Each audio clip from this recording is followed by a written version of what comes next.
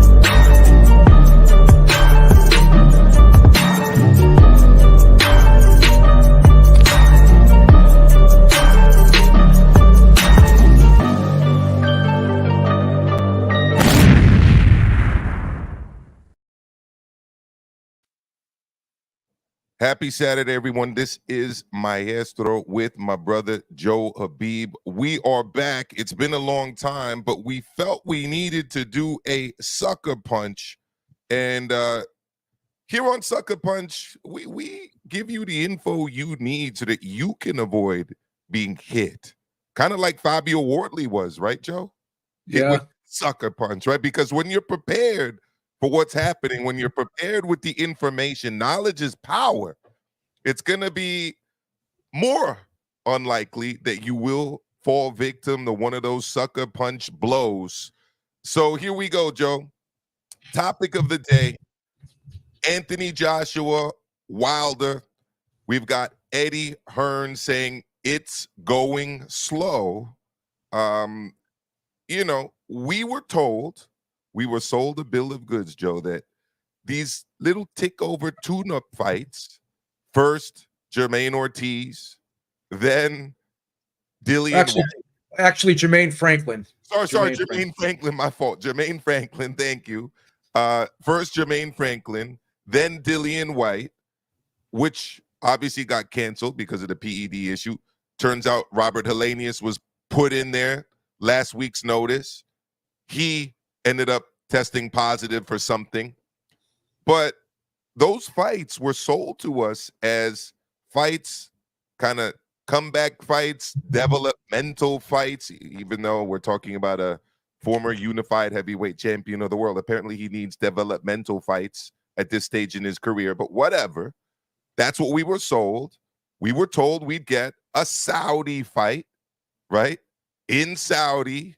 You know, Skills Challenge was very interested. Apparently the representatives from Saudi Arabia were at the fight with Helenius. But all of a sudden, Joe, we're not hearing so much about Saudi. We have Eddie Hearn himself saying negotiations are not really proceeding that rapidly. So the question is, what is really going on? Why are we not kind of seeing the gears in motion, moving us towards the big, supposedly, fight between Deontay the Bronze Bomber Wilder and Anthony Joshua? Joe, the floor is yours. Well, I don't have to tell you that this is not strongly reminiscent of the other scenario situation, if you will, when Eddie Hearn was telling us that Fury versus Joshua was almost there. Next week, we're going to announce it. Then that week came along. The week after that, we're going to announce it. So we were strung along by Eddie Hearn before, and now it's like deja vu all over again. It's almost identical, if not even more so in this situation where he said it was locked in, right? This is locked in. Both fighters won it. Both fighters agreed to terms. And once again, agreeing to terms is basically that it's basically you have what's called a term sheet, right? And it's not a binding agreement. So people will report, like people like, I'm going to name drop people like Coppinger, people like Mr. Big Dan Raphael, right? Will report because they hear that bout bout agreements were exchanged, right? That's really a major step in the right direction. But that's only the beginning. That's like the beginning stages. It's like when you buy a house. You go and you look at a house, you say, I'm interested in that house. But you still have to look at so many things. You got to get approved by the bank, right? You have to have the inspectors go in there to see if the house is fit for sale. Then you have to make sure that the person that's selling that house doesn't owe any money to the city in fees, fines or fees or whatever. And and then you have to go through the closing costs. You have to go through the realtor. So just because you walk in that house and say you want to buy that house, there's multiple steps in getting there. And that is the case here when it comes to making these big fights. You have to jump through a lot of hoops. And you're going to explain even further how the process gets elongated and extended even further when you're dealing with Saudi, because Saudi has to go through the government in order to get these funds approved to put on these events, right? So you can't just get all excited because two sides are talking, because term sheets were exchanged via an email, and two people are talking to each other, and you know they want the fight. So everything is agreed to in principle, but nothing is put on paper as a binding agreement. And Hearn, it says this fight is not on until we get a binding agreement. But here's the thing: you can't do anything if you don't have the funds to put this fight on. And it looks like the title is accurate, that Saudi has had a change of heart, that Skills Challenge is no longer the facilitator, and they've been put on the back burner. And it looks like the people who you have to deal with now are the same entity that is putting on Fury versus Ngannou, right? And it looks like also, according to the rumors, we're not going to say this is fact like a lot of other people will put it out as fact. It looks like Fury is getting 50 million and Ngannou is getting 10 million to fight. And who knows what Fury's getting in sponsorships? Who knows what Fury's getting in back end money through pay-per-view in the UK, in the US? Who knows what Fury's purse is going to look like when it's all said and done and the numbers are all counted and the pay-per-views are all purchased and tallied up, and what percentage of the pay-per-views he's getting. We're talking about guaranteed money to fight Ngannou, with all due respect, which is a layup. And by saying, and I don't want to put words in your mouth, but I'm going to speak for myself, and maybe you agree, by saying we understand why Fury is doing this, by saying he's probably going to get more money fighting Ngannou than he is going to get fighting Usyk, by saying all these things, that is not an endorsement of the fight. We report the news, right? We don't make it. We explain how the game is played. We didn't make the rules to how this game is played. So everyone wants to try to defend their favorite fighter's honor. We're not doing that. We're taking honor out of the equation. We're taking the virtue signaling out of the equation. And what we're telling you is the cold, hard truth that legacy doesn't pay the bills, and fighters fight for one thing, and one thing first and foremost, and that is money, right? That is money. 100%. And we've both been consistent about Fury. When there are things that happen with Fury that we disagree with, we state it. And when things that he does that we agree with, we state those things as well. As it relates to this issue with Saudi and Joshua, it's just very interesting to me. And I'm pointing to a comment right now put up here by my fellow teacher talking boxing, my man Smallsy out of Australia.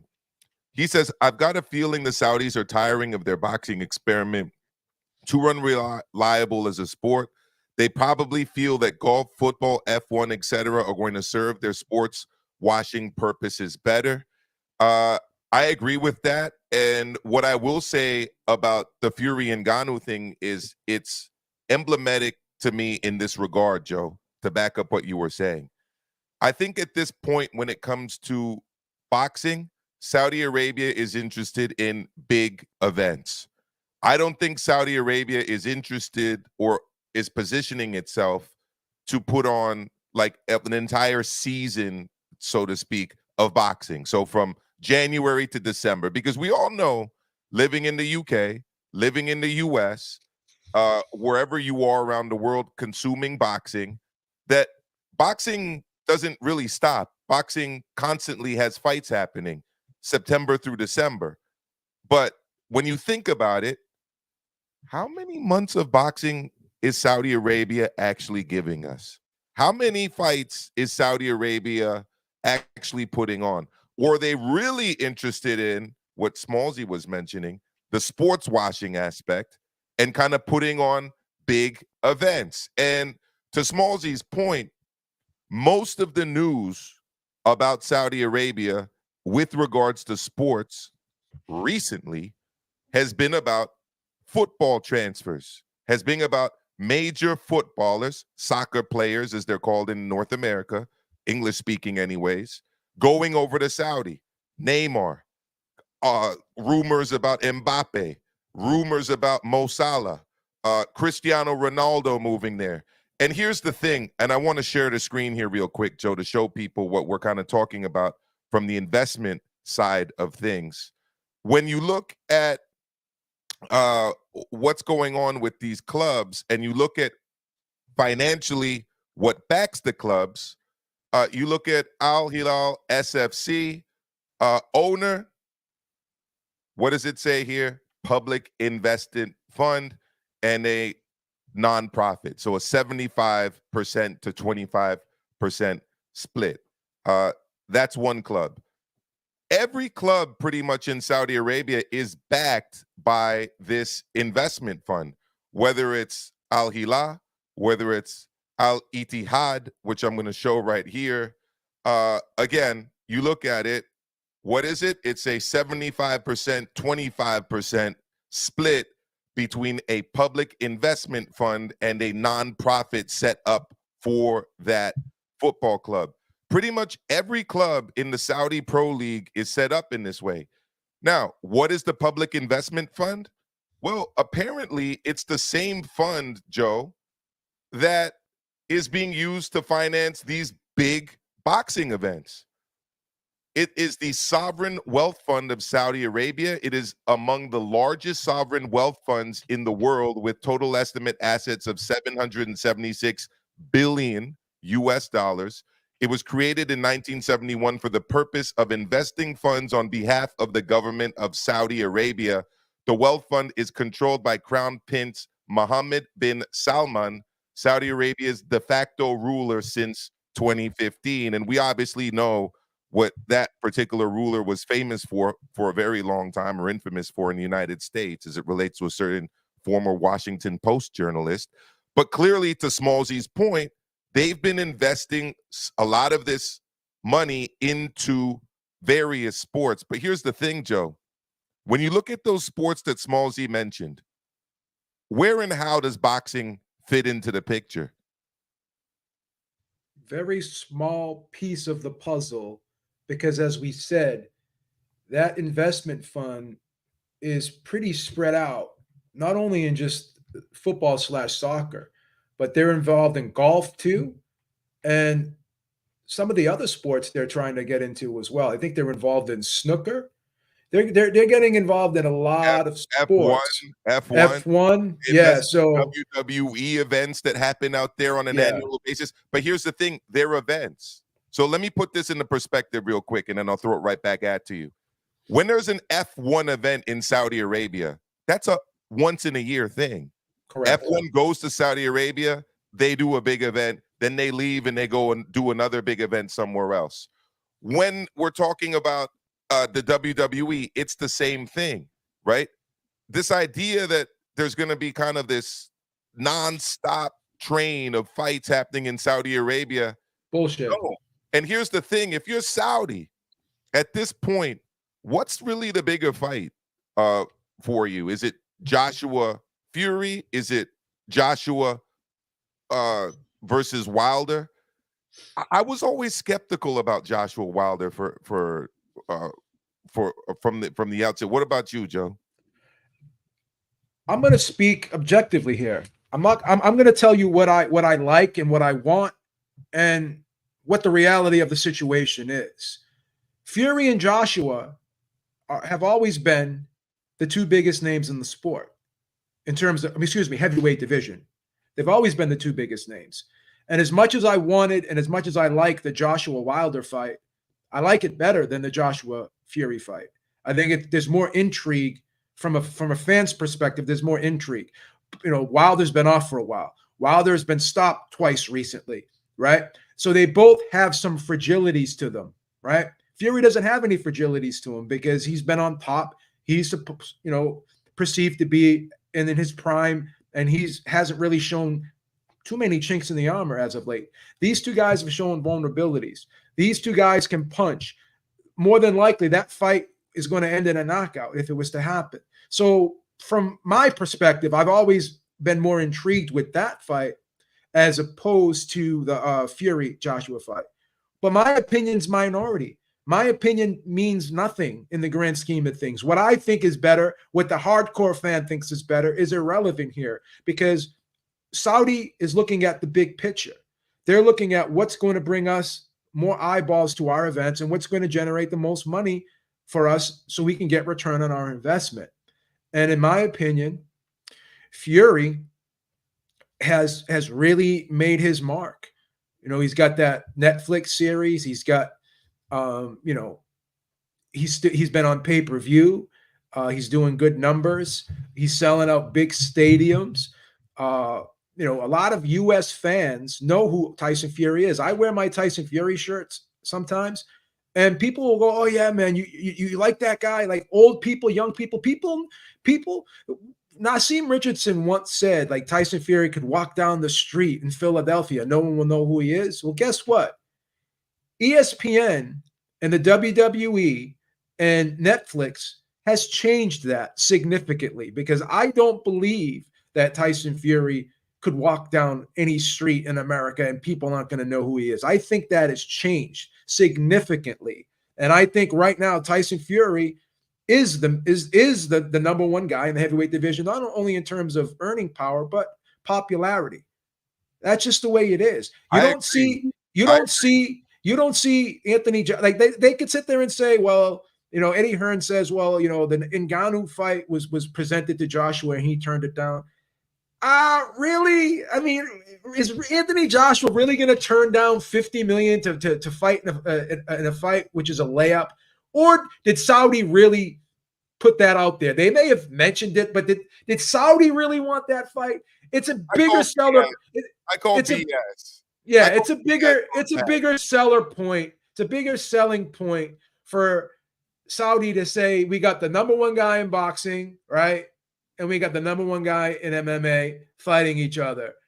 It's a bigger selling point. So Eddie Hearn can say whatever he wants. And then we were told, oh well, we're gonna force the IBF to order that mandatory between Hrgovic and Usyk. But now Eddie Hearn is changing his tune and mentioning Hrgovic as a potential opponent for Anthony Joshua possibly in December. So the wheels keep spinning here, and the story just keeps evolving. At the end of the day, I think Saudi had a bigger plan here, and they want to put their money on Tyson Fury. They think he's the bigger draw. They think he has the most upside. Not only is he a great fighter, but he's a great personality. Joshua, according to Hearn and by his own admission, really doesn't like being out there in the press, really doesn't like doing interviews. You don't see Anthony Joshua doing all these extracurricular things like Tyson Fury. The WWE hasn't called up Anthony Joshua. Netflix hasn't called up Anthony Joshua. You can say that the Ngannou fight was on the table, but I think Saudi really wanted this fight. I think Saudi has kind of looked at the situation and said, you know what? Anthony Joshua hasn't looked great in his last couple of fights. Anthony Joshua really isn't what he once was. There's a changing of the guard here right now. There's one guy who's on top, and we're going to put our money on him.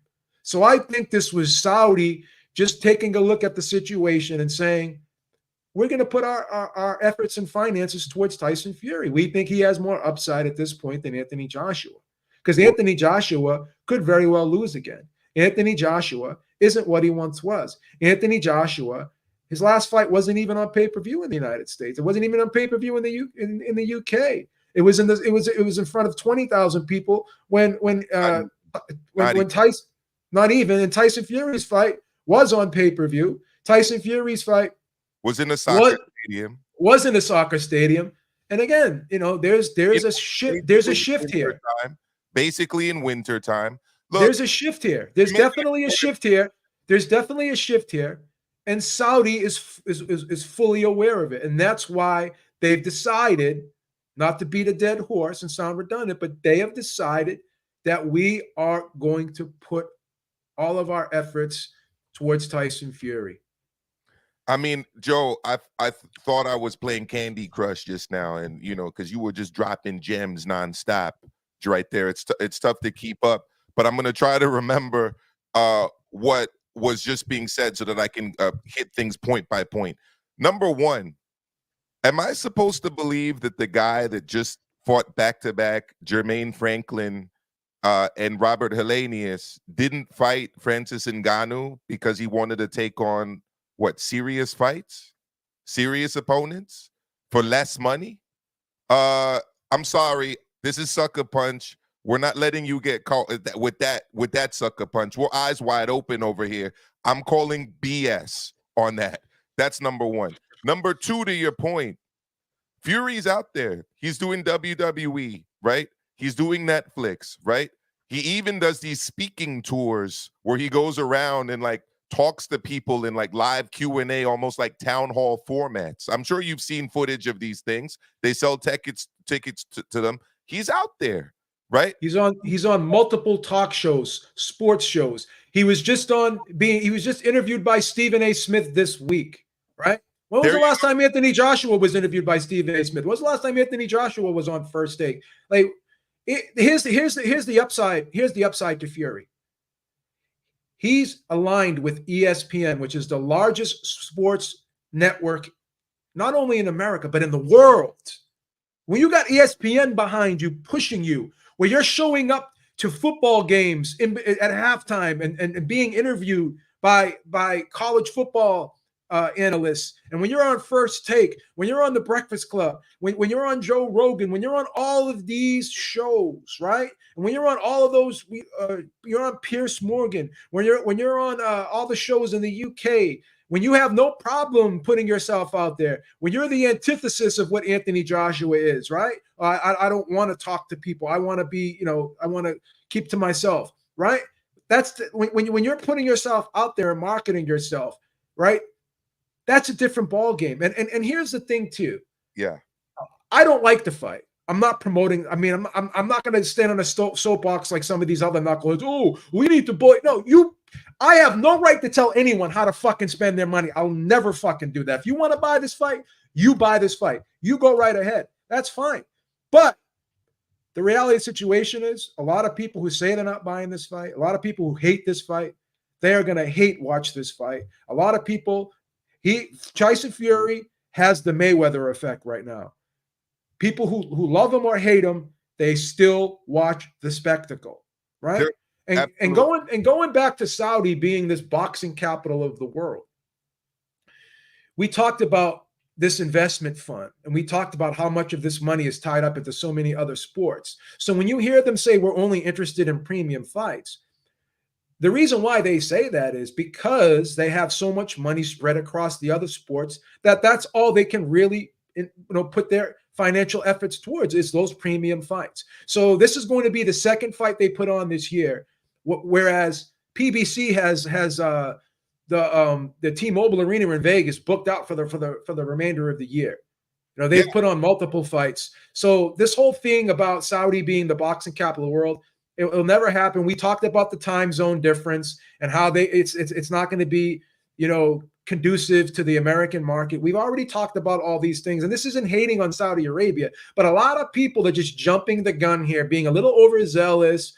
And again, it's a process. When they want to put a fight on, in order to get that money from that investment fund, they have to go through the government. So it's not as easy as just saying, okay, we want to book the T-Mobile Arena and we want to put this event on, and putting up a money or a network putting up the rights fee for an event. It's a much more cumbersome process. And then you also have Ramadan thrown into the equation. So I think they still will put on big fights. I still think they are a player, but I do not think they will overtake Vegas as being the boxing capital of the world. I just don't. The highest grossing fight this year was in Vegas. Well, two things there. Number one, people say, Maestro, but you said that it was going to cause problems for the UK, the Saudi market. I never said that it was going to replace the UK's boxing scene. What I said was that by promoting big fight events, that they would draw from the UK pay-per-view market. But we've been consistent since the beginning in saying that they can't do that with the US pay-per-view market. Number one, the time zones are so wide. They're so different. And number two, there's so many more fights happening in the US that they just not be able to replace in terms of creating a new market for that in Saudi. They're not investing in boxing to the same extent. And people say, yeah, well, Tyson Fury's not as popular as Anthony Joshua. You don't live in the UK. You don't see it. I have access to the internet. I know people that are in the UK. We can see the numbers that Anthony Joshua's done recently. In his last fight, people say, oh, well, it was a replacement opponent. Okay, well, Tyson Fury fought Derek Chisora in a damn football stadium, okay? People were not clamoring for that fight, but it sold, and it was an event because of his popularity. Now, there's a key thing I want to point up, and by the way, Joe's dropped the link in the description, in the chat, so if anybody wants to join us, feel free to hit that. The key two words here are investment fund. Investment fund. I would say the key word there is investment in terms of looking at the public investment fund in Saudi Arabia. Now, typically, when you're investing in something, you expect to see a return, right, Joe? Of course. Do you really think they've seen a return on the Anthony Joshua fights in Saudi? The ones who say, oh, he's the cash cow. Oh, he's the man. Oh, he's commanding close to, eight-figure, high eight-figure and nine-figure purses in Saudi. We don't exactly know how much he was making in Saudi against Usyk when he fought him in the rematch, or against Andy Ruiz when he fought him in the rematch in Saudi. But my guess is that the Saudis have realized, again, it's an investment fund, that if they're going to put on a fight with AJ, that it needs to be against the right opponent. Joe, what are your thoughts? Yeah, this whole notion that AJ can just fight anybody and he's going to be a draw and people are going to just be interested in it, it's just not accurate. And the thing is Fury does have a name here in the United States. He has grown in the United States. Him and Wilder sold 850,000 pay-per-view buys, right? And they more than exceeded the expectation. And then in the third fight, they sold 650 pay-per-view buys, right? So to sit there and say that that's not impressive, to sit there and say that that doesn't reflect how popular Fury is, and people want to say, oh, well, that event lost money. And, if you want to talk, to someone about the financial aspect of what fights are making money and what aren't making money over at Top Rank, you don't talk to Bruce Trampler, who I'm not even sure. I don't even think he's over there anymore. I think they have another matchmaker over there currently. You want to talk to a guy like Brad Jacobs, who actually is the COO over there, who is in charge of the finances. So a lot of people are trying to say that, oh, that fight made no money. whatever. What do you mean it made no money? Like Top Rank gets their money from ESPN, right? The fighters get paid by Top Rank through ESPN. So did Top Rank lose money, or did ESPN lose money? Like I don't think anyone could really say for sure what events lost money and what didn't lose money. You're never going to get the full story with that, because the only way you would be able to figure that out is if you talk to someone like a Brad Jacobs who's involved in the numbers. Bruce Trampler is a matchmaker. He's not involved in the numbers. So he can say whatever he wants. You know, he could have been a disgruntled employee. Who knows? But at the end of the day, it's not about what events make money or lose money. At the end of the day, if the promoter is getting a blank check to put on fights, and if a fighter is making a specific amount of money, then in the grand scheme of things, people, like, what difference does it make what the network's making or not? I'm sure ESPN is not going to go bankrupt anytime soon. I'm sure fucking Showtime, which is linked to Paramount Global, they're not going to go bankrupt anytime soon. So as a whole, I don't think these entities are losing money. Now, if you want, like, are they going to hit a home run with everything they do? Probably not. But I don't know if Fury versus Wilder actually made money or not. And I don't think anyone really knows either. And I think Bruce Trampler, I take that statement, and we interviewed Bruce Trampler, and he said that on an interview that we did with them. And I take that with a grain of salt. I mean, he's the matchmaker. If Brad Jacobs was to come out and say it, who's the COO, I should say, Chief Financial Officer, then I would sit there and say, okay, maybe there's some weight to it. But the matchmaker, no.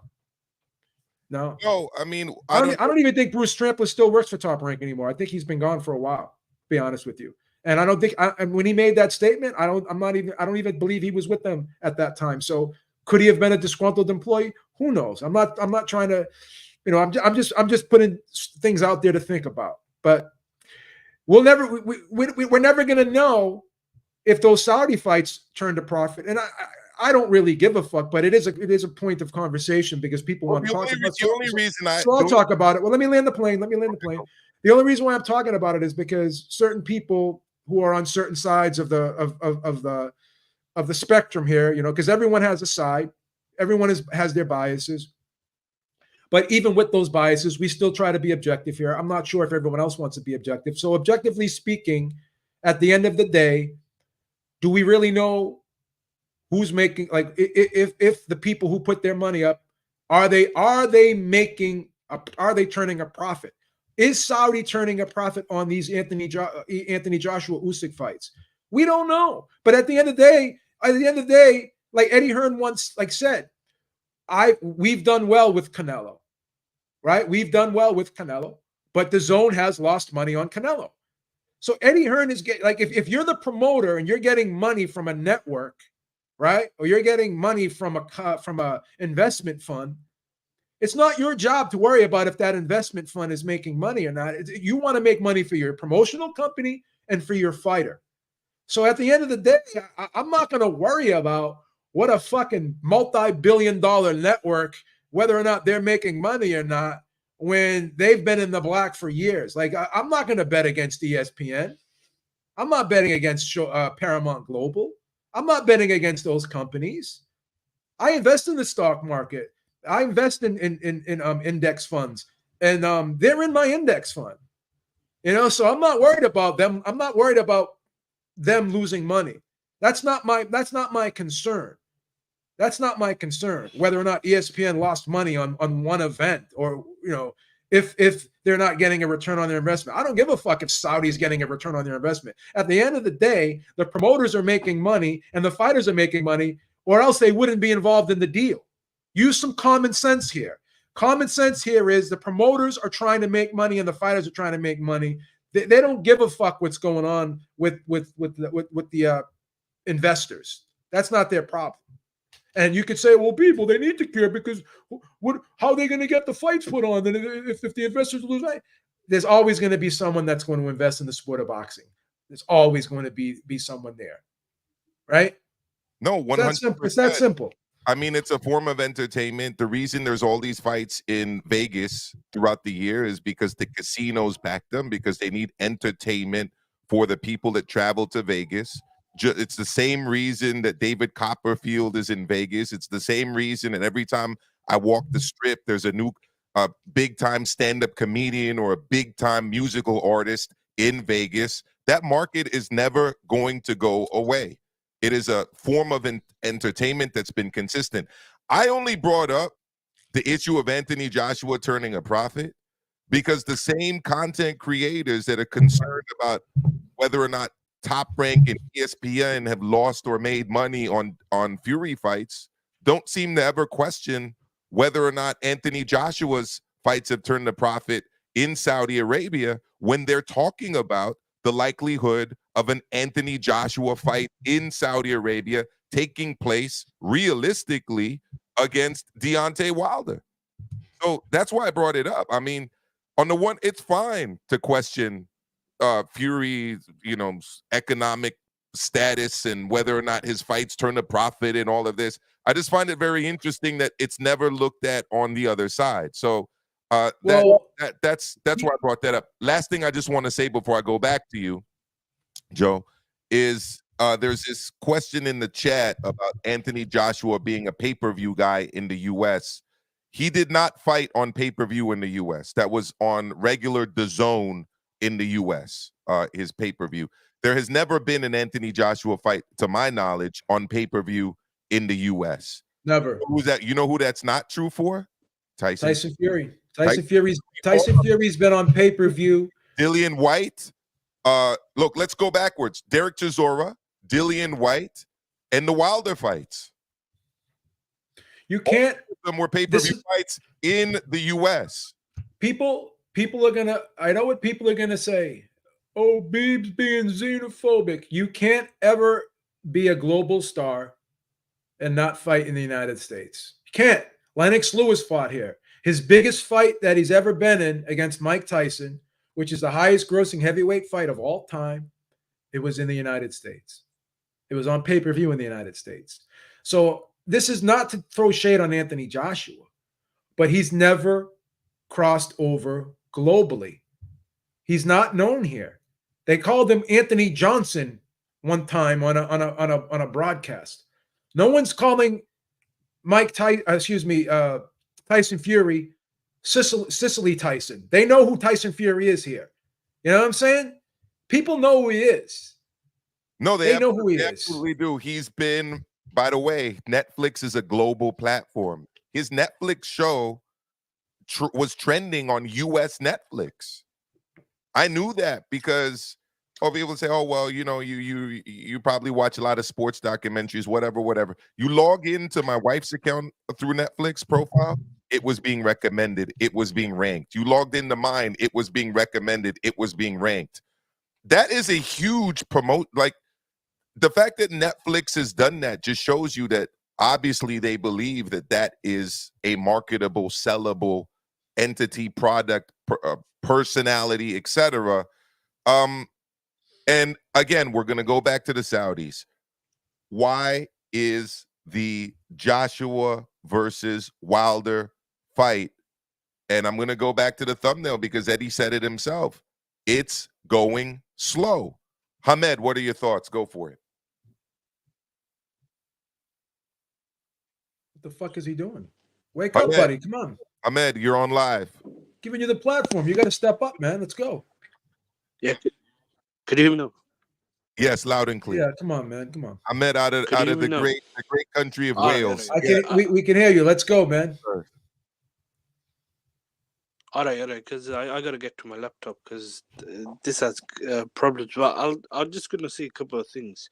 The Tom Jones. I'm not gonna defend Fury, but I'm not gonna defend Fury and his actions recently. But I will say one thing with Joshua.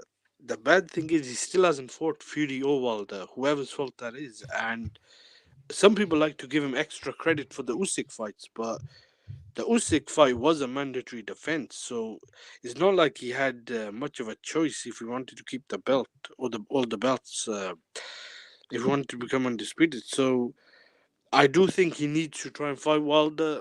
This is where I think Eddie Hearn should be called out, and the same people who are very vocal about Frank Warren, other promoters don't seem to be that critical of Eddie Hearn. I think the Wilder fight has to happen. If not this year, at least early next year. If it doesn't, I don't think that's a good look because they both should have really fought like 3, 4 years ago. Now they're not even champions, and I don't think there should be that many roadblocks or hurdles because it's not like there's any mandatory title challenges in the way. They both don't really even have any belts, so that's where I think Fury. I will give him a bit of credit. I know some people like to call it a cherry pick either way, but that was pretty risky what he did coming back like after two tune-ups and going straight in with Wilder. And then he fought him twice more. I know he tried getting out, I think, of the third fight, but he still fought him 3 times. So that's where I do have a bit of a problem because I do think AJ has been consistent, but he still hasn't cracked the American market. I know he's probably gonna try and fight there in the future, but I don't think he's really even that known in America because he's had one fight with Ruiz and he got knocked out in that fight. Well, the reason why, in my opinion, the Wilder Joshua fight probably is not going to happen is because the Saudis don't want it to happen. They think the bigger fight is Joshua versus Fury. And here's what I've said all along. It makes more sense for Joshua to fight Fury before he fights Wilder. Why? Because if he loses to Fury, right, and he makes a good account of himself, or even if he doesn't make a good account of himself, say he fights in a similar outcome to the Wilder Fury fight happens with Fury versus Joshua. You can still make the Wilder fight because you could say, well, they both lost to the same guy, right? But if he loses to Wilder, you can't make that Fury fight. You can't because then the narrative becomes, well, if he can't beat Wilder, how's he going to beat Fury? So at least if he loses to Fury, you can say, well, you know what? They both lost to Fury. So let's see. Let's just, and I say this respectfully, let's see the battle of the losers. The two guys who lost it. The two guys who lost to Fury. And I think the Saudis realize, again, why are we going to put on this fight with Wilder and Joshua when we can do a bigger event with Fury versus Joshua? Because I'm going to say something extremely controversial, and it's debatable. I would argue that Fury is probably more known in the United States than Deontay Wilder is. I think he is. I don't even think that's debatable. So you got a guy who came over here and became a superstar. I'm telling you, I'm not lying. This is anecdotal. I've worn Tyson Fury shirts, and I've had people look at my shirt and say, "Oh, that guy's hilarious. I like that guy. That guy's a character." These aren't the same things that are being said about Anthony Joshua. You know what's being said about Anthony Joshua now? I wonder if he has his confidence. He doesn't seem to be the same. Something's a little bit off about Anthony Joshua. He's acting weird lately. Yeah, everyone's saying these things. Dropped. I think his marketability has dropped because he's fought his last 2 fights inside, I think, an arena. He used to sell out stadiums. Exactly. I know he's not been fighting, obviously, the biggest draws or names, but at the same time, if Fury could sell out stadiums with a washed-up Chisora and in a third fight, I do think that also shows it's kind of switched over because about 4 or 5 years ago, AJ was doing like 80, 90,000 in stadiums. I went to a couple of those fights. Here's where I'm a big lost with the whole Fury AJ fight. Why didn't they just try and fight Fury instead of Dillian White? Because that kind of backfired, and then they ended up fighting Helenius. And now, if they don't fight Wilder, that's gonna be another long, drawn-out negotiation. That's where I don't understand Eddie Hearn or people who seem to think he's got no blame in this. I'm gonna take that question. I'm gonna ask you to reconnect though, because you're coming in choppy. Okay, but I'm gonna take that question. So why isn't it happening? I think one part of the equation involves Saudi interest in it. Another part of the equation, I think, was kind of foretold when we saw Eddie Hearn's reaction to Thomas Hauser essentially saying that AJ should retire. Do you remember this, Joe? Thomas Yes. Hauser wrote that report and Eddie Hearn just flipped out, right? And Thomas Hauser's argument was like, listen, here's a guy saying he's only doing it for the money. Here's a guy who really hasn't looked impressive in a really long time. Here's a guy who's taken back-to-back losses to Usyk and been knocked out by Andy Ruiz. And he just doesn't look like the same fighter. And if you're going to put him in against Deontay Wilder when he doesn't really look very good, he hasn't really been performing very well, and he's expressed out of his own mouth that he's only doing it for the money. And, I mean, is that a wise decision? And the response to that was pretty kind of, I don't want to use the word severe, Joe, but I didn't think it was balanced or to what was actually being said. And the reason I think that is maybe he's concerned that this is what's swirling around AJ's mind. What are your thoughts on that, Joe? I have no problem with any fighter saying I'm fighting for money, because I would do the same thing. This whole legacy thing is bullshit, because the D-Style said this, and I think it was a brilliant statement. He says your legacy is basically what you can, what is left over after you retire. What can you leave for your family afterwards? So when you look at the Muhammad Ali estate right now, it's doing pretty well because of all the memorabilia, all of the the documentaries, everything that's been done since Muhammad Ali retired from boxing and since he's passed away. His family is living off of his estate. So your legacy at the end of the day is what you can leave behind for your family. So if people, if you're still marketable when it's all said and done, and you have other revenue streams outside of boxing based off of your name, whether it be endorsements, documentaries, whether you're being a trainer, you're an advisor, you're a promoter, whatever is attached to your name when you retire, and it's generating interest, revenue, and just overall helping others, paying it forward, right? If you're able to pay it forward, not only to your family, but other fighters, you've paved the way.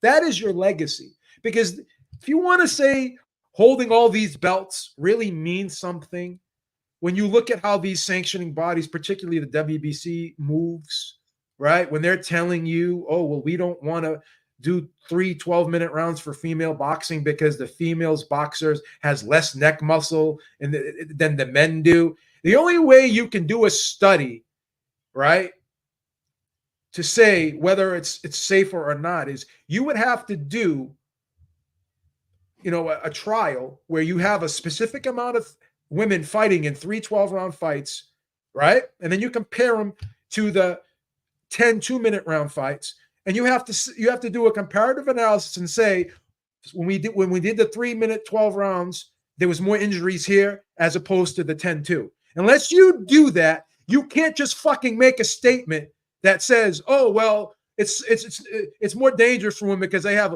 weaker neck muscles. That would be applicable if a woman was fighting a man. But two women are fighting each other that both have the same weak neck muscles. So what fucking difference does it make? So that's why holding these belts has become less and less important to a lot of these fighters. And when they do become undisputed, what do? Well, they vacate the belts right away because they say to themselves, it's not worth it for me to pay these sanctioning fees. And here's another thing. I've said this several times, and I think you're on board with this. Everybody knows who the best fighter in the division is with or without the fucking belts, right? The highest grossing, most popular fight this year was fought between two guys, and no belts were put on the fucking line. So I put more stock, right?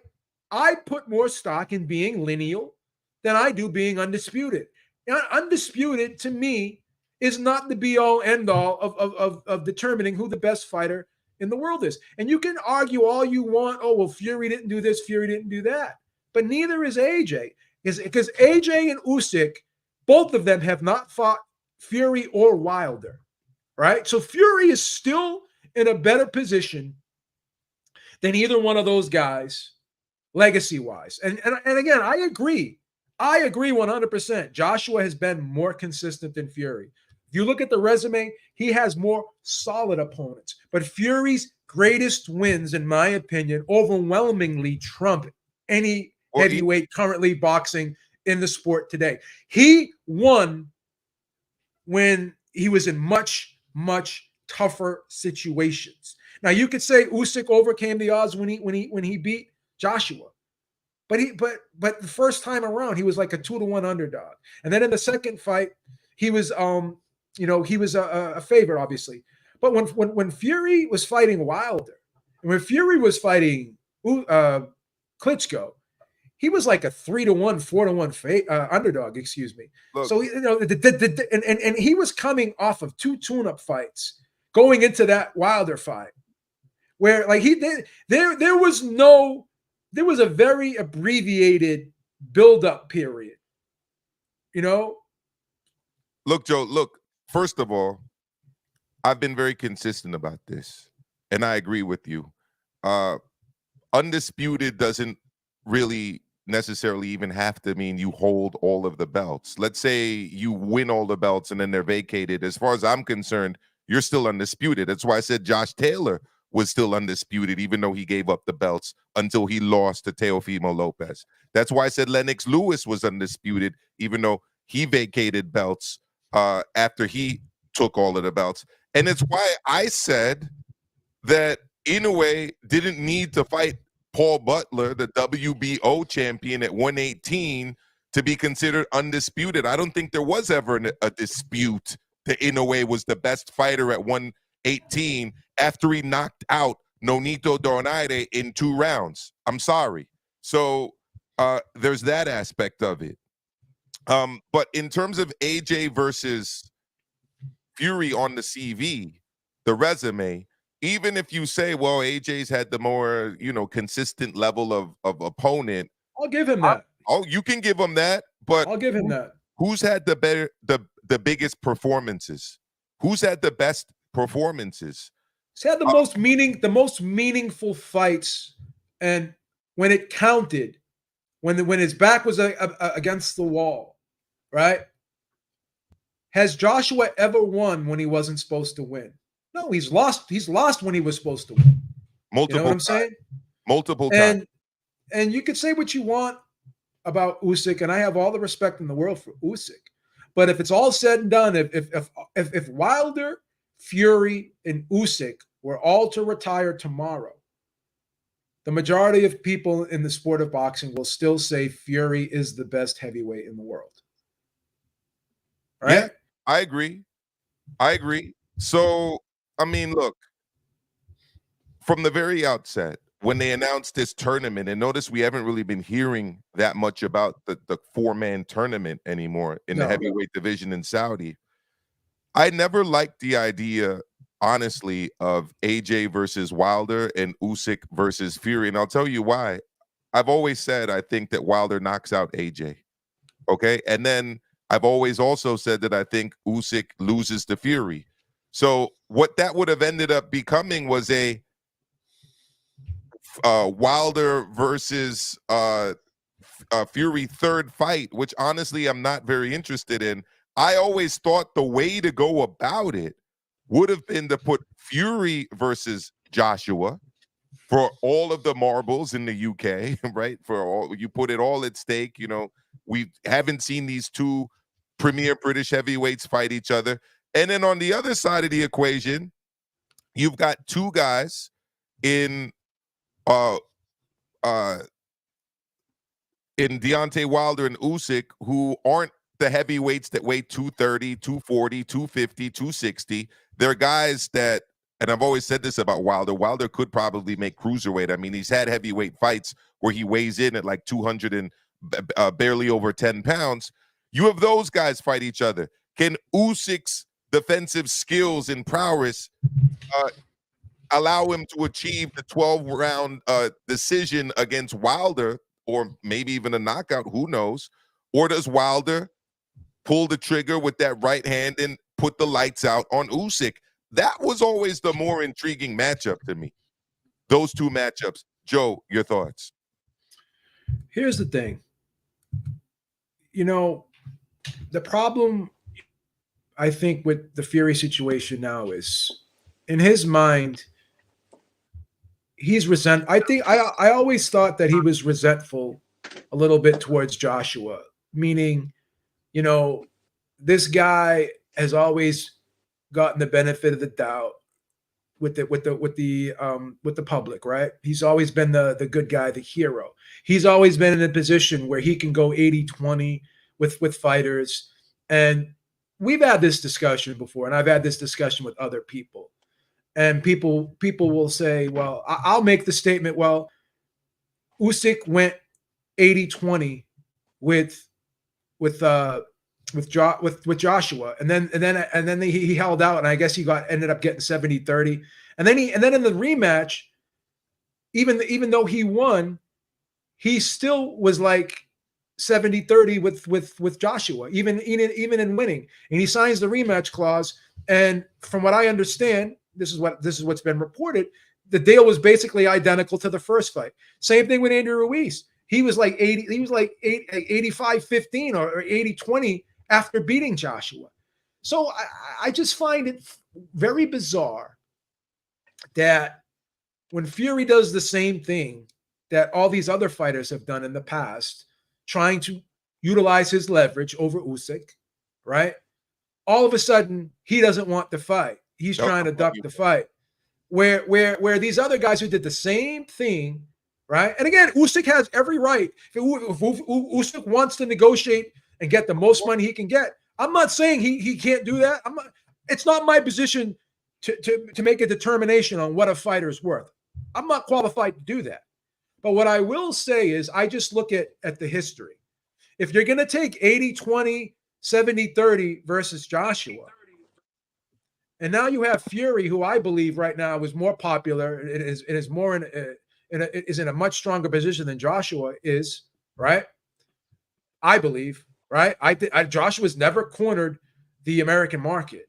He's never sold pay-per-views for $85 a pop, right? Selling 500 pay-per-view buys, or even 350 or 400,000 pay-per-view buys at 85 a pop is the equivalent of selling friggin' like over 1.5 million pay-per-views in the UK because of the cost discrepancy, right? So like Fury has probably generated a lot more money in his boxing events than Joshua has. When you look at Joshua's fight with Klitschko, and you look at the amount of pay-per-view buys it did, and you look at the stadium selling out 90,000 people, that fight only generated $11 million. Where Fury, when he fought Wilder, I think that fight was like generated like $19 million at the gate. Just shy of $20 million at the gate. It was the record for heavyweight fights in Vegas. Yeah. So again, when we want to really look and we want to talk about the numbers and we want to look at the business aspect of it, Fury has leverage over Usyk, but now because Fury's been very disrespectful of Usyk, because he's been very dismissive of Usyk, all of a sudden Usyk is like, and I get it, he's mad, he's angry. He's like, fuck this guy. This guy's shitting all over me. I'm not gonna be as nice with him in the negotiations as I was with Joshua. Because if you hear him speak about Joshua, you hear the team speak about Joshua. Oh, we respect Joshua. He's been more honorable as a champion. Well, Fury's this, Fury's that, and I get it. I understand it. But if I'm looking at the reality of the situation, you are never gonna, in my opinion, judging by looking at the numbers, it's going to be very hard for you to sit down at a negotiating table with Tyson Fury and try to get 50-50 with him and get him to accept the fight. Because I believe Tyson Fury is looking at Anthony Joshua and saying, well, I'm just as big, if not bigger than him right now. I deserve the same treatment that he got. And I think that's, and you heard Fury say, in interviews, during this Ngannou press conference after people were interviewing him. He's like, I had to do this, I had to do that. I was fighting for peanuts. I had to take this the shit share of the pie coming up. I'm not doing that anymore. And I think not only coming up, I think against when Wilder and against Klitschko, he took yeah, the I think the end of the stage.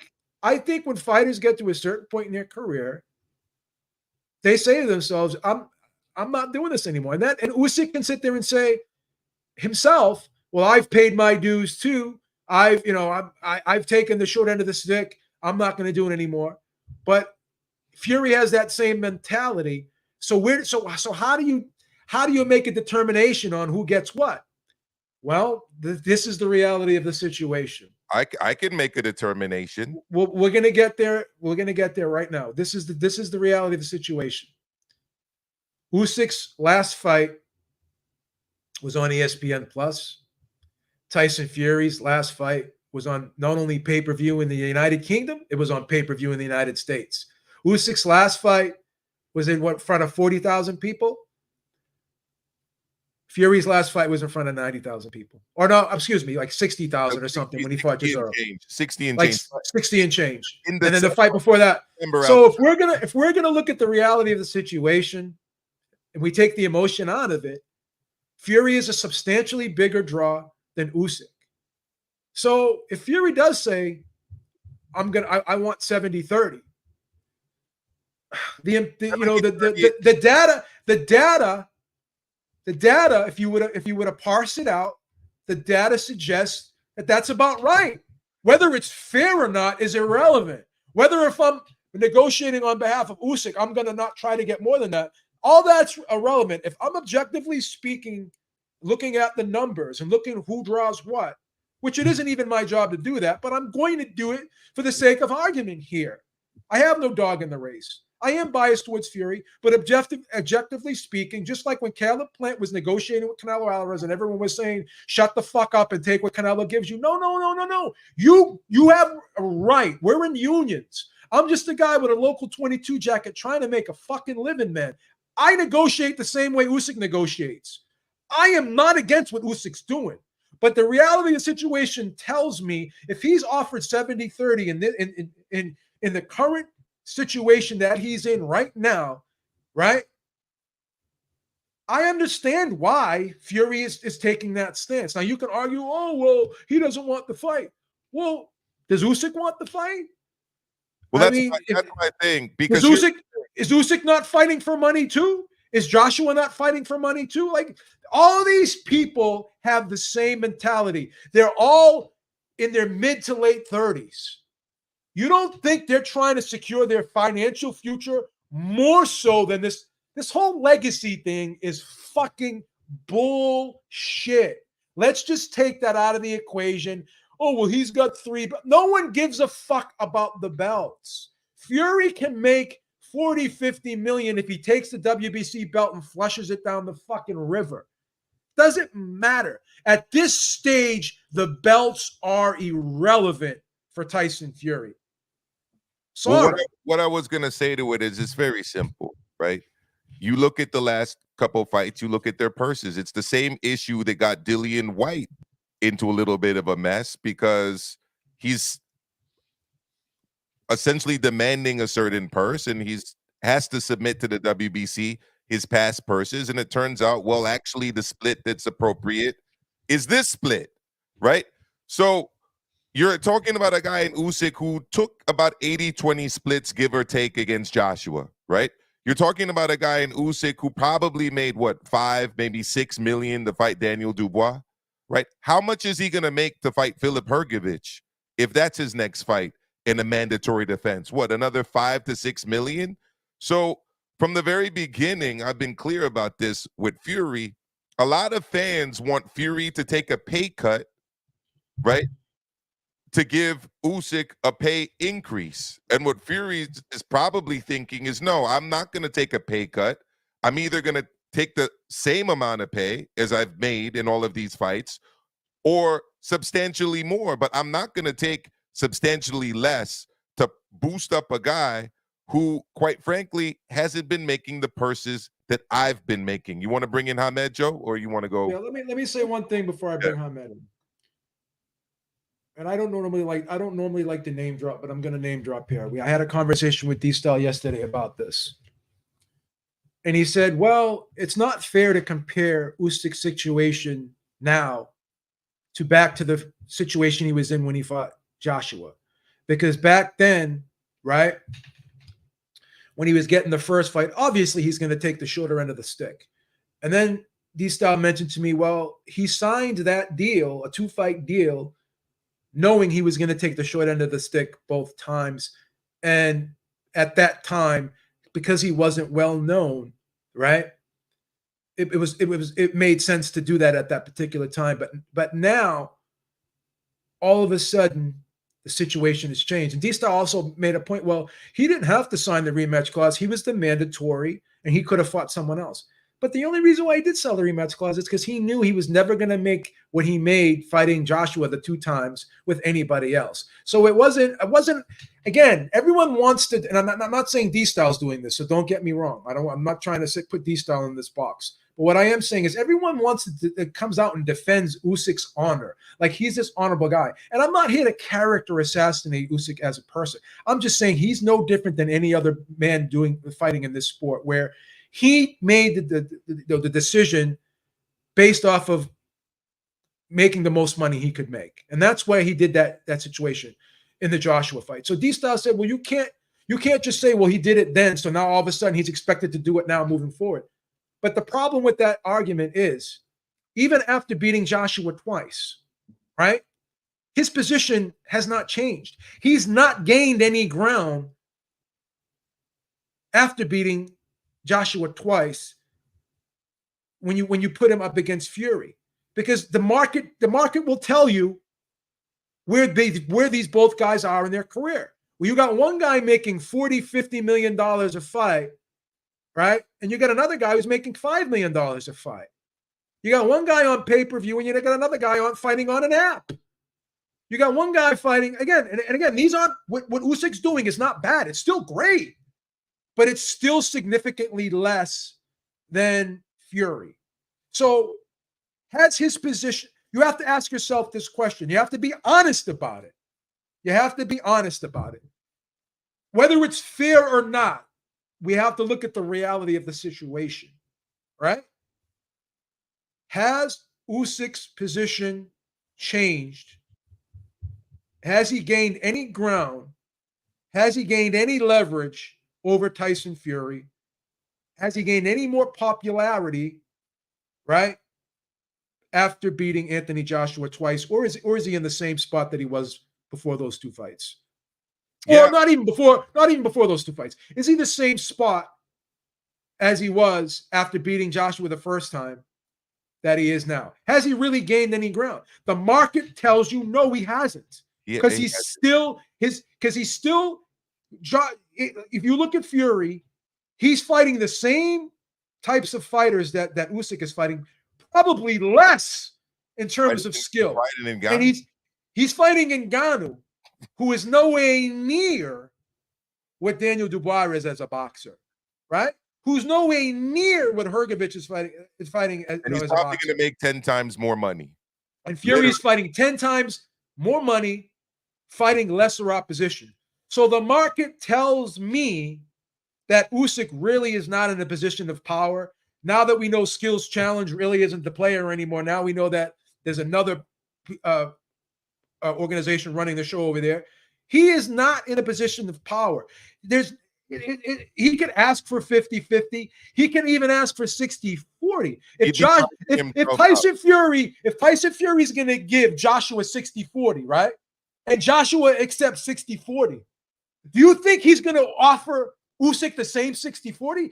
Joshua is still bigger, more popular than Usyk is without the 3 belts. This is not opinion. This is just reality. This isn't my opinion. This is the market. This is the market dictating what someone is worth. Go ahead, Ahmed. I'm sorry. Yeah, Ahmed's been waiting for a while on screen here. So I apologize, Ahmed. Go ahead, brother. Justify the fact that his big age surrounded by a circle has been sitting on the screen. Ahmed, go for it. and then he's not ready. Hello, Hamed. Going once. I'm unmuting, muting. Going once, going twice. Oh, he chose to mute. Okay, well, it is what it is. Hamed's gone. So that's what it is, guys. For a number of reasons, this fight seems doubtful. The questions about whether it was even on or off ever, or on, I should say, are out there. I don't know if it was ever going to happen. To me, it's kind of doubtful.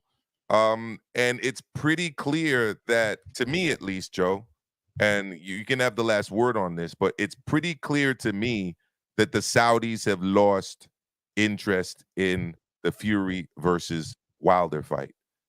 And I'm also not that. No, the Wilder versus Joshua fight. Sorry, Wilder versus Joshua fight. Thank you. And I'm also not even that certain how much Team Hearn, Team Joshua really ever wanted this fight, unless it was just for a certain astronomical amount of money from the Saudis. And I don't know whether or not the Saudis are willing to put astronomical levels of money into a AJ versus Wilder fight anymore. Go for it, Hamed. Hamed, you ready? Hamed, are you ready? He's not here. Yeah, that's crazy. All right, we're gonna have to and keep it moving. Go. So go for, so go this for it, this is again. Leave that other comment up there for a second. Which one? This one right here. Okay.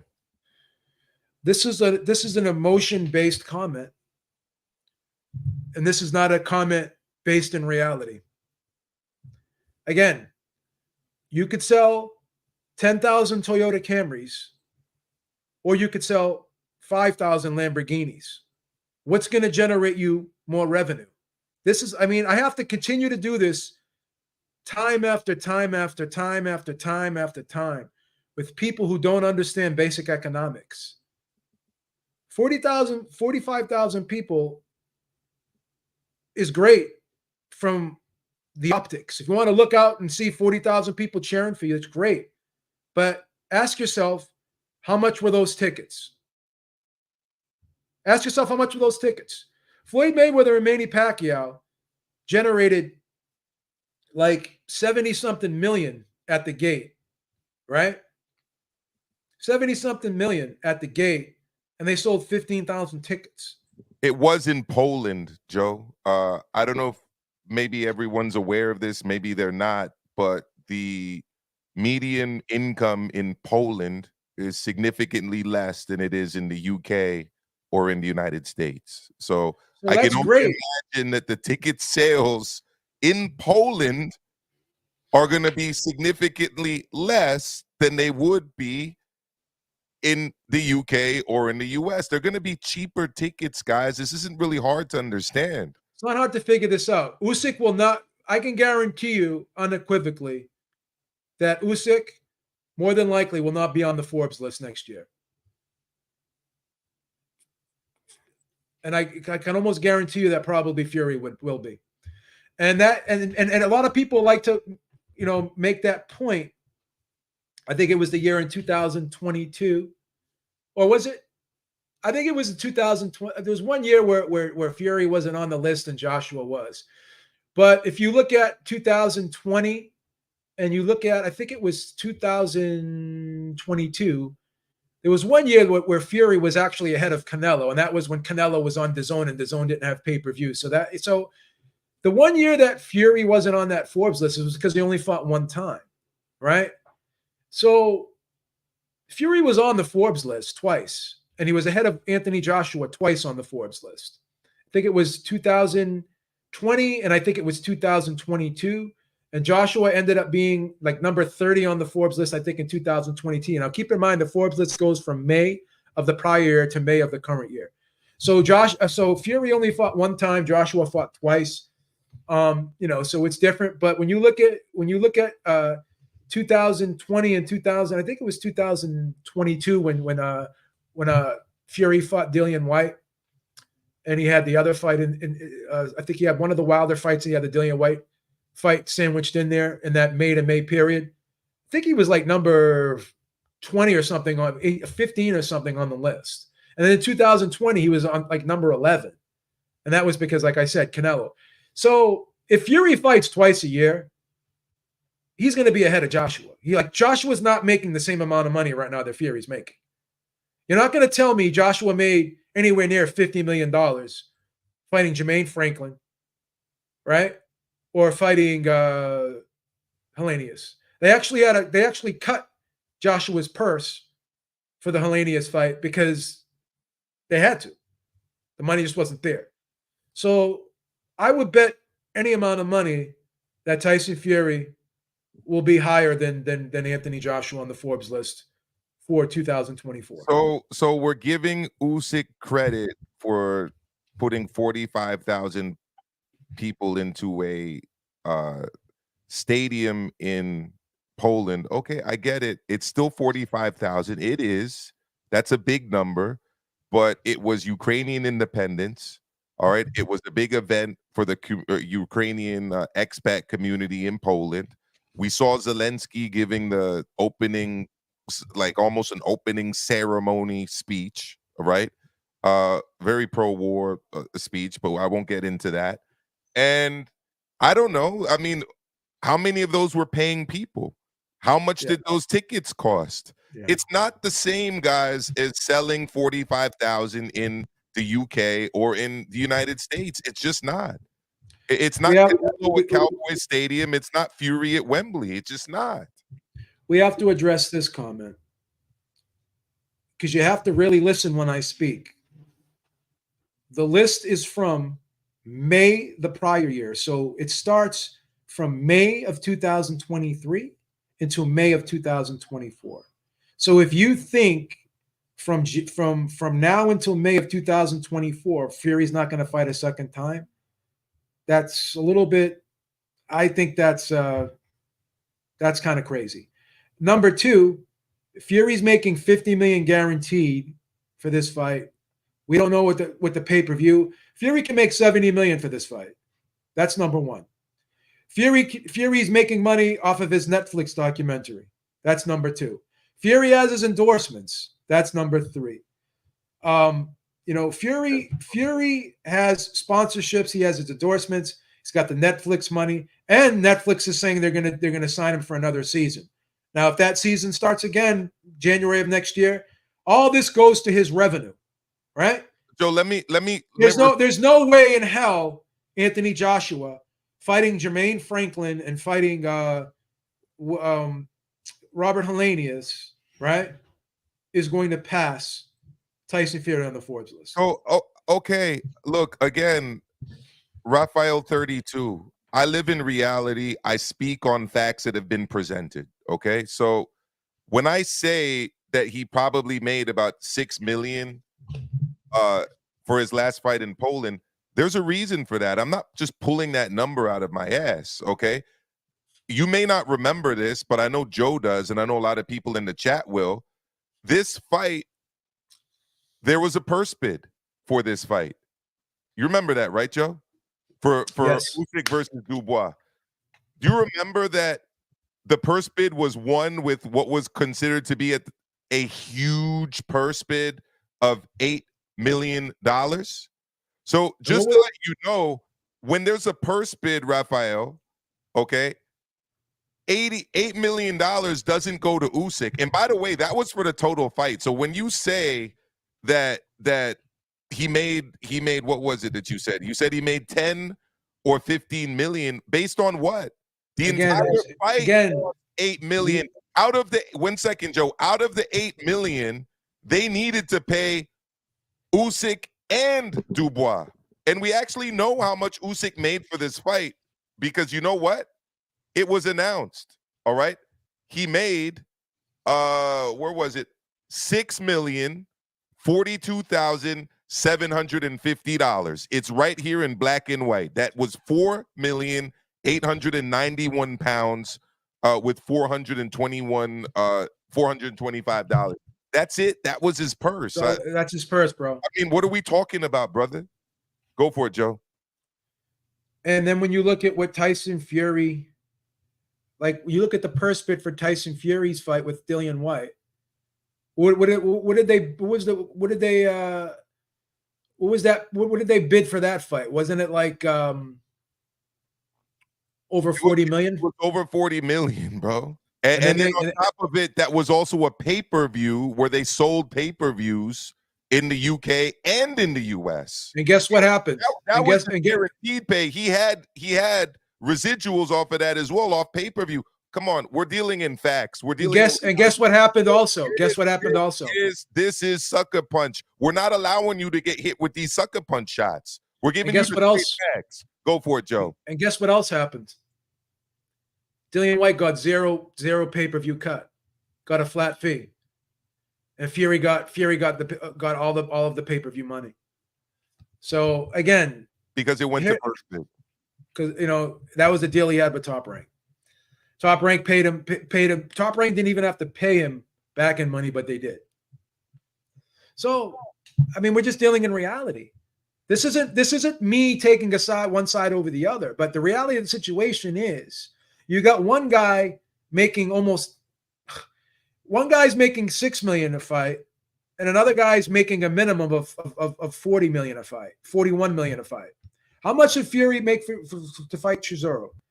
Fury purse versus Chisora. Let's Google that. While you look that up, I'm just going to make the point that nothing tells you in boxing more what the market value is for a fight than a purse bid, because people put up what they're willing to pay based on how much money they believe that they'll be able to later recoup. So when you see, and I say very clearly that he made around $6 million for that fight, it's because it was based on the purse bid. And there was no pay-per-view for that fight. No. So there's no back end money. There's no back end money. So Tyson, he made $6 million, and obviously he had to give some to his manager, some to his trainer, et cetera, et cetera. What are we comparing? Like, if he goes and fights Hrgović, Joe, ballpark it for me. What does that look like? Less than Dubois. No more than 6 million. I'll tell you why it's less than Dubois, because Dubois at least brings TV money from the UK. You know, Hrgović is from Croatia, right? You know, Hrgović has like zero fan base in the US or the UK, right? So where are you selling the TV rights for that at a high cost? Where? Croatia? You're going to get a big television rights fee from Croatia? No. It's going to be an even lower purse bid, I think, for Usyk versus Hrgović than it was for Usyk versus Dubois, because the purse was being challenged by Queensberry. Queensberry had to put in a purse for that too. And also they then get to sell the television rights later to the UK, so they think they can make some back end money off of that by selling it to the UK. That is not an option for the Hrgović fight. So Fury's guarantee for the Chisora fight, his guarantee, just his guarantee, was 25 million. That's without his pay-per-view money, right? So we can argue that he may have made. Let's not even take the back end money. Even fighting a guy like Chisora, comparing that to fighting a mandatory #1 contender fight, he made 4 times the amount of Usyk, just in guarantee money alone. So again, how are you not going to go 70-30 with this guy? We got to wrap up soon because we're hitting an hour and a half, but I would love for Raphael 32 to jump on with us and explain what he's saying here, Joe, because I'm not quite understanding it. He went from saying that Usyk made 10 to 15 million to fight Dubois, which was absolutely not true. Now he's saying you gentlemen are talking about super fights. Dubois is not a super fight. Usyk made out good for the opponent he had in front of him. You just said that he made 10 to 15 million fighting Dubois. Now you're saying that it's not a super fight. We said it was a super fight. We literally said it was an $8 million purse bid. Did you not hear what Joe said? What was the purse bid for Dubois versus White? It was over $30 million from what I remember. Let's Google Joshua's purse versus Hellenius. Now, again, no disrespect to Derek Chisora.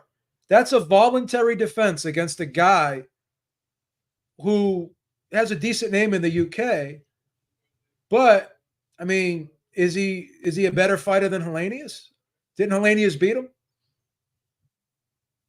Let's see what Joshua's purse was versus Hellenius. Now, this is ridiculous. This is utterly ridiculous. Anthony Joshua, who is no longer a champion, he's no longer a champion, right? No longer a champion. He made 8 million pounds. So he made like supposedly he made like $9.5 million, right? Fighting Robert Hellenius, who made 1.5 million, right? Yeah. So Anthony Joshua, who's not even a champion, made more than Usyk, who defended his 3 belts. Now, and Fury still made over double, probably 3 times, close to 3 times more than Joshua, right? So even Joshua himself, right, is a bigger draw than Usyk, not even being the champion. So again, the Saudis are looking at this, and they're looking at the numbers, and they're saying to themselves, that Usyk fight with Fury is just it's a decent fight, but the bigger fight is with Joshua. So we have to take our emotions. Again, you're lying because Francis is not making a minimum of 15. We have to stop lying here. We have to tell the truth. He's making 10 million. He's making 10 million, bro. That's the guarantee. That's the guarantee. That's the minimum. Dubois did make 2 million. But yeah, look, it's very simple, guys. Usyk is not a draw. Usyk is not going to make much more than $6 million against anybody. If he made $6 million against Dubois, he's making less than that against Hrgović, because Hrgović is from a TV market that is substantially smaller than Dubois' TV market in the UK. Okay. Sorry, 45,000 in Poland. It may sound like a big number. A lot of those were probably freebie tickets and were sold for pennies on the dollar to what they would be sold for anyways in the UK or in the US. It's not that complicated, guys. Poland is not the economy of the UK or the US.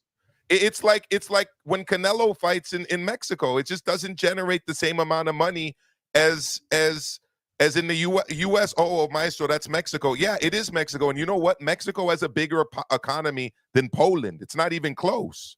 So when Usyk fights in Poland, it's less economically significant than when Canelo fights in Mexico. Look it up. Look at the GDPs of the country. Okay? So come on, let's keep it real, guys. You know, you could say whatever you want about Usyk. Do I think he paid his dues? 110%. What do I think he should negotiate and try to get the most money he can? 100%. But the market will dictate what you get. And right now, the market is telling me that Tyson Fury, even fighting less opponents than Usyk, is still making 5 times the amount. And in this case, he's making 10 times the amount. In some cases, he's making 10 times the amount. At the very least, he's making 5 times the amount Usyk is making. In what world do you sit down at a negotiating table with someone you're making 5 times the amount of, right? And in what world do you have a guy like Anthony Joshua who's willing to accept 60-40, and then you think you're going to go 50-50 with Fury if you're Usyk, when Joshua can't even go 50-50 with Usyk? It's just the reality of the situation, man. It's just the reality of the situation, man. This isn't about emotion. This isn't about honor. This isn't about what someone deserves. This isn't about, oh, how long does he have to do this? Well, you know what? You know what the answer to that question is? How long do you expect him to take this short end of the stick? As long as the market dictates he does. I don't make that determination. Guess what makes that determination? The market. And the market has told us that Fury makes 5 times more at the very minimum than Usyk does. 100%. And Lil Penny, with all due respect, I'm sure Poland is a very nice country with very beautiful cities. Yeah, and these are all red herrings. These are all red herrings. nothing Like, to what do are you with talking? Like, what does that mean? Like, no, I'm talking these economics. are all red. These are all red herrings. I'm talking And economics. yeah, we gotta stop with the straw mans, and we gotta stop with the red herrings. Very nice. I'm sure there are maybe less homeless people here in the U.S., but you know what? There's a lot more rich people. In the U.S. There's 300 million people here in the U.S. Vegas is a huge market. New York is a financial capital where, yeah, they put on fights at the MSG. Texas is a huge rich state where they put on fights in Dallas. Okay, I'm not saying that Poland's not nice. Poland's probably great, but you know what? It's not a question of what's nice and what's not nice. Exactly. 45,000 people in Poland is probably equivalent to about the Madison Square Garden Hulu Theater. I'm sorry to tell you that, but that's the facts. Okay. And yes, at the end of the day, okay, again, Canelo does make less money in Mexico, fighting in Mexico, than he does in the US. I said that. What I'm saying, though, is that Mexico is a richer economy than Poland. Let's look at the GDP. Let's look at the GDP, right, of Poland, and let's look at the GDP of the United States. And this is not to be insulting. So the GDP of Poland is 679 billion, right? The GDP of the United States is 23.32 trillion. Do you know what the GDP of Mexico is? Let's look at the GDP. The GDP of Mexico is 1.273 trillion. So are we really having this discussion? I mean, we have to, again, let's have good faith discussions. Let's be intellectually honest. Let's not talk about red herrings or straw man arguments. Let's just be realistic. Okay? The tickets for that fight in Poland are are 5 to 6 to 7 times less than they would be in the United States, and probably 3 times less than they would be in the UK. Let's look at the GDP in Great Britain. Are we really? I mean, do we? Again, we have to deal in reality. Again, we're all men. We have testosterone flowing through our fucking testicles. We have to have real good faith discussions. We can't be feminine. We have to have masculine, good faith discussions here. We don't have these fucking emotional discussions. I'm about soon to be. But this again, I dropped the link, Raphael. I don't know what to tell you. I can't believe we're talking about money on a Saturday, my birthday. Well, first of all, happy birthday. But why would you not want to talk about money? Secondly, the only reason we're talking about the money is because you said that Usyk made 10 to 15 million fighting in Poland. You said that. But happy birthday. Anyways, this is Sucker Punch, and here again, we go through the facts because we don't want you guys getting hit with these sucker shots that you can't see, getting blindsided. Little penny. This is again, I'm not trying to disrespect you. I'm not trying to get on you. You work in economics. You work in economics. You have to understand the economy of the United States and the economy of Great Britain is much, much larger than the economy in Poland. And thus, right, you're going to make more money fighting in Great Britain. You're going to make more money fighting in the United States than you are going to make in Poland. You're going to make more money. You're going to make more money all this, in Mexico. If you're offended by the truth of that, I don't know what to say to you. I mean, it's the reality of the situation.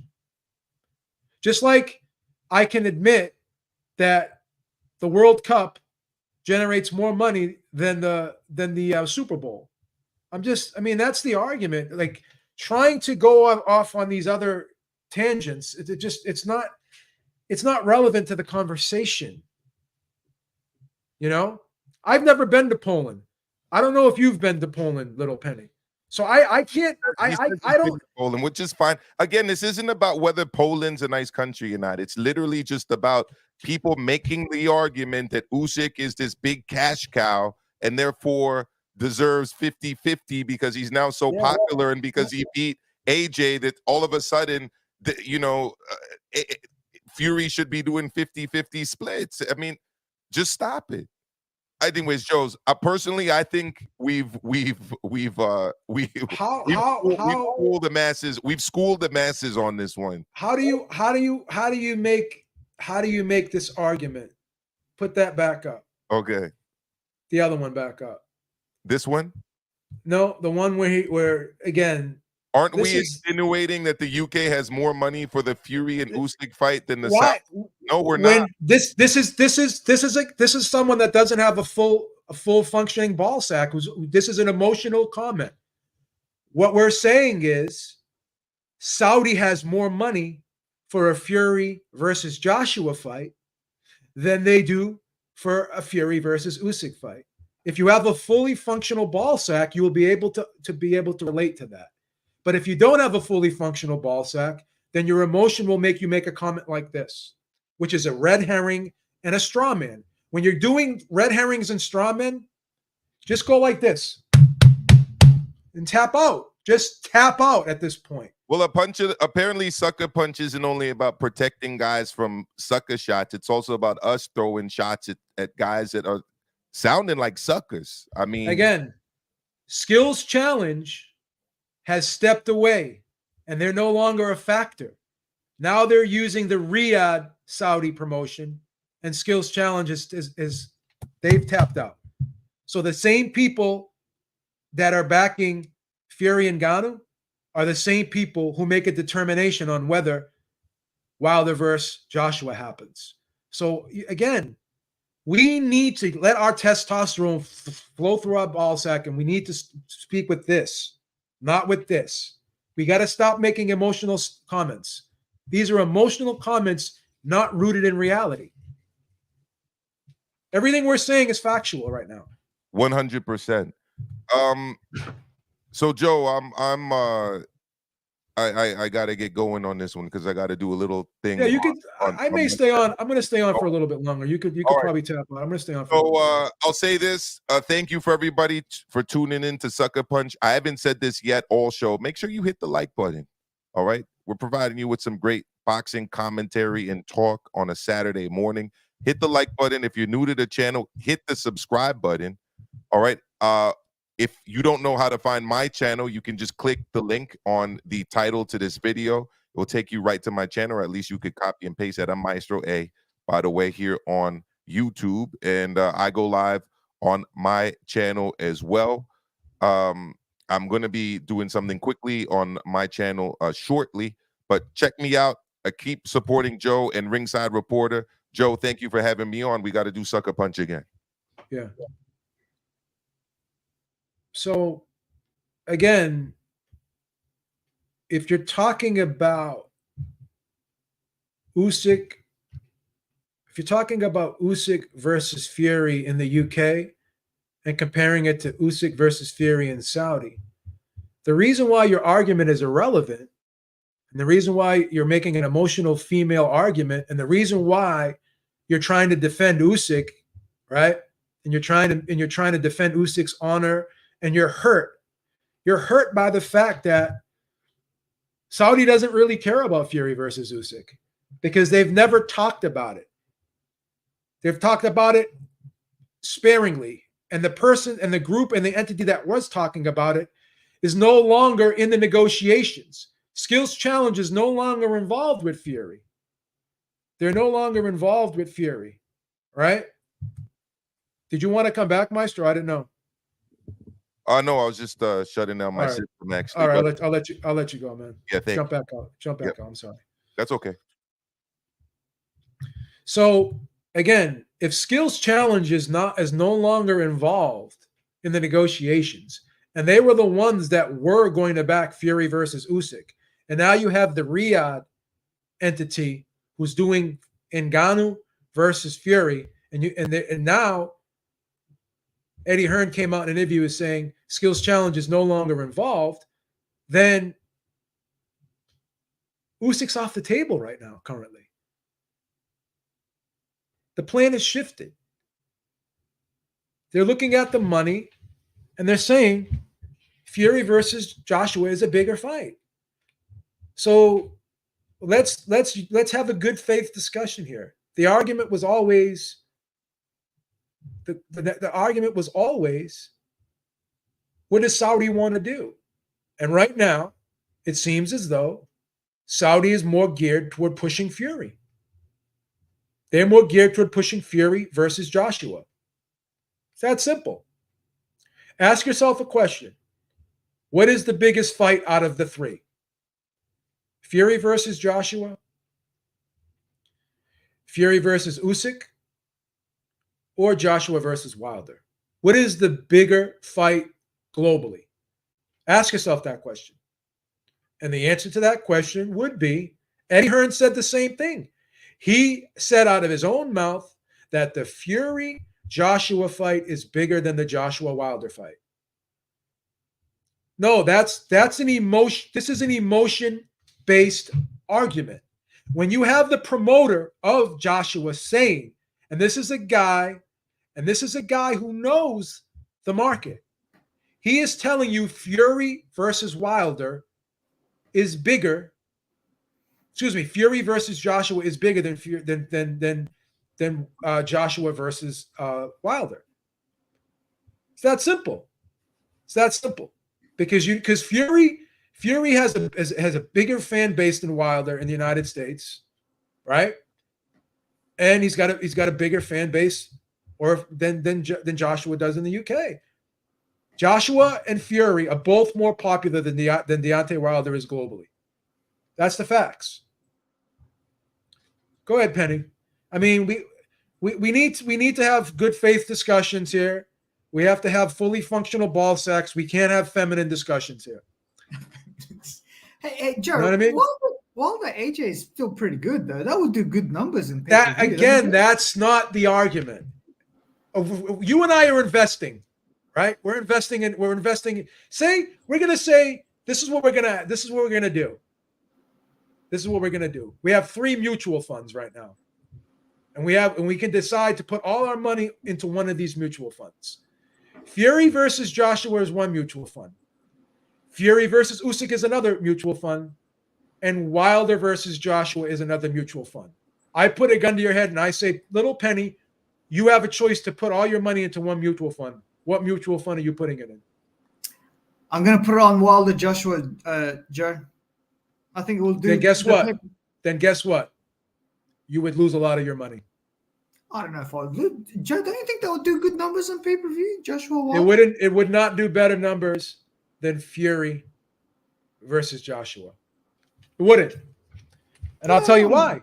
And I'll tell you why. Probably. In United Kingdom, it would do better. No, because Eddie Hearn himself said that Fury versus Joshua is the bigger fight. Why do you think he says that?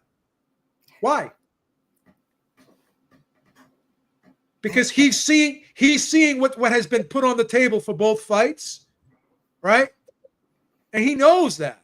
Why do you think he's saying, well, we're slowing up that one now? Hey, just to answer Andrew's question, hey, dude, a Polish. No, I can't. I can't handle opinions that are just that. This dude can't handle opinions that don't agree with him. If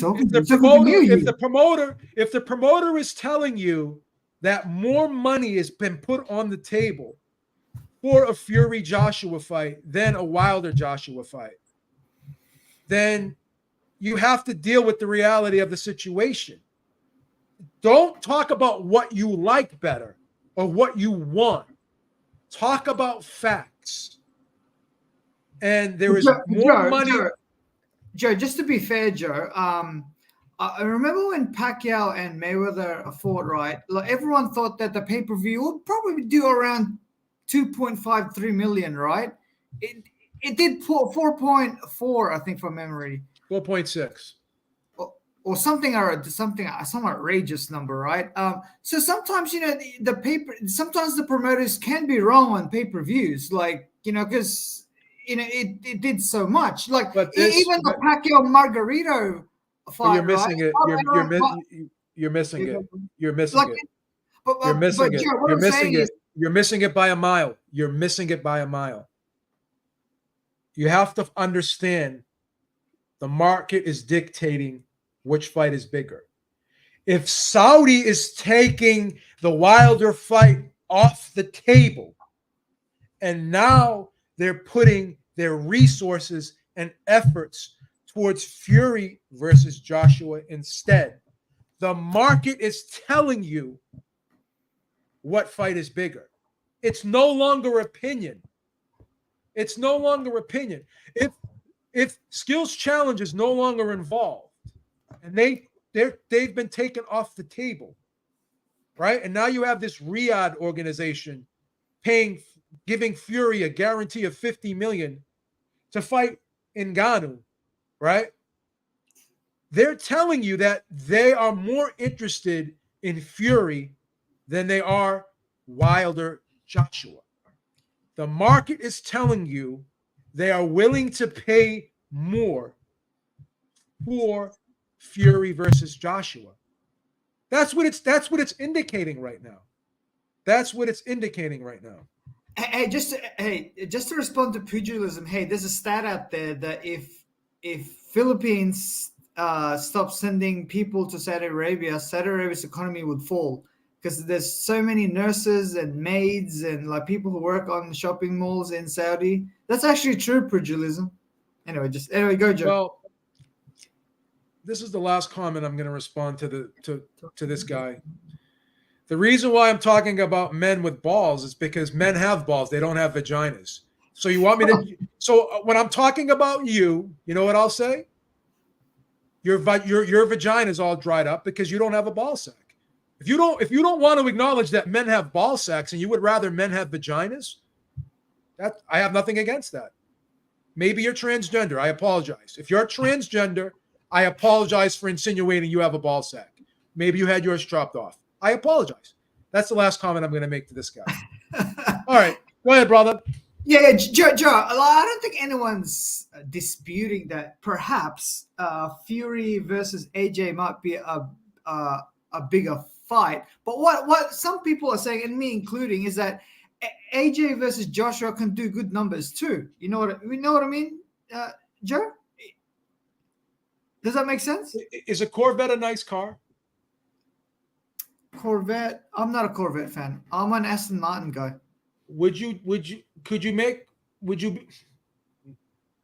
Is a Corvette a nice car? Yes or no? By public opinion, is a Corvette thought to be is Corvette the best sports car in America?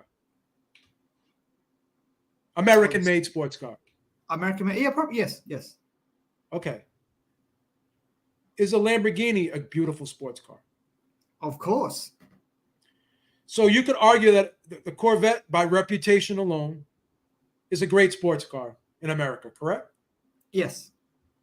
If you had a choice, what car would you rather take, Lamborghini or a Corvette? Lamborghini by far. Does that mean the Corvette's not a good car? Yeah, it is a good car. But one's better than the other, right? Of course. There Okay. are levels. So Joshua versus Wilder is a Corvette, or maybe even a Ferrari. We'll say that's a Ferrari. Guess what Fury versus Joshua is? It's a Bugatti. Yeah, Joe. No one's debating. No one's saying that. Yeah, no one. But Ferrari's still pretty good.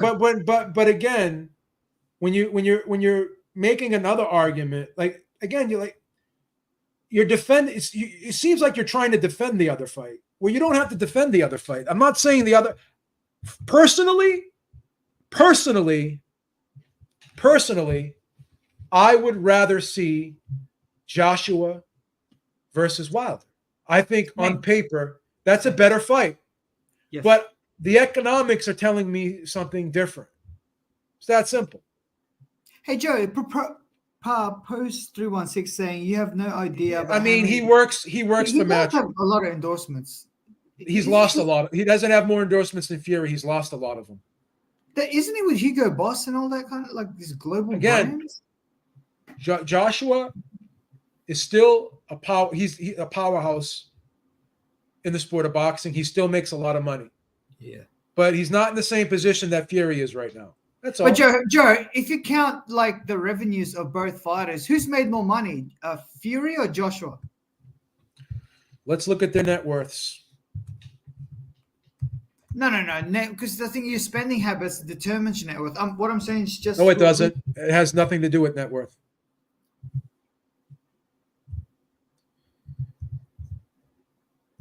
For the longest time, Joshua was ahead of Fury. But this is the year that I honestly believe Fury will pass Joshua.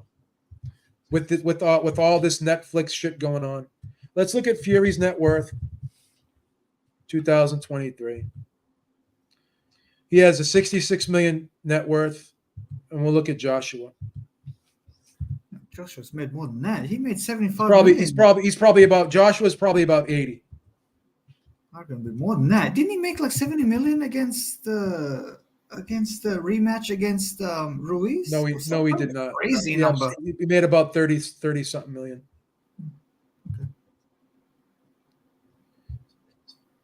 AJ has had more mega fights in terms of money wise than Fury though. Anthony Joshua's net worth is 80 million. Tyson Fury's net worth is 66. But in my opinion, Papoose is right, and I've always said this. Fury is playing catch up.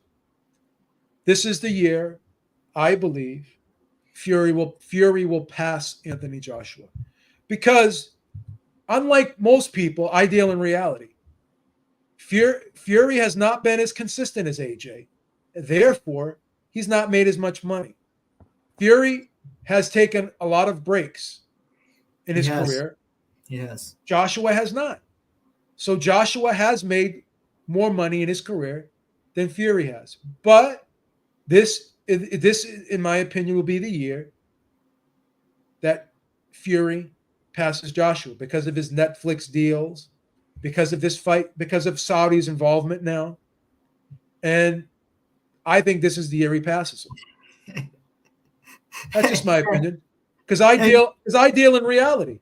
He's 100% right. Fury is playing catch up.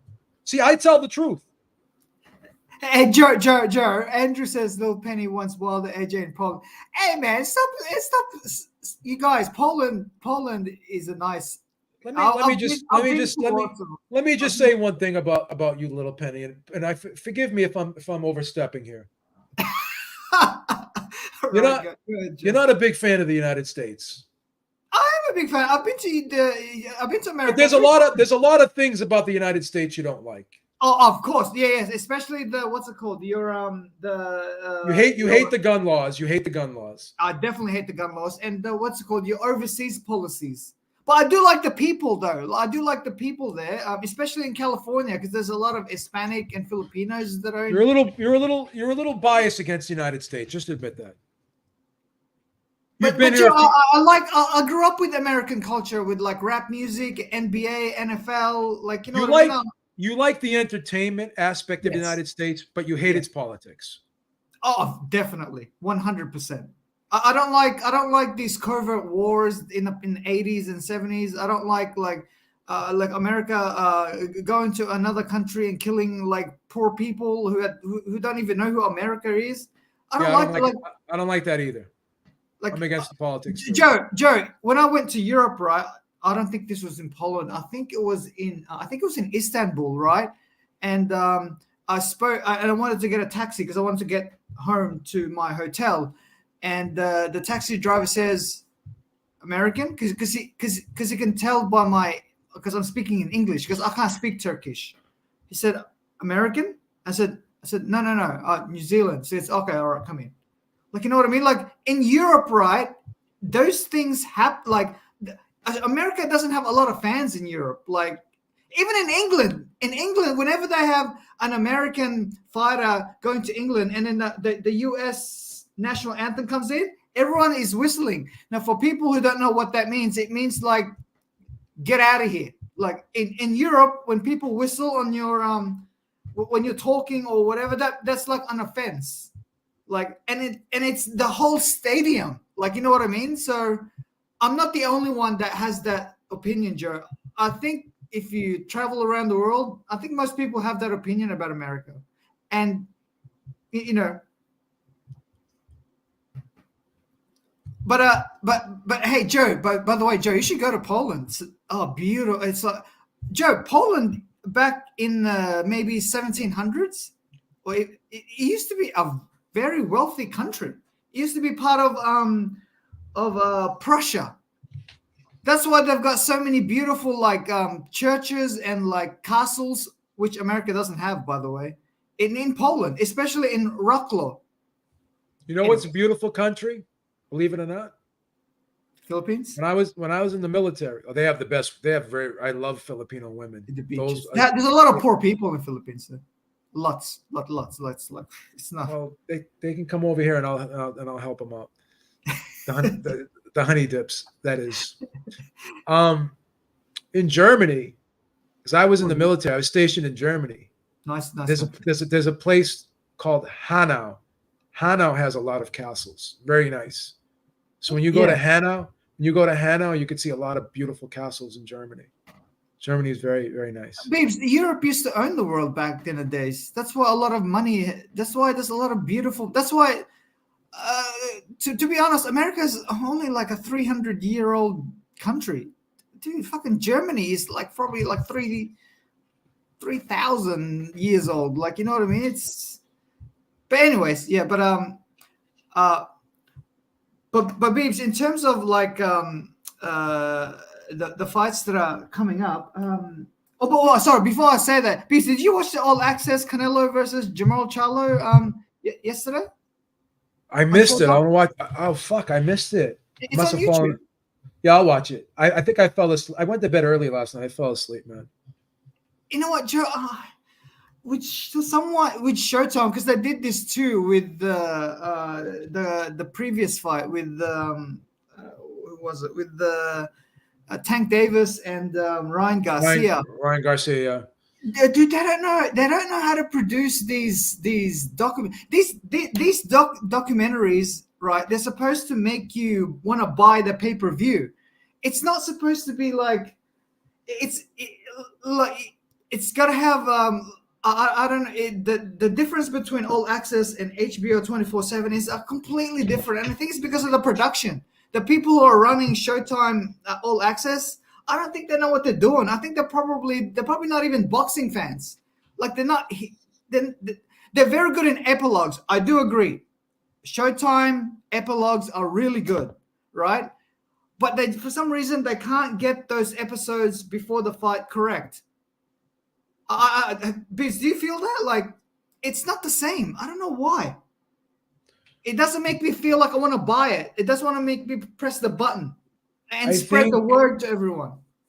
I think the problem sometimes is these fighters have great lifestyles because they've made a lot of money. And when you look at the Floyd Mayweather, Oscar De La Hoya 24/7, classic. They were more involved with the training part of it and not all the personal shit. What I think has happened is people don't care about you sitting in your living room watching videos and shit. Like they show these guys getting out of their extravagant cars and, you know, enjoying the good life, and people want to really get more involved. Like they want to see the real person. They want to see who you are. They don't want you to kind of like, they don't want to see these flexes. You know what I'm saying? These guys flossing. And what you see now is all you see is these. It's almost like these guys are they're watching like an Instagram fucking story, and you're not seeing the real person.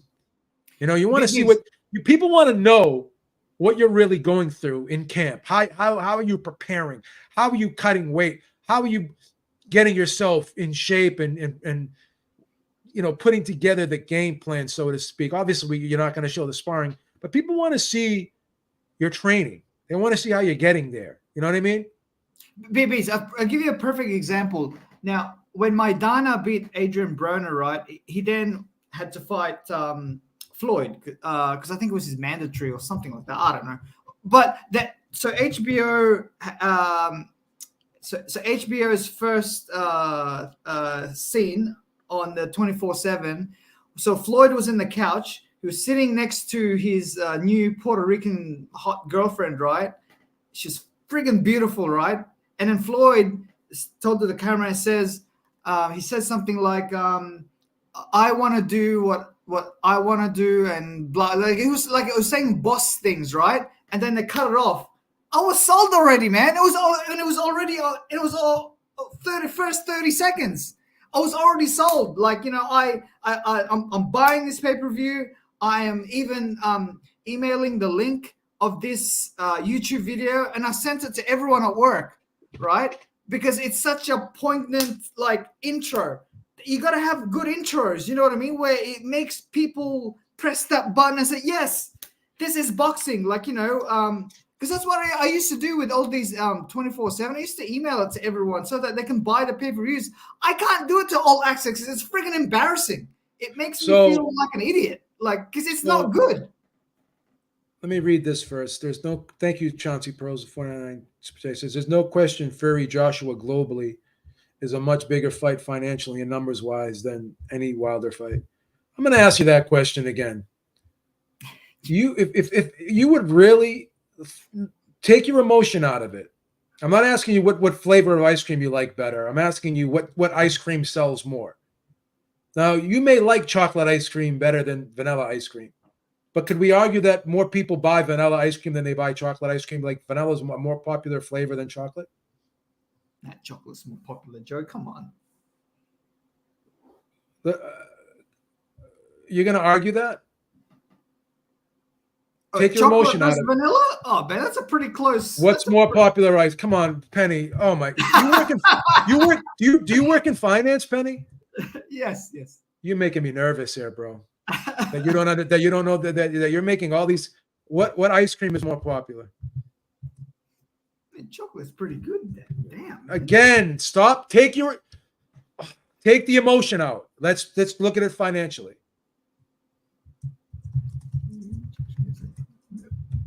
Yeah, AJ is washed up.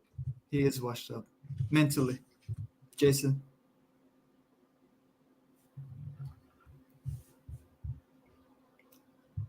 Heavyweight.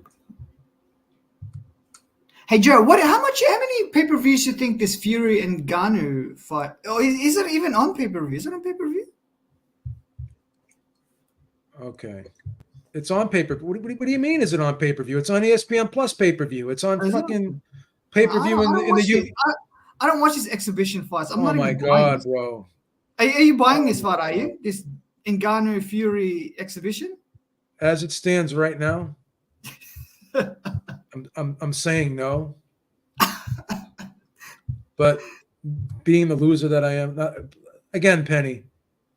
What flavor is more popular, Penny? Come on. What does that say right there? Read the screen. Come on. Okay. All right. Okay. I can see. So again, you may think vanilla is a boring flavor and you don't like it, but it's the most versatile flavor because when you put different topping, like it's when you want to make a strawberry sundae, right? What flavor do you use, chocolate or vanilla? Stop being a contrarian like you always want to be and tell the truth. I used to work at McDonald's, Beebs. When you make strawberry sundaes, what flavor do they use? They use vanilla as a base. Okay. So what is the most popular ice cream, vanilla or chocolate? Well, it says there on the thing, it says vanilla. But you said chocolate before because you like chocolate better. Yeah, probably, yeah.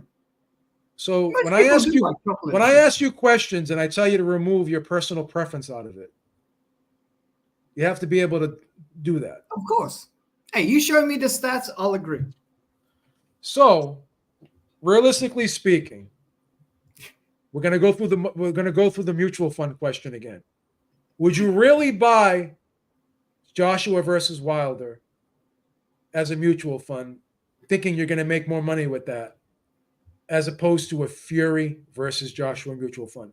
Globally, do you really think that Wilder Joshua fight is bigger globally than that Fury Joshua fight, in your opinion? Do you really believe that? Because of Forget about what you want, because I actually like the Joshua Wilder fight better than the. I'm taking my preference out of it, and I'm just looking at the money. What do you think? Be honest. Joe, if Fury Ngannou does good numbers, then yeah, you're probably right. Then Fury AJ will probably do better numbers. But don't you see the strategy? Don't you see the strategy here?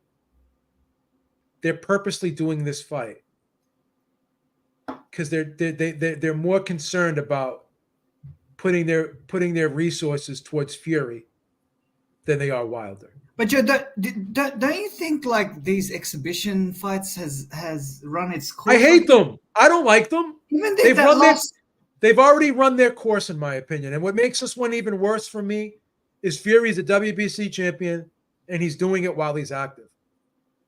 That doesn't. I don't like it, but I understand. Can I ask you an honest question? If you're Tyson Fury, and someone asks you, do you want to fight Francis Ngannou? And I'm going to give you a $50 million guarantee plus back-end pay-per-view revenue. Are you taking that fight? Yes or no? Of course. Easy win. Is anyone in the chat turning that fight down? No, probably when they ask any boxer what they think about that fight, what do they say? Well, if I was offered the same thing, I would do it too. So we can virtue signal all we want. We could talk about, legacy this, legacy that. But in the reality of the situation, what your legacy really is in life is what you can leave behind to your family. My dad's legacy was when he passed away. May he rest in peace. Didn't have the best relationship with him, but I respect him as a man, and I was able to make peace with him before he passed. But his legacy was this. He always took care of me. I didn't want for anything. I wasn't rich, but I wasn't poor. And when he passed away, he left behind a legacy for me. And I was able to take what he left behind and triple it. And I never would have been able to do that without him giving me that. So I thank him for that. That's his legacy. People could say whatever they want about him as the man, but he ticked all the boxes. He owned a house, paid it off, worked every day, paid his taxes, and he provided for 4 children. And all of us are living and breathing. None of us are in jail. None of us are criminals. We all pay taxes. We're contributing to society. We all work. So that's what his legacy is. His legacy isn't, he did this, he did that. The greatest thing he could have done to society is create 4 productive citizens in the world. And he was able to set them up where they could live decent lives. Right? That's first and foremost. So collecting fucking belts and all this other bullshit, when it's all said and done and Fury's in the grave, truthfully, are going to be secondary to this guy. Joe, you know what I was saying before about these exhibition fights that's running scores? How much did the Jake Paul versus who was it? John Jones do? That was the last exhibition fight. How much did that do?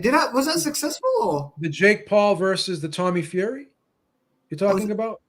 No, didn't he fight another fight, Jake Paul, or was that his last fight? Oh, versus Nate Diaz.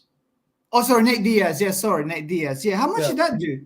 Yeah, you're right. Yeah, it was Nate Diaz. Was that successful? From my understanding, it wasn't. I heard it did like 500,000 pay-per-view buys. I heard it did less, like way less, like around 350, 375. But I could be wrong. I don't know. Here's the problem with DAZN. DAZN's not a publicly traded company, so they don't have to be accurate and they don't have to release their numbers. So Let me see what this did. Yeah, they're saying that what's being reported here is it did 500,000 U.S. pay-per-view buys. Okay, that's not bad. So that's not bad. That's not bad. 500,000 today in today's pay-per-view market is pretty. It's pretty good. That's like equivalent to like probably 750.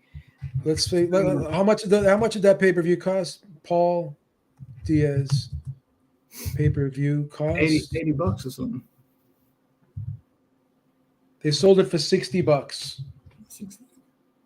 But HD is So- probably 80 though, right? No, $60. Okay. Oh, I apologize. So if you had the zone, it was $60. Maybe how much was it if you didn't have the zone? Probably 80. Could have been more. I don't know. It just says. Oh no! It was $60. It was $60. Yeah, it was $60. So they wasn't 80. They made it less, which is fine. So let me see. So 60 times what is it? The 500,000. 30 million. That's a $30 million pay-per-view revenue. How much was the gate? Let's look at the gate. I think it was sold out, wasn't it? Live. Let's look at the live gate.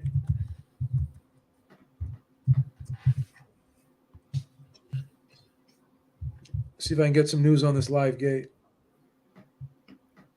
Probably about 10 million. Or Not less. really saying. It's probably not. Let me see. Jake Paul. I'm not sure if I have information. Jake Paul. Nate Diaz live gate.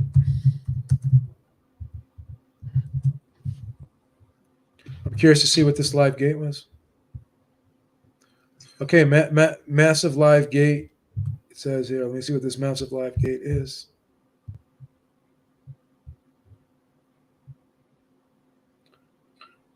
It says they had a $3.1 million live gate. So I guess the tickets are, and it was in the American. It was in the American Airlines Center. So. Oh, in Dallas. And that was the number 2 combat sports event. That was the largest gate in American Airlines Center history, and that includes 6 pay-per-view events. So 3.1 million. So plus 3.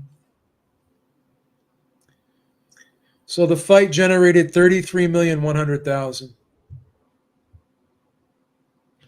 So Joe, now that we've got these numbers, so do you think that Ngannou Fury can do more than 500,000 pay-per-view buys?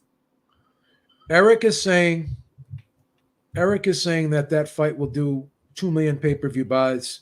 Oh no, it won't reach that much. I think it'll do 1 million. All right, man. I think it'll do 1 million. And in the UK, is it a pay-per-view in the UK? Hamed, are you there? Is that a pay-per-view in the UK? Or is it's going to be a pay-per-view in the UK too. Okay. Well, he will get a bit of money from there. Hey, Hamed's on mute. Like, hey, you got to take off yourself on mute, bro. So.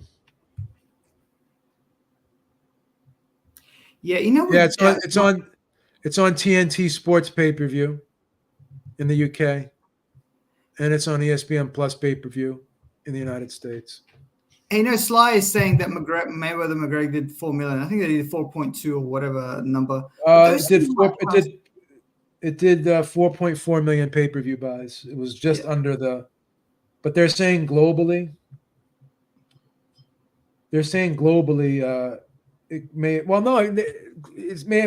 have had more pay-per-view buys globally, but it didn't generate more than the Mayweather Pacquiao fight. Are you proud? How proud are you being a Filipino? Very proud. Of Manny Pacquiao being involved in that. Very proud, man. I even took out annual leave for that weekend. And I told everyone at work too, and nearly got into trouble actually, because I told everyone to watch that fight. But yeah,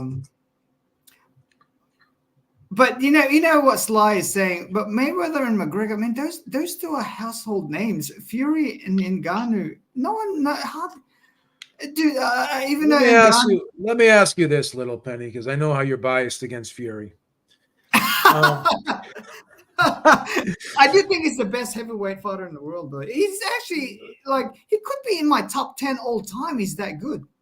I just don't like his style. He's a little boring, like especially early on. Now he's not. He's actually quite exciting, especially the Wilder fight, the rematch and the third fight. Very exciting. When was the last time Fury's been in a boring fight? Come on, Little Penny. Less than a boring fight. Maybe The back-to-back Wilder fights were great. Very good. Even the first fight was good. The Dillian White fight was great. Yes.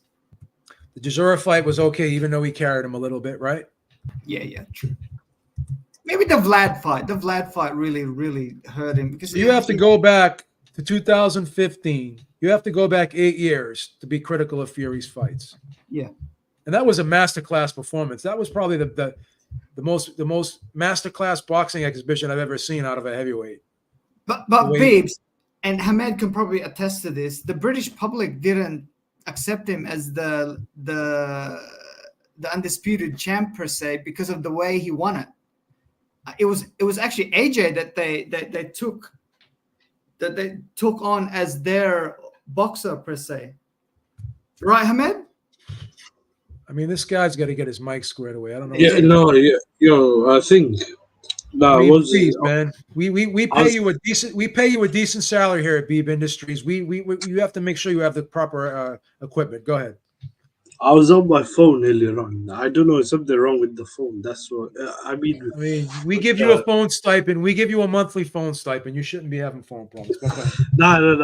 I think is when you use the website on a StreamYard, what's it called, on a phone. I think it messes up the phone because for some reason I could hear what people are saying, but when I'm trying to speak, it seems like something goes wrong. Yeah, I was gonna say is more to do with how Fury was perceived back then, because I was never really a big fan of the guy when I was watching him from his second fight on, because I thought he was going a bit over the top, calling out guys like I remember his dad was saying he'd beat George Foreman. This was like in his second fight, a prime George Foreman.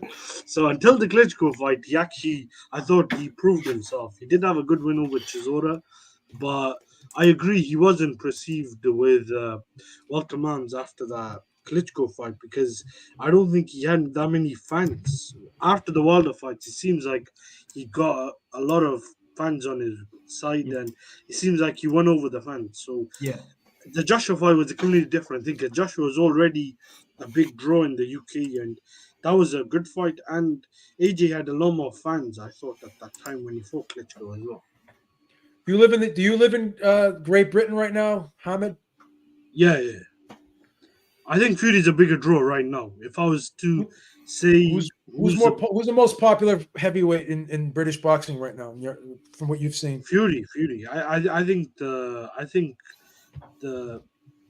fan bases have kind of become the opposite. 5-6 years ago, or whatever, 7 years ago, back then, I think Fury, because he, after the Klitschko fight, disappeared for 3 years, whatever, was banned, and then he didn't fight for until I think 2018. So a lot of the momentum also shifted. But right now, I'd say Fury. I don't think that's controversial.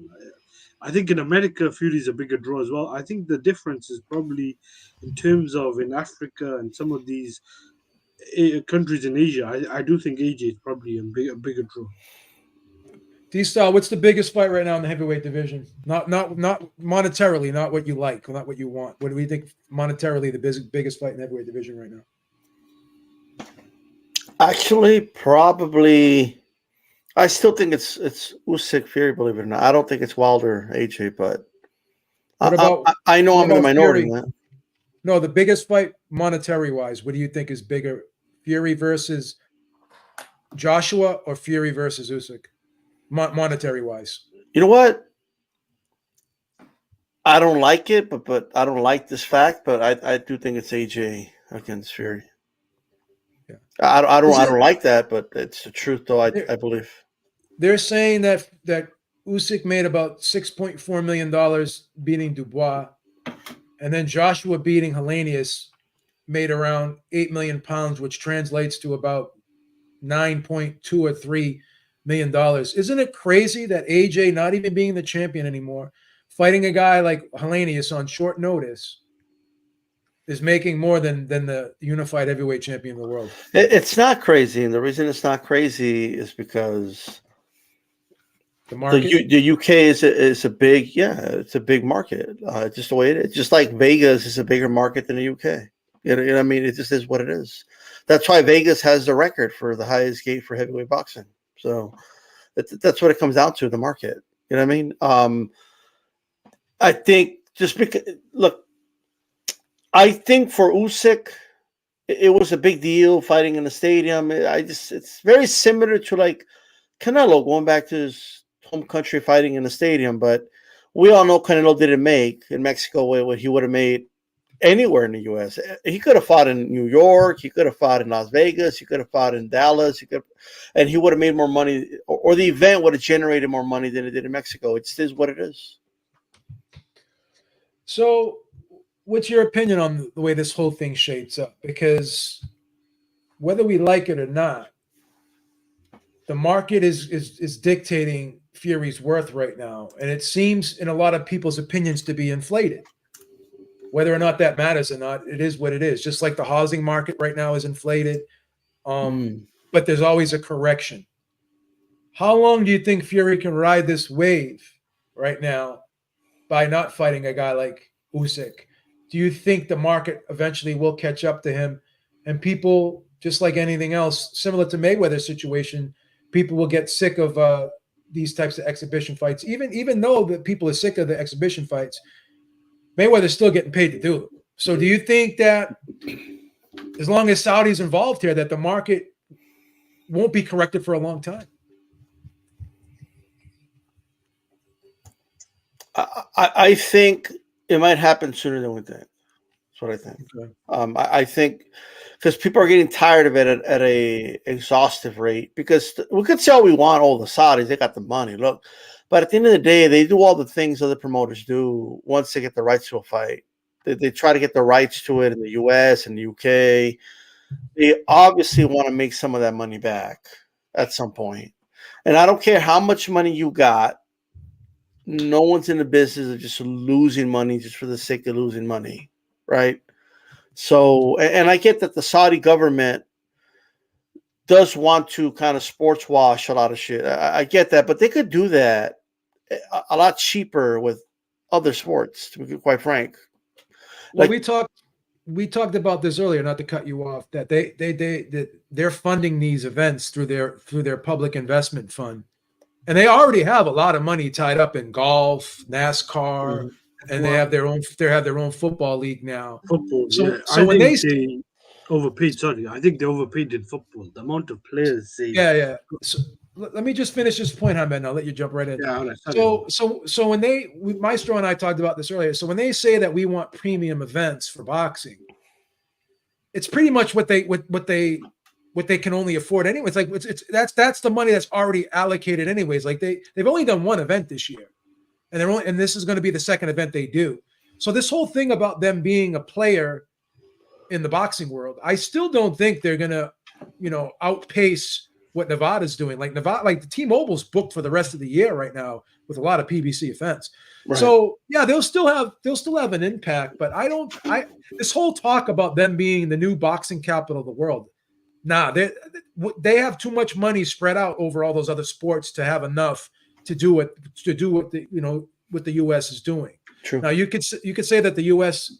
boxing's not big in the U.S., but they still do big numbers for the right fights. Go ahead, Hamid. No, I was gonna say, I think the reason the Joshua Wilder fight might not happen is because the amount of money they put into football, and football, whether people like it or not, soccer, football, however people in America think of it, is a bigger sport, and in the UK is obviously much bigger. And I think they apparently paid Neymar, I think 200 million something, I think dollars a year or something. I don't know his exact figure, but they paid for so many players. I think maybe that investment that was looking at paying for this AJ Wilder fight maybe thinks is not the same fight it was 5-6 years ago, because like 5-6 years ago these guys were both on a big collision course and it was for all the titles, and that was a big fight in America or UK. I know Saudi Arabia wasn't really hosting boxing events back then. I think they may have done in 2018, late 2018, with the with the final between George Groves and Caleb Smith. But I think if the Fury Usyk fight doesn't happen next, then I don't know if it'll happen, because Fury's fighting Ngannou. After that, I think that's the window I'm looking at. If it doesn't happen, then I don't know if it'll ever happen. I'll tell you what I think is going to happen. This is how I think everything's going to shape out. I'll give you everyone's next opponent. I can't. It's going to be hard for me to get Usyk's next opponent, but I believe that Fury will fight Joshua in Saudi. And I think this Ngannou fight is sort of like a litmus test for Fury in regards to Saudi. Now that Skills Challenge has stepped away, and now they got this Riyadh organization, and Eddie Hearn confirmed himself that the Riyadh organization would be the entity that's going to put up the money for the Joshua Wilder fight if they were to go in that direction. I think that the Riyadh organization wants to get behind Fury more so now, and they're going to use this fight as a litmus test, and they're going to probably use this to see how big Fury really is and how much money he can interest in money he can generate. So I believe that it's going to be Fury versus Joshua probably in the first half of next year, maybe in April or so. I think Joshua is going to end up fighting Hrgović next, believe it or not. That was one name that was thrown around. Hrgović didn't look great in his last fight, and Hrgović does have a high ranking, so they could use that Hrgović. And Eddie Hearn does promote Hrgović. He doesn't promote Andy Ruiz. He promotes Hrgović, and it would be an easier fight to make. And then you could say, oh well, Eddie Hearn didn't he say that Hrgović doesn't want to wait? He wants his shot at Usyk, but money talks. Hrgović probably make more money fighting Joshua than he'll fight making Usyk. So he could be swayed into taking on Joshua, and that whole Usyk fight could be bypassed. So I think that's going to happen. That probably happened in December. And I would not be surprised when it's all said and done, because of the controversy, because controversy sells, would not be surprised if Usyk were to fight Daniel Dubois again. I wouldn't put that past put it past them, because even Usyk fighting Daniel Dubois as opposed to fighting Hrgović, because of the drama, because of Daniel Dubois being from the UK, being from Great Britain, they could probably do that fight again in Great Britain, and it could probably still do okay financially. What about Wilder, Beebs? I have a feeling Wilder is going to eventually fight Andrew Ruiz. I like that fight. So I think it's going to be Wilder, Andrew Ruiz. I think Andrew Ruiz will probably, because at the end of the day, the best deal for the promoters, unless it's a monster fight, is to do the in-house fights, right? So Saudi has worked with Fury before with WWE, and they're working with him now. They have worked with Usyk a couple times, so I think that Fury versus Joshua is going to be next. I think. But Andy Ruiz needs to get off his $25 million demand. I don't know how true. I think he said 10 million in a video, but what's misunderstood is this: he read a comment, like somebody put, "What did they give you 10 million?" He said, "Yeah, they give me 10 million. I'll fight him." So that tells you, like, that he was reading off a comment. And I think the media mainly put it out there like that's his bottom line. But it's, I don't know. I just think they need to sit down and talk to him. But he took less to fight Joshua, so I don't understand this 25 million thing, to be honest. But I will say this: I don't care how much money the Saudis got. At some point, even the most generous people stop being generous. Okay, and they don't see any return in their investment. They're going to stop a lot of this stuff, bro. They just are, especially if other sports have a better return for them, right? And boxing is a headache to do. I think they're probably wondering to themselves, look at the money we're throwing at these guys, and they're still like acting this way. They could just say to themselves, it's not even that we can't afford it. We just don't want to deal with it. Like we could just pay Dana. We'll give you this, Dana, and Dana will bring them a fucking UFC event. That's it. Like it's that simple. Like the golf thing, they got that going on. They got this. I don't even know what the hell they got going on with those sports, but I know they have it going on. The soccer thing, they got Ronaldo in the contract, right? Yeah, they got the He's NASCAR thing too. Yeah, they got him for a season, bro. Like they don't got to worry like game after game with him. Like they just don't. You know, so at the end of the day, if I get fighters into negotiate and all that, but I'm going to tell you, man, with the money they're throwing at these guys, they could just say to themselves, "Fuck these boxers. We'll just move on." You know, they may end up doing it. That's the reason why HBO left boxing, is because it's too much politics happening. Just make the fights, man. Here's why HBO left boxing. Okay, there's a lot of channels out here that were capping because they were talking about shit they don't know shit about. They just don't know, right? They were saying dumb things like, "Oh, the reason HBO left boxing is because the ratings dropped," or which is partially true, or because they were promoting guys like Gennady Golovkin, and they were promoting the Americans, and like that had nothing to do with it. It had nothing to do with the commentary being trash and not good, and nothing to do with it at all. The reason HBO left boxing is because Time Warner merged or got bought out by AT&T. AT&T, now they had a new management.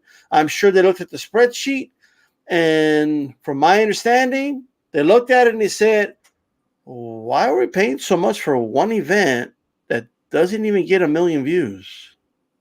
That's what happened, right? Yeah, Jim Lampley confirmed that. Jim Lampley confirmed. Again, it could be. Did I not say that like 5-6 years ago? Yeah, he confirmed exactly what you said, and he just said this is what Jim Lampley said. And shout out to Broadway Joe because he was being interviewed by Broadway Joe, and he said, you know, they made a decision. I don't know why they made it, but they just decided that they no longer wanted boxing. Whether or not it could have been financial, I don't know, or it could have been just like this isn't the direction we want to go in. We want to go down. Well, what happened? Well, I'll tell you exactly what happened, and the head of the new head of HBO at the time, actually did some interviews and confirmed it. Was it Ken Hirschman? I don't remember his name, but no. I'm not talking about the head of HBO Sport. I'm talking about the head of AT&T. I apologize. Oh, okay. Right. So the head of AT&T was saying, "Look, we're not going to rule out boxing. We may do boxing in the future, but as of right now, we're going to go a different direction." Very similar to what Jim Lampley said, but most importantly, okay, from my understanding, when they had looked at the spreadsheet or whatever they looked at, this was the logic.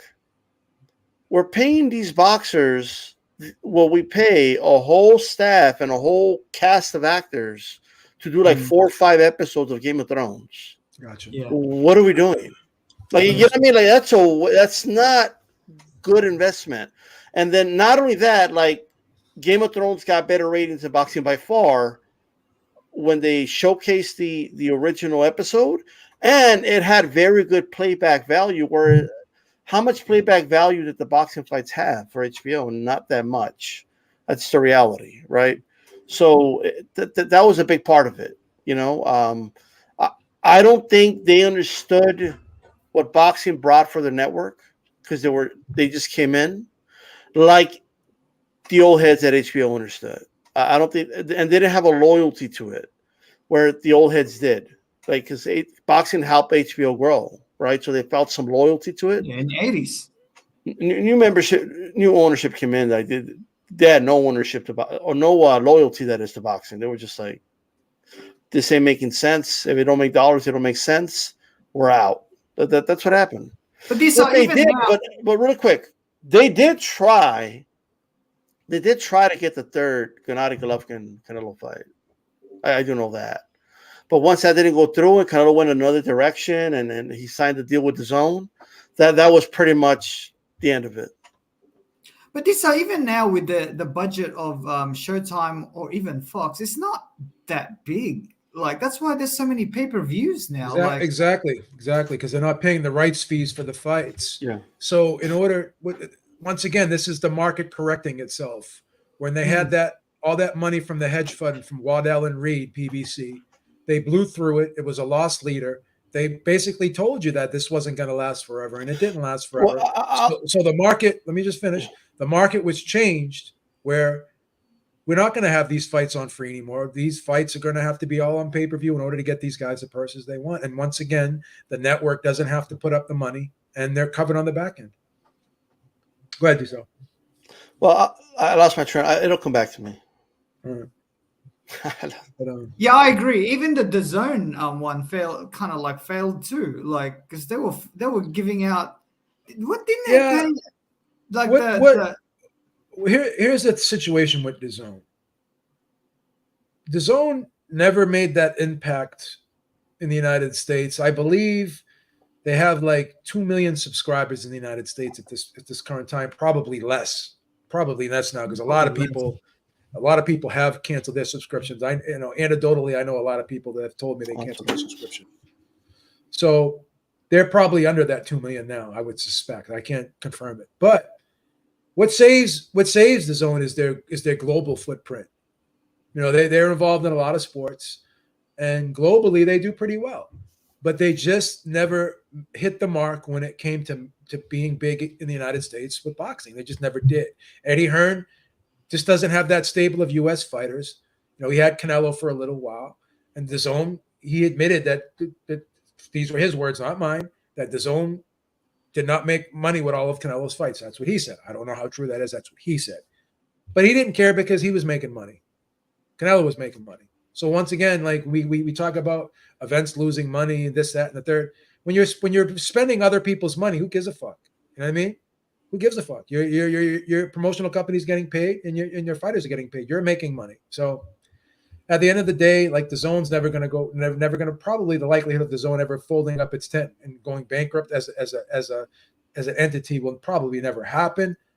But I don't think DAZN will ever be that big player that they thought they would be.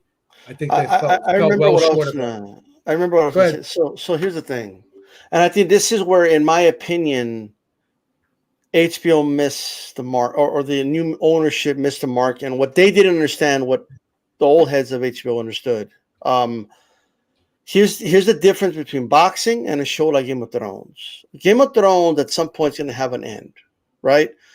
Yes, it did amazing ratings in its last few seasons, but the problem is there was only 6 episodes. There's only 6 weeks of the year, 10 weeks of the year. That's it.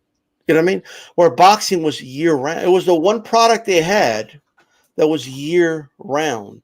So even if it was, let's say it was just like only 700,000 people are watching the fights now on Boxing After Dark. Okay, but those were year round subscribers. And plus, that's not all of them. That's the people that watch it live. And then you have people that would watch the replay, right? But that's the one thing they had, like because they did have a really good stable of fighters, and they did have year-round subscribers because of that product. But for whatever reason, the new heads mainly concentrated on the ratings aspect of it, and they didn't understand when it comes to premium network, the memberships matter more than the ratings. Like, what matters more, who's watching or who's paying? Who's paying? Yeah. That's what matters more. You know what I mean? I think a big factor was when Top Rank also signed a deal with ESPN after Mayweather and the whole PBC went to Showtime. So they kind of were losing. They were losing a lot of those fighters. They managed to get guys like Golovkin. I think it was Kovalev. Paggy was still there. He was still, I think, the only big name. But they managed to get some international fighters. Like I think it was Golovkin, Kovalev, Lomachenko. They had Ward as well. I think he signed a deal. That was about in 2012, but he was still on the network. Some of these guys weren't big draws, but when they start losing deals with the Al Heyman fighters, and then Top Rank signed with ESPN, I think that was virtually the beginning of the end, because then they start showing, I think, women's boxing. And I remember HBO never ever showed women's boxing over 30 years. I don't think a woman ever headlined a card on HBO until I think it was 2018. I think it was around about that time.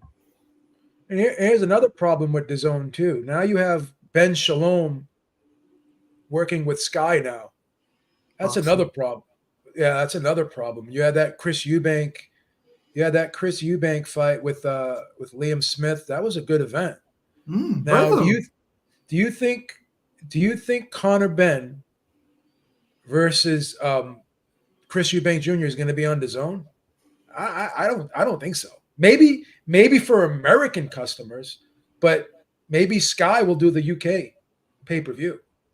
I think it's a no-brainer because I think Chris Eubank may be the A side there. Maybe he is now. He's got to be the A side. So that's going to be on Sky, and maybe no. I stand corrected. If it is on Sky, because Sky has that deal with Top Rank, we're going to watch that on ESPN Plus, just like we. So that's another L for Eddie Hearn, right? Because that's going to be the biggest fight. If that fight happens in December, that will be the biggest fight of the year in the UK. And guess who won't be broadcasting it? The Zone. Because once again, you can say what you want about Bob Arum, and you can say what you want about PBC, but they're hitting it out of the park right now, man. They're hitting it out of the park. Yeah, that's why I think.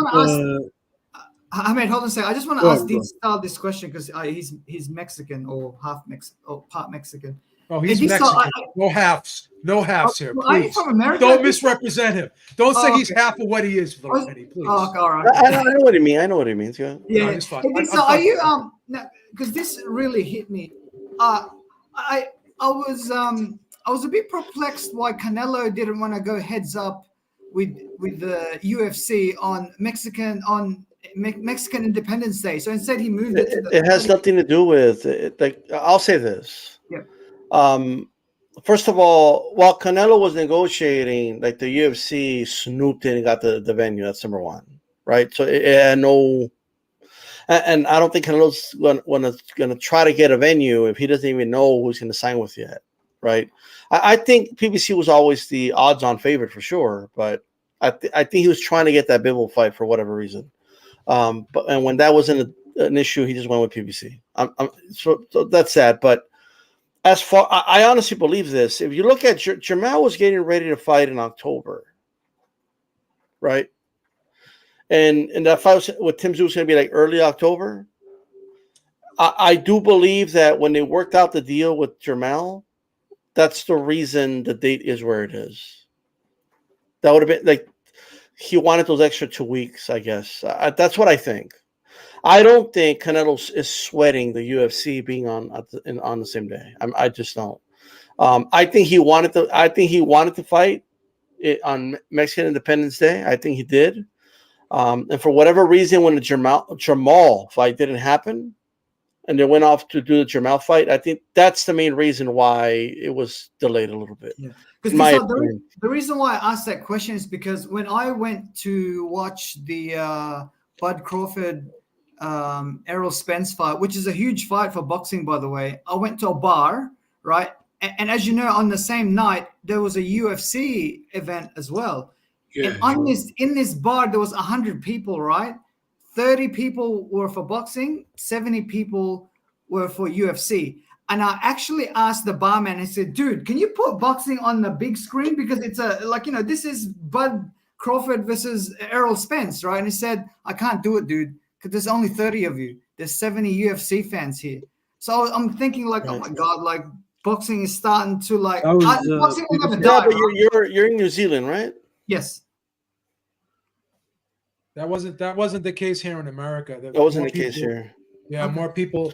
That wasn't the case. That wasn't the case in the UK. That wasn't the case in the. Yeah, wasn't that fight somewhere around there? Where's that fight at? The UFC event. No, that was in America, but those were two big names. Was it? I think it was Dustin Poirier. Was the UFC fight? Was the UFC fight that night was it in Boston?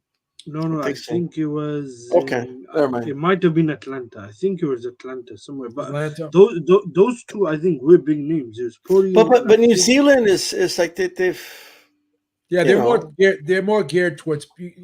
I think MMA is more popular. I think Whitaker's from that one Whitaker dude's from New Zealand, isn't he? Adesanya's from New Zealand. Like there's a lot of UFC champions that were from there. So, but that pay-per-view, that UFC pay-per-view, I heard it did pretty good numbers. It didn't do like as much as Spence and Bud. No, the Spence Crawford did more. Yeah, but that Spence Bud Crawford is a big fight. Whereas the UFC, it wasn't. No one even knows. That was also, I think, a third fight between Poirier I'll and tell you why the UFC sells. If boxing tried to put on two dudes at that similar level in that position as Poirier and that other dude, I think boxing it's fans wouldn't Chandler. buy I it, think bro. it's Boxing Chandler. fans would be like, "What the fuck are you trying to sell me?" I agree. Like boxing fans are very, I guess, strict about what they buy or don't buy. And also UFC, just whether we like it or not, just have a perception that they put on better overall shows They than do. boxing. I mean, they just do. I mean, but I'll say The this. card, the card is stacked. I'll say this: that Canelo fight, that's a stacked card, Oh, bro. it is. I agree. Which are It's a some good good. card. We got Ugas against Barrios. You can say whatever you want for That's an a great undercard fight. fight. That's not bad. It's a good fight. You got Lubin against Ramos. It's a great fight. These are great fights, bro. I forgot what's the other fight? Is Isak Cruz on that card too, fighting somebody? Is he? Who's the? Man, I can't believe I forgot that third fight. Ugas. I think it's Ugas. Yeah, Ugas is fighting Yeah, that's Barrios. the main. Yeah, that's the main fight. Undercard. No, it's not. It's not the. It's the second fight. It's the one. Ramos Lubin is the co-main. Yeah, correct. I know that, but so that's why, like, bro, like, I thought Barrios fucking against Ugas was going to be on some pay-per-view or something. You know, so I'm glad it's on the undercard of this event. Yeah. And you know what? D-Style, I reckon people are curious on what Jermel will do climbing up 3 weight divisions. I think it's just curiosity because when you chase, like what Beebs was saying before, when you chase legacy like that, where you climb 3 weight classes, people want to see that. I am. I'm actually curious on what Jermel will do because when they were doing the face-off, it looked like Jermel was bigger than Canelo. Like everyone said that, yeah. He didn't. There was hardly any weight. Like you know that belt that the UFC created, the baddest motherfucker belt. Yeah. If a boxing promoter tried that, bro, everybody would be like, "Oh, come on, get the fuck out of here! Like, what type of stupid belt is that?" I just think UFC gets away with doing things that boxing just can't do. It's just the way it is. They got the cool crowd, bro, like they do. You know what I mean? Like they just there's a perception, and you could say sometimes there's some reality and perception that they put on the fights more often than boxing. They do, but I just don't think that this year, outside of the heavyweight division, I just don't. But even the heavyweight division in the UFC, they didn't deliver Ngannou versus John Jones. That's the fight everybody wanted. Yeah, they never had Randy Couture versus Fedor Emelianenko. Yeah, they've had fights that they didn't deliver on, but yeah, but I think they're more consistent. It's fair to say they delivered more often. You know what I mean? They're more consistent. The cards, I watch both. The cards are more stacked, and they have a very good pay-per-view event. And then, like every things, every month, all the things that people fight the UFC about. Like if you listen closely, they're like, "Oh, they got to get the fighter paid better. They got to pay these guys more." And those fans over there don't care about that. Don't care. Yeah, they don't. They just care about the fight. They don't care about fighter pay. But that's the problem in boxing. If anything, they'll even say things like, "I don't want them to get paid like boxers. They will never get the fights." Yeah, that's the problem in boxing. There's too many networks. There's too many promoters, and then you get people who are PBC fans, and you got let me ask you a question on that. Yeah. If Arum could pay guys like Shakur and Lomachenko just like 200,000, 300,000, like you know what I mean? Like will we not get a bunch of stacked cards? Yes. Yeah, but that's the problem with I think the sport. But it wasn't the problem in the 90s because Don King when he was the lead promoter, and I think he was maybe top ranked, Bob Arum with him. There was only really about 2 mainstream promoters or whatever. And then I think there's 2 networks, HBO and Showtime. Right now, you got like about 4 or 5 different networks. You got about at least 3 or 4 big promoters in America. Yeah, you know what, bro? I used to drink the anti-Don King Kool-Aid. I did. Because I really did. I was all, oh, fuck that guy. He was corrupt. He robbed Tyson. He did this, he did that. But when I look back and I think about it, those dudes should have been swimming in money. Like Tyson made so much money. It didn't matter if Don King paid him more. He would have still spent it all. That's how he was. But Don King, I've heard some interviews of his, and even when I interviewed Christy Martin, right? And when you hear certain fighters say, "Oh, Don King was great for me, man," like Don King took care of me. I mean, I became a multimillionaire because of Don. And when I interviewed Christy Martin, she said, "I'm a promoter now, and I talked to Don, and now I understand a lot of things he did. Like, he was investing money into boxing to promote more events, and he would also like pay the undercard fighters. Like, he would pay me big. I got a lot of money when like Mike Tyson would fight, but that's how he was able to get fighters like me on the undercard by paying us a lot of money, right? But a lot of fighters they don't like. I guess they don't see that. You know, they don't see the risk the promoter takes, and but not only that. Like, I'm not saying Don King wasn't corrupt, but aren't they all corrupt? The difference is, and I think Joe, you told me this before, like years ago, we would argue about it. They're all corrupt. Okay, the only difference is that at least Don King gave us great fights in the process. He gave us great cards. He did. Those cards were amazing, yeah, bro. as a fan, I think that's the first thing. 'Cause I know people will go on about in terms of integrity and stuff like that, but as a consumer, you want your product, and in return, I thought Don King delivered because in the 90s, I was a bit obviously young back then, but all the fights heavyweight pretty much happened. All the fights you wanted to see, majority of them happened, and there weren't that many what's it called promoters back then, or at least big promoters. Now you got, I think, too many networks, too many Yeah. promoters, and the It will bad thing correct is itself, though, as fans Beeb was as well. saying. It will correct Yeah. itself. It's starting to do it now. But Disa, I just want to make a point. I reckon when it first started was when Oscar De La Hoya got out of his top rank contract, and he was like he was his own man per se.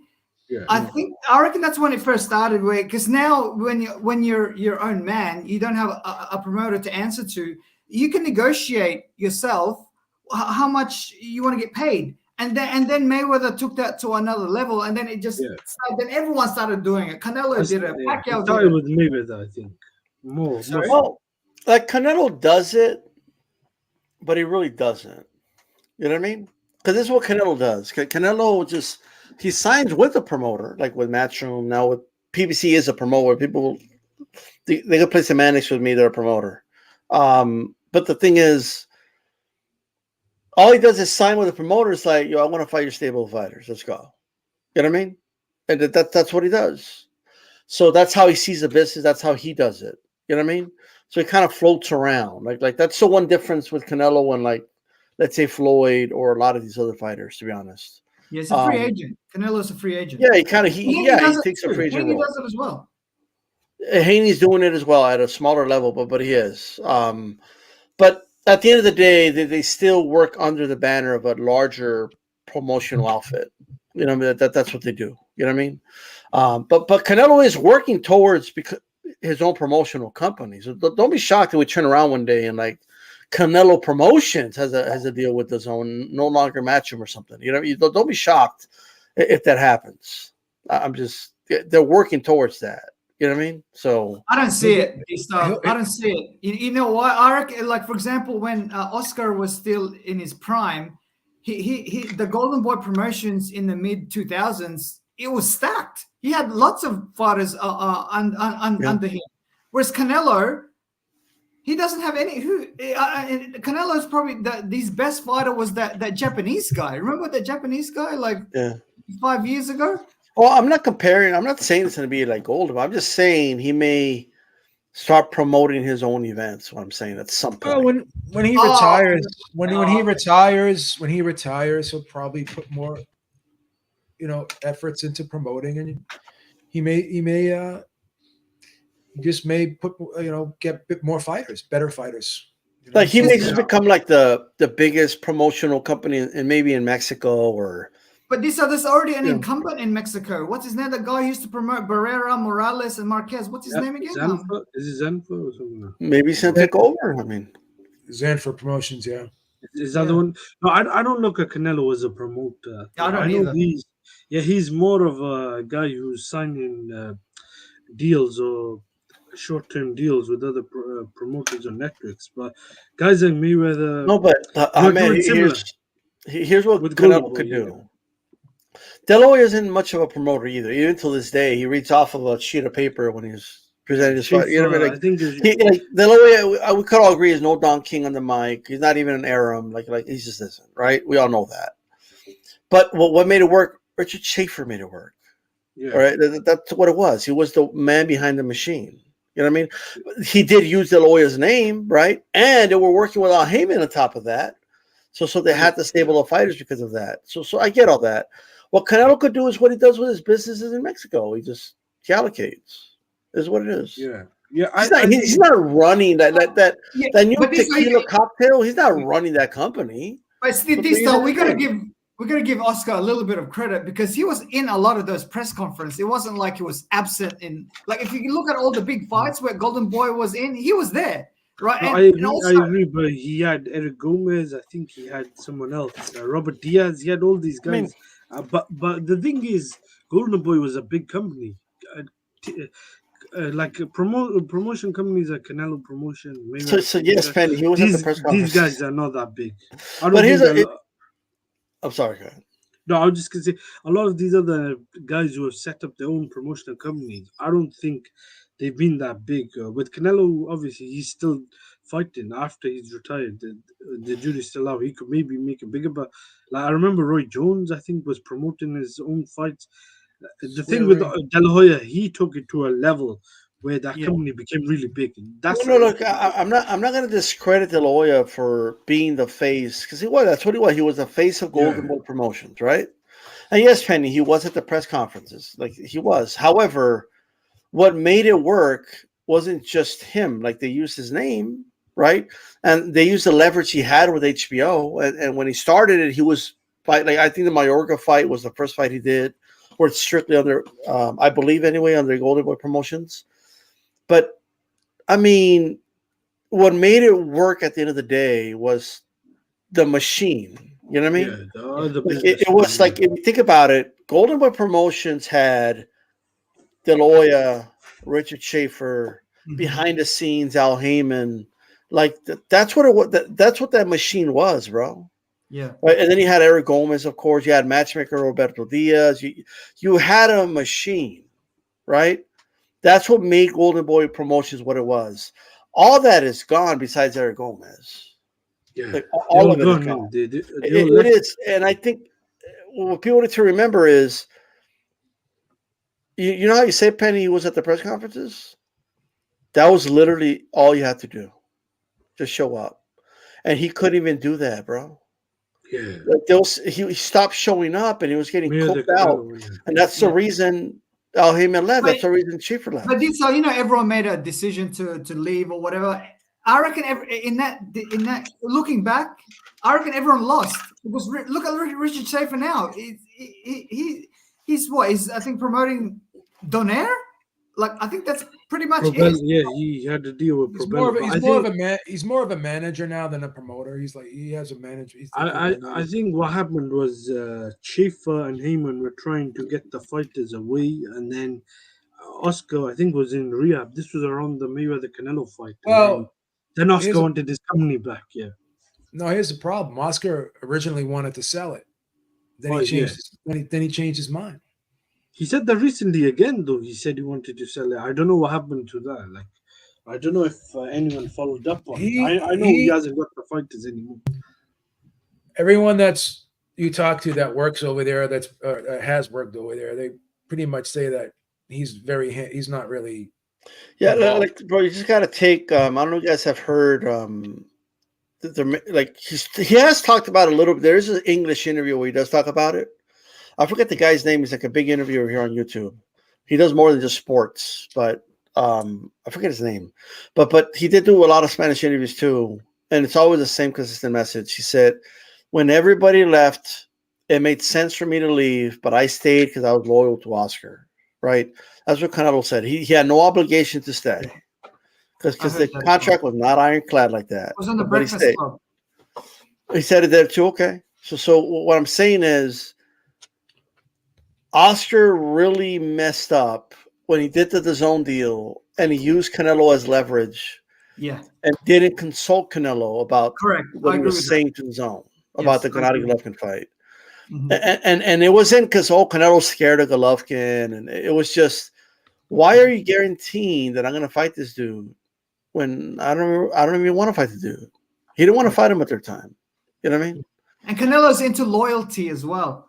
But the thing is, just in defense of Oscar, right? If you're a president of a company and you're hiring a CEO, your job is not to do hands-on.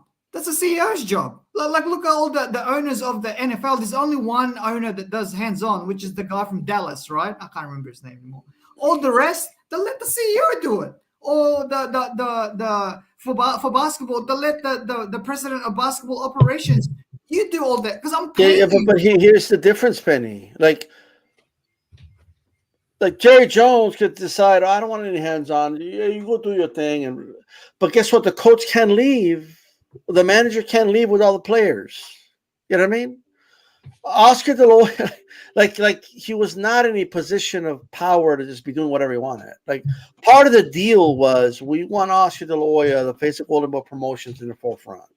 That's part of the deal. And when they weren't getting that, they just, I guess, they felt like, well, we don't want to do it anymore.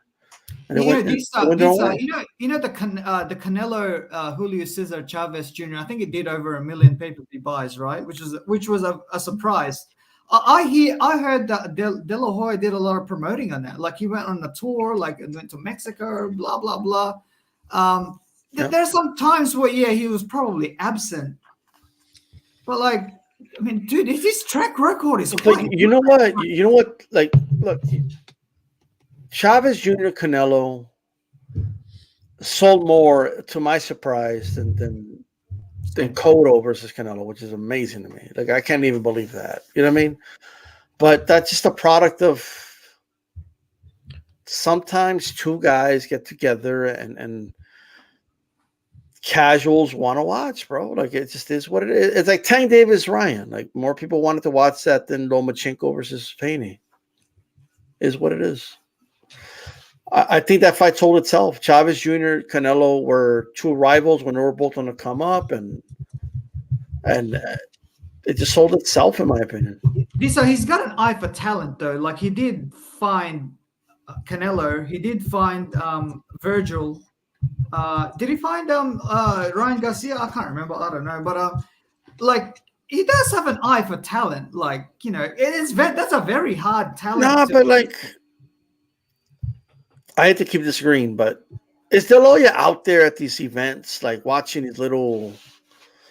He's got to sign off on it, though. These stuff. Is he right there, like watching these dudes, and I want to sign that guy? Like, I think like Canelo, for example, anybody could have seen that guy was talented. I mean, he was already selling out arenas in Mexico and knocking dudes out, and he was 19 years old, and I don't know. I just think like. I don't know if that was, oh my God, he's got an eye for talent. Which, look, he was a former world champion. Like I'm sure he could tell a guy's good. You know what I mean? Oh, I'm not saying he can't tell or not, but these guys, they have, like, let me put it this way. I think Samson Lukowicz, well, you could say whatever you want about him, whatever you want. He has an eye for talent. You could say he has an eye for talent because he finds guys in obscure places. Yeah. Signs them and brings them over to like Sergio Martinez or Matisse. Yeah. You can argue fighters signed with Oscar De La Hoya based off of his name recognition as a fighter. Yeah, that's true. That's true. And which is fair to do. Sure. To your point, Little Penny, overall, when you look at Oscar De La's career, not only as a fighter, but a promoter, you could argue he's still involved in the two of the highest, well, actually not even two anymore. Now I believe it's 3, because he was involved in Floyd Mayweather versus Canelo Alvarez, because at that time he promoted Canelo Alvarez. He himself was involved in the fight with Floyd Mayweather, not only as a promoter, but as a fighter. And also this Gervonta Davis versus Ryan Garcia, that's number 6. So 3 of the top 10 highest grossing fights of all time, he was involved in it as a promoter, and either as a promoter or as a fighter. So also he gave boxers a blueprint to be your own man. He was really like I know Sugar Ray Leonard did it a little bit in the 80s, but Oscar De La Hoya No, Oscar De La Hoya really took it to another level. Where well, you own your, because then Ricky Hatton started doing it too. He signed with Golden Boy, and then Oscar said, "No, Ricky, you're the boss. I'll do what you tell me to do. I'll just promote it." And he did the same thing to Bernard Hopkins. He did the same thing to Floyd. I wish Pacquiao would have signed with Oscar. I think he actually did.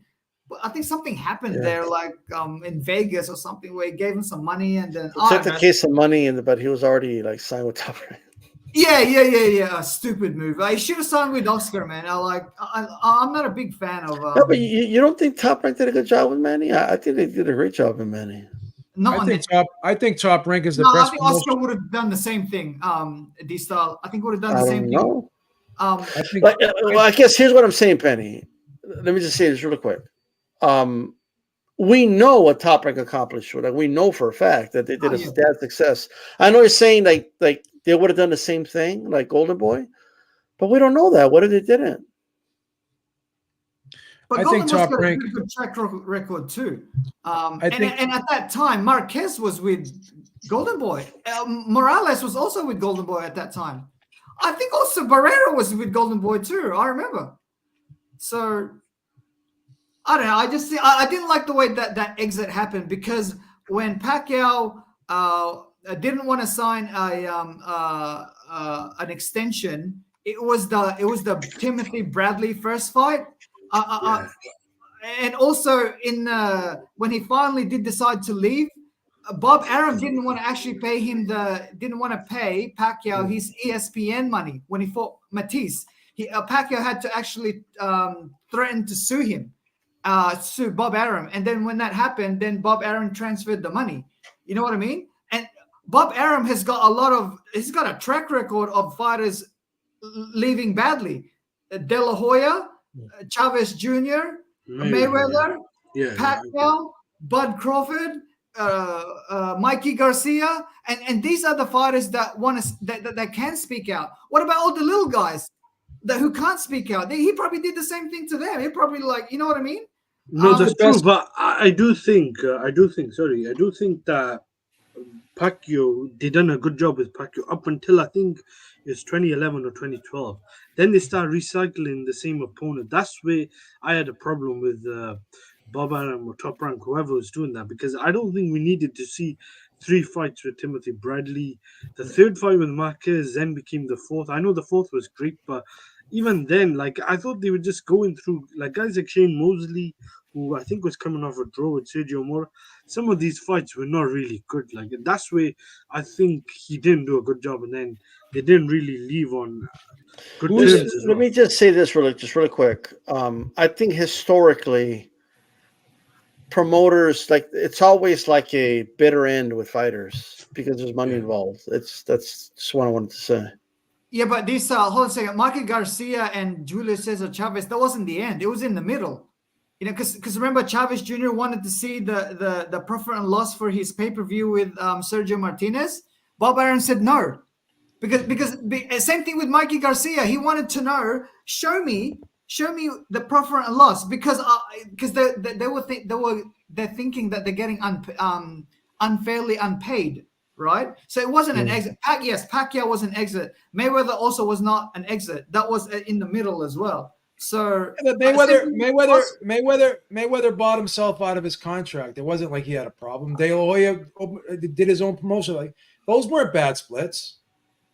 Not when you speak to Mayweather. Mayweather, that's one of the reasons why Mayweather didn't happen in 2012, because Mayweather felt like he remember, didn't he say he had a slavery contract or something? Mayweather left on bad too. I don't know about De La Hoya. I mean, that just sounds like dramatic talk to me from Mayweather's part, to be honest with you. The reason, whenever people talk about Mayweather, and if you listen closely, and if you have an all-time argument with them, right? They always bring up his resume that he had under Top Rank. Always. But Pretty Boy was a whole nother level. That was a real Floyd. That was he had a Hall of Fame resume already under Top Rank. I agree. You know what I mean?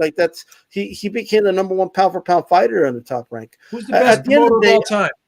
And I don't think Shout out to Cholo. Yeah, Go ahead, Cholo. Who's the best promoter of all time, Cholo? As a fan, I'd probably say Don King. So Okay. he gave us the fights. But you know, when it comes to Pacquiao being with Top Rank, I don't really see anybody complaining too much about the 4 fights with Marquez because they were all just great fights. Would he have done would Golden Boy done a little bit better with him? I don't know. That's to me, that's I not say no. nor there. But I would no. say this. I think Pacquiao probably would have ended up leaving Golden Boy, just like a lot of the top stars have been leaving Golden Boy and doing their own thing. Pacquiao was a big superstar at his time. So it just seems like whenever Golden Boy has a big star, they end up taking off, man. So I would have seen Freddie Roach and Pacquiao saying, "Hey, you know what? Let's pack our bags and get out of here, man." Yeah, I think at the end of the day, all relationships come to an end, and whether you want to say they're good or bad, there's always. Let's just speak objectively, Little Penny, because we talked about being objective and taking the person. Because I always have to school you on this. But when you leave somebody, whether it be business, personal, or otherwise, it's because something is lacking, right? You never just when things are going great, you never just say, "Oh, this is going too good, man. I got to get out of here, man." You know, like people don't do that. So there's you take something to as far as it can go, right? And you leave. Like Canelo stopped working with Eddie Hearn. I mean, because he had a better deal somewhere else. It's the way life goes. It's like this. Like, think about it like Mayorga. Mayorga was perfectly happy with the money he was making with Don King. Perfectly happy, right? But then years later, after his fight with De Loya, years later, like he met up with De Loya, hey, they gave each other a dap. What's up, hey man, yeah. And then De Loya started talking to him about, oh, we made a lot of money in that fight. Oh, yeah. And then De Loya's like. I guess somehow the conversation of money came up, and the lawyer was like, "Oh, you made a lot of money. You made blah blah blah blah." Because I remember that was a split we had with Don King, and then that all of a sudden he wasn't happy because the money the lawyer said was over the Don King side wasn't what he got, right? And all of a sudden he's talking shit about Don King, like, "Oh, Don King, he ripped me off." I talked to the lawyer. He said I should have gotten paid a lot more money. Like people get in these fighters' ears, I believe. And they say things to them, and even when they're perfectly happy with their deal, right? And then it just changes their minds about how they feel about stuff. That's what happens. Mayweather used to say that to Pacquiao's team. He was saying that, Pacquiao, you got a crappy deal with Bob Arum because he gets like 20% of your purse, whereas if you sign with Al Heyman will only take 5 or 10 or whatever. Yeah, but Mayweather has like how much does he pay Leonard Allerby? How much does he pay like to hold his ankles to do sit-ups? I mean, that's isn't that his I don't know what the hell is Leonard's position? He's the CEO of I don't think Leonard used to get paid for a lot of those. Well, I don't know. He has him around. And he has to pay him something. Like you know what I mean? Like unless Floyd is into slave labor and not paying people for holding his ankles to do sit-ups. If he wants to slave labor. Robert Guerrero's father asked Leonard Ellerby once in the locker room how much you earn, and he said in the millions. But what's stupid about anyone coming out and speaking out, like, think about how stupid this is. Mayweather will be in the same press conferences talking shit about fighters that pay a cut to a promoter, while Tank Davis is sitting next to him and he's Tank Davis' promoter. I mean, that's what Floyd would do. That makes no sense, bro.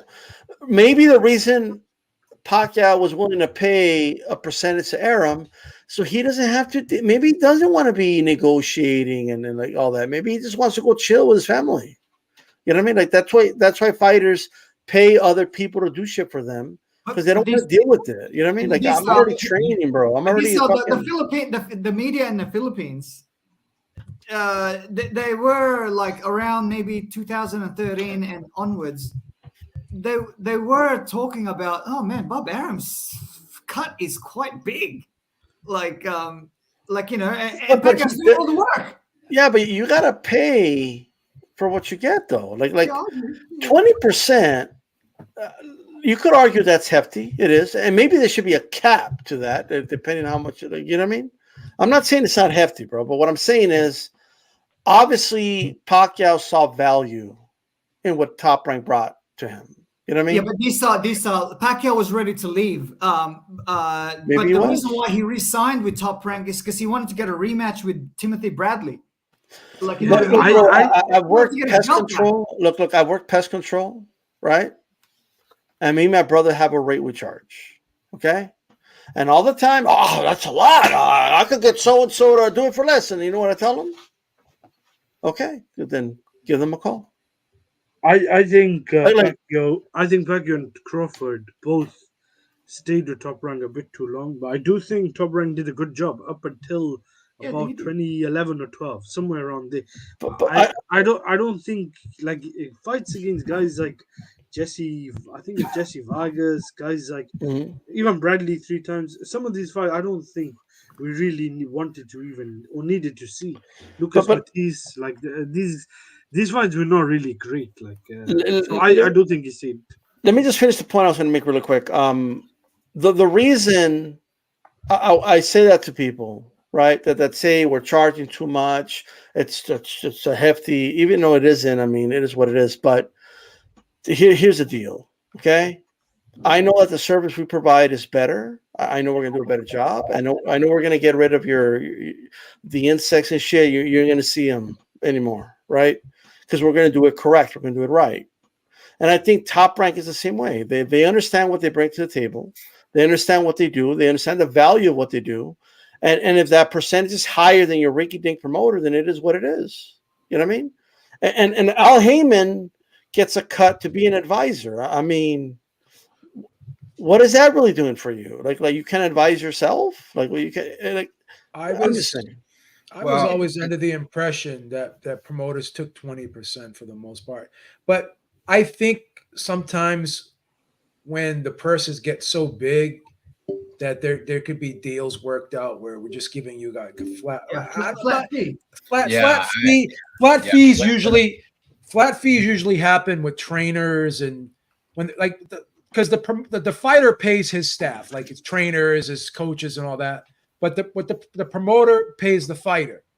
So the promoter's always I'm not sure if the percentage with the promoter, I'm sure it's negotiable, but in rare cases I don't think it goes below 20%. That's just Beebs. When Pacquiao fought Marquez the third time, I think that did 1.4 million. He fought him the fourth time. I think that did 1.1 or 1.2, whatever it did, right? If that was at Golden Boy, don't you think Oscar De La Hoya can generate the same number of pay-per-views, considering that he's Mexican himself? Okay, Penny, but here's what you're arguing. You're arguing Top Rank did a great job, and I think Golden Boy would have done it too, but you don't know that.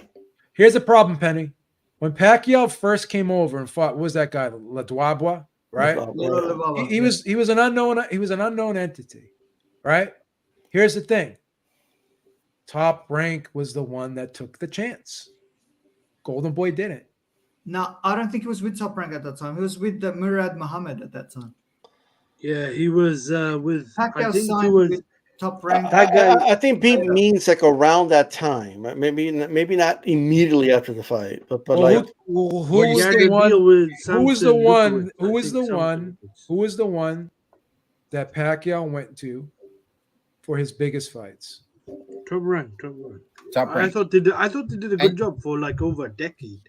I just think towards like when the Mayweather Pacquiao fight fizzled out, I just think they could have done a better job. Let's take a look at when Top Rank took over. Let me see. And I would say, you stay with somebody as long as there's value there.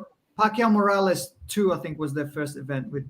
Was that Golden Boy actually? And you stay with somebody as long as there's value. What about the Barrera fight? B brought up Canelo and Eddie Hearn, right?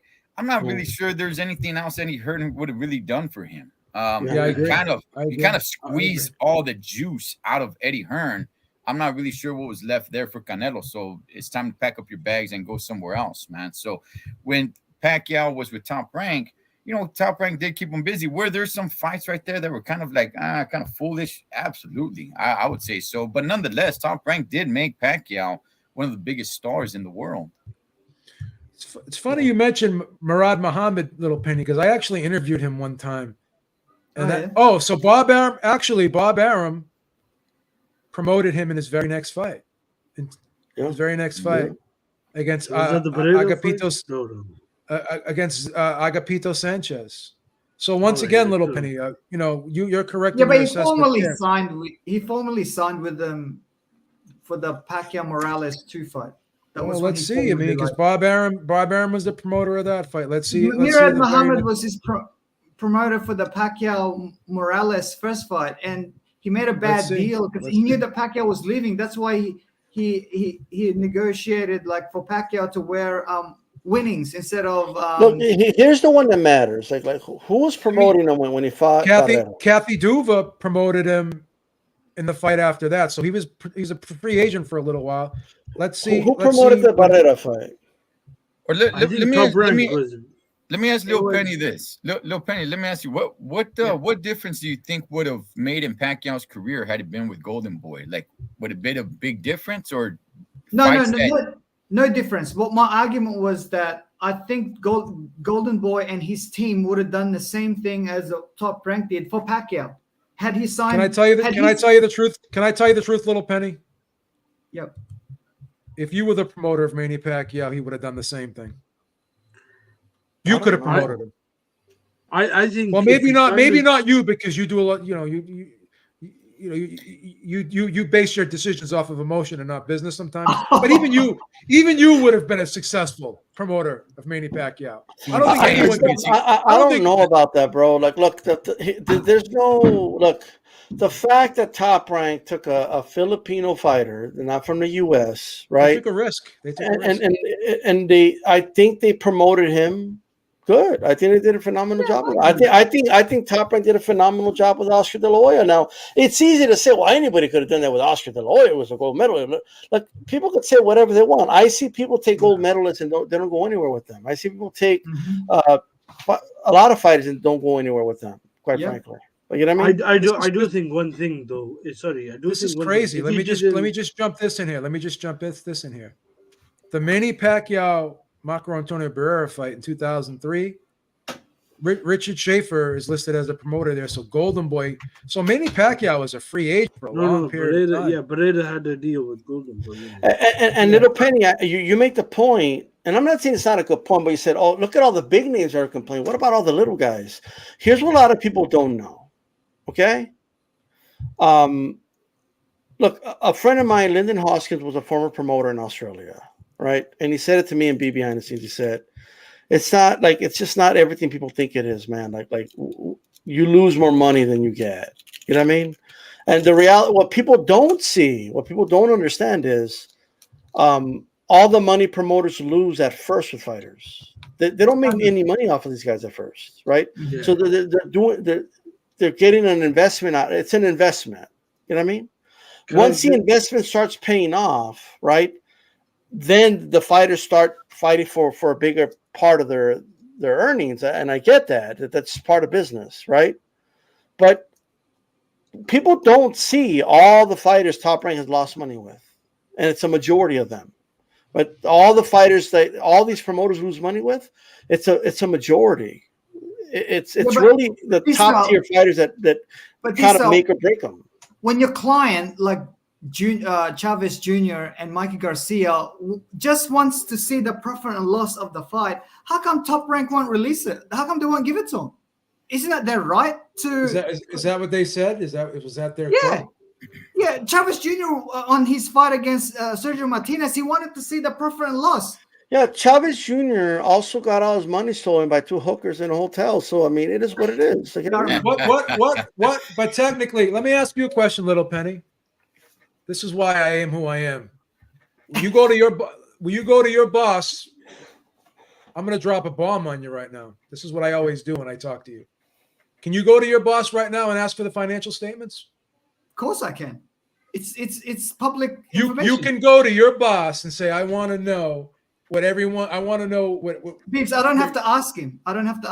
You can get the profit. I guess it depends what he does for a living. Also, all right, here's the thing: you can ask, but does he show you? I mean, does he show you everything profit and loss? Do you know? He has to. You know, he has to.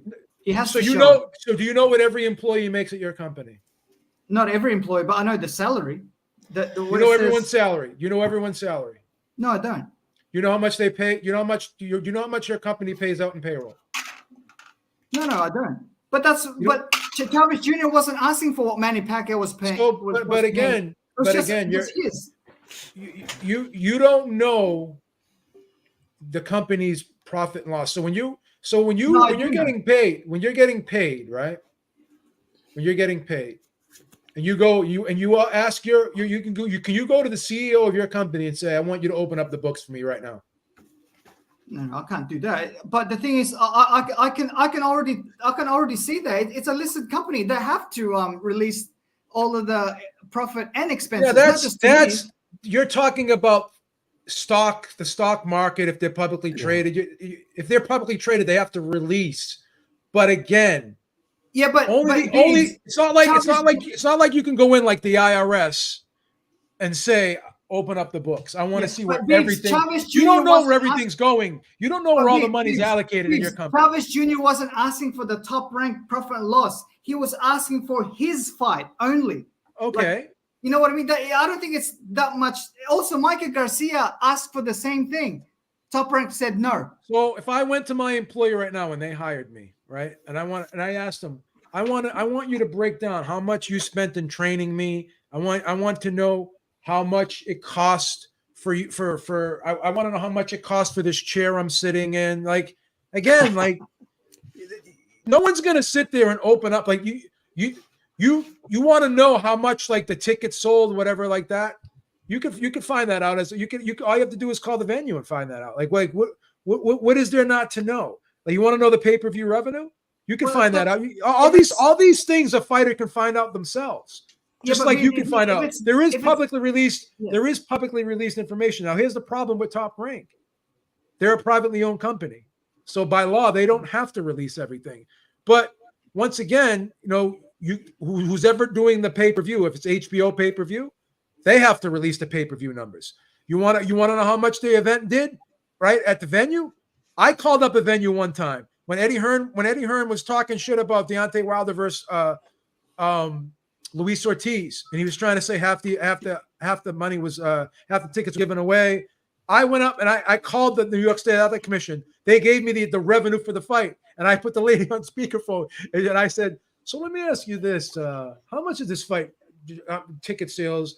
Were half of these tickets given away?" She said, "Absolutely not." Like, you can get the revenue. You can call up Vegas right now.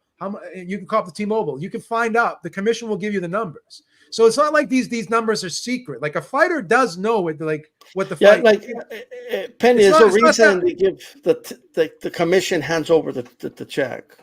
The commission pays the fighter. So it's almost impossible to really.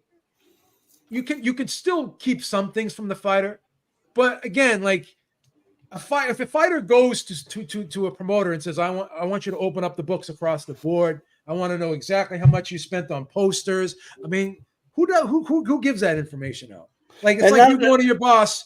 I want to know how much this laptop costs that I'm using right now. I want to know how much the desk costs. I want to know how much the chair costs. I mean, who does that, little Penny? People get in these fighters' ears, bro. It's I could see the argument with let's say Chavez Jr., right? Because he was on a pay-per-view, and if his money depends on the pay-per-view cut, I get all that. Yeah. I don't buy that he couldn't see those numbers. I just don't. But let's say that's the case. Okay, well, what's Mikey's? Mikey wasn't on any pay-per-views. Well, what was his reason for wanting to see the books? Yeah. If you sign a contract, right? And you're giving guaranteed minimums, right?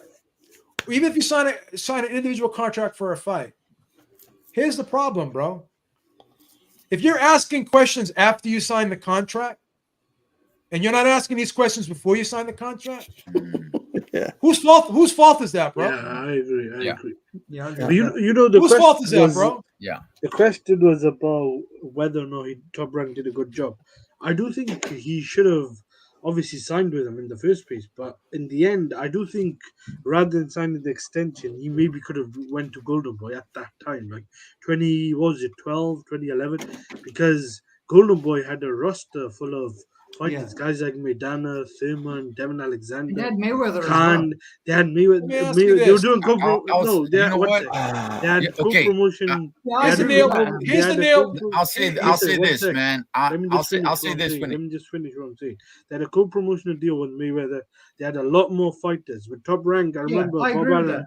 Bob Arum was And- signing Marquez and Mosley to deals with Top Rank because he didn't want to make fights outside his stable as well. So I think at that time, Pacquiao maybe could have left if he really wanted Yeah, to because they were better and fighters. Mayweather has said over and over again that he didn't want to deal with Bob Arum.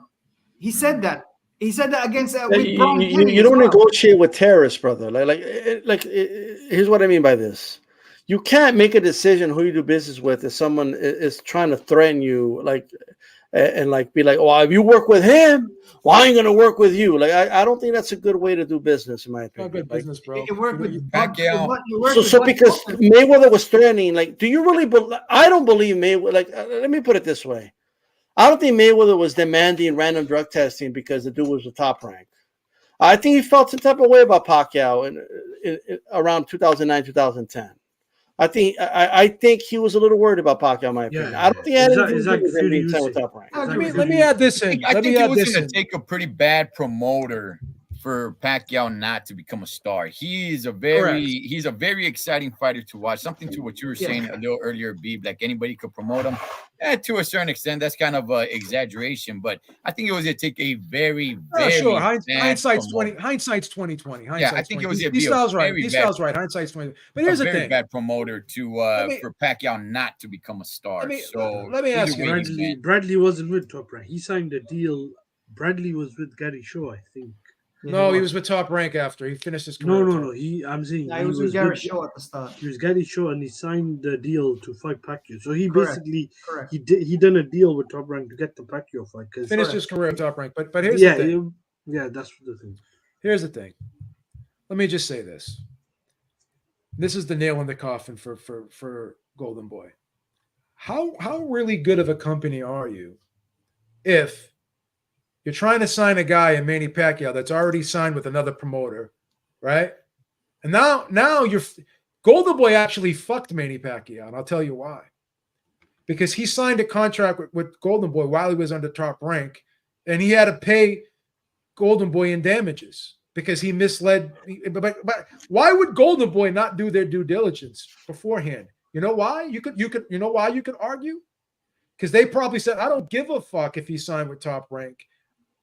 If he signs this contract, we have plausible deniability. We didn't know he wasn't with Top Rank. It's not our job to do the due diligence, but you should do the due diligence, right? Because now you ended up fucking this guy. So you're saying that they would have done better? He would have done better. Golden Boy fucked Manny Pacquiao because they signed him without doing the due diligence of finding out whether or not he was like Eddie Hearn. What's Eddie Hearn always say? Oh, we make sure that no fighters. Top Rank does the same thing. He says it several times. We don't sign other fighters. We make sure they're not affiliated with other fighters, right? So you could argue that Golden Boy fucked Manny Pacquiao by not doing their due diligence, and so now they forced Manny Pacquiao to have to pay them out damages because Golden Boy had to sue for damages because they said we didn't know, whatever. So that's Manny Pacquiao had to take the hit for that. And here's another one. How do you have all these PBC fighters fighting for you and you don't have any of them under contract? So do you really want someone like this promoting you who doesn't know how to dot all their I's and cross all their T's? So would they really have done a better job of Manny Pacquiao given their track record of fuck-ups? I would say no. I would rather have the more tried and true. I'd rather have the company that promoted George Foreman, that promoted Muhammad Ali, that promoted Marvin Hagler, that promoted Sugar Ray Leonard, that promoted Roberto Duran, that promoted Julio Cesar Chavez and his son. These guys have a proven track record of again, if this is a mutual fund, you have to invest in Top Rank, Golden Boy, or PBC. Now remember, when you buy a mutual fund, you hold it for 5 to 10 years. What promotional company, what mutual fund would you rather buy? Top Rank, fucking PBC, or Golden Boy? I'm buying Top Rank all day because they have a 50-year track record. What would you buy? Take the emotion out of it. Yeah, but Beebs. What would you buy? Top Rank or Golden Boy? Beebs, Would you rather buy Top Rank?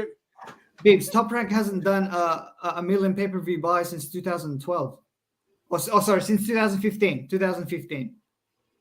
2012, not being the A side, right? Because but that wasn't the case when Manny Pacquiao was signed with them, though. But once again, here's what you have to understand: take the how many people are in the seats. Take away how many pay-per-view buys. Fuck that $1 million number, because Joshua and Usyk in the UK sold over a million pay-per-view buys. But when you take Wilder versus Fury #2, right? Look at how much money that generated and compare it to friggin' Joshua versus Usyk. What fight was financially bigger? Look at the number. Look at the number in dollar amount.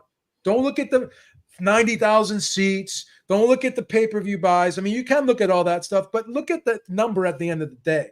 Bob Arum with Tyson Fury has made more money, right? His events he's made more money than Eddie Hearn's probably made in the last, I'd say, 3 years right now. Bob Arum has made more money with Tyson Fury than Eddie Hearn has with Anthony Joshua. I look at dollar amounts. I don't look at 90,000 seats. I don't look at pay-per-view buys. I don't look at that. I look at what the dollar amount is at the end of the day. And we go back to allocating, like Top Rank is a well-oiled machine. They just are. Like if you're going to fight out in Australia, they allocate to get an Australian promoter to handle it. If you're going to fight, look at what they're doing with Michaela Mayer. Like, he understands. You know what? The big fights for her are over there in the UK. Go do events with Boxer or whoever or whatever it is. With he lets Frank Warren handle like all the UK stuff with Fury, and you get guys like Eddie Hearn who will make fun of him for that. Like, oh, it's not really him. Look at me, I go everywhere. Okay, but you're spreading yourself too thin. Yeah, you need to delegate. Joe, I'm not saying that Top Rank is bad. My argument at the start was, I think Golden Boy would have done the same numbers as Top Rank did, because Manny Pacquiao's Manny Pacquiao, man. Like what Cholo said, you'd have to be a pretty bad promoter to. Okay, Penny, if there was 2 doors and one of them was Top Rank and it says you're guaranteed to become a star, and it says it. The other one is Golden Boy. We believe you'll do the same thing with them as the guys to the left. Which door are you going through? Yeah, of course, the guaranteed one, but that's in hindsight, though. Because hindsight's 2020, baby. You know what I mean? Hindsight's 2020. So you don't think that Golden Boy could do the same pay-per-view numbers for all those Pacquiao? Like maybe they would have done. Maybe they would have done the same, but a lot of things wouldn't have happened, though. I think here's the thing: De La Hoya versus Pacquiao does not happen if he signs a Golden Boy. It doesn't happen. Like that's not.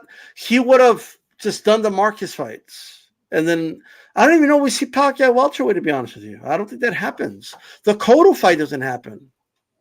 Like if without the Cotto fight, there isn't that entrance. No, I reckon the De La Hoya fight would have happened. De La Hoya usually fights his own fighters. He fought Mayweather.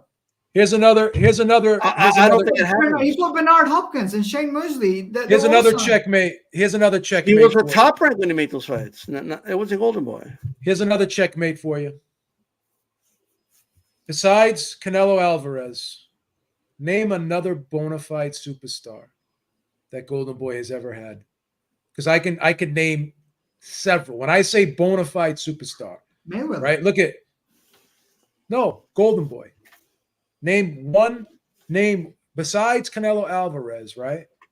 Name another bona fide superstar that Golden Boy has made. Oh, you mean like raised? That's made. Name one superstar fighter. Bona that fide Golden star, Boy- like a big megastar.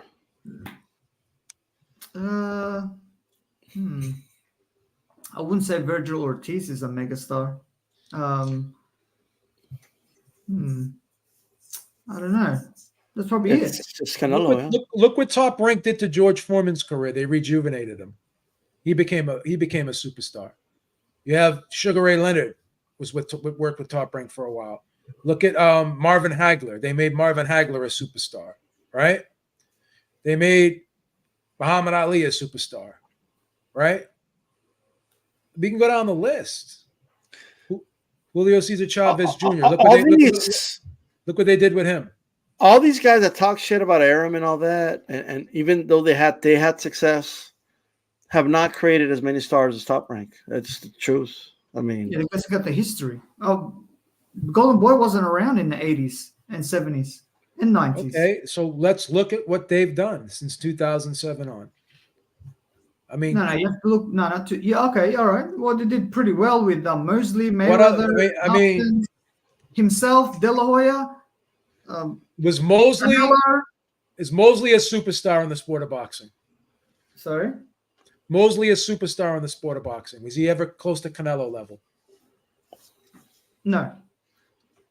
De La Hoya, I mean, he was a superstar, but he was the face of boxing. But he was created by Top Rank. Yeah. So when he was promoting his own fights, you don't count that. Really. I'll take it a step further, Beeb. All this Cinco de Mayo, Mexican Independence Day weekend, all the fights being on that date. You know who started all that? Yeah, I agree with that. Top Rank started that, bro. Yeah. With Senior. Yeah, and then look at what they did with. I think they did a phenomenal job with Miguel Cotto. They did.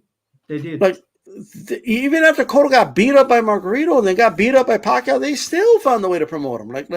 I think they did. I think they have a really good track record. If I'm honest, They do. They take guys from third world countries, right? That their country doesn't have that market. And they turn them into pretty decent stars, maybe not megastar, but decent, well-known in the U.S. But no one else does. But hold up. Nobody else does that in the U.S. Nobody.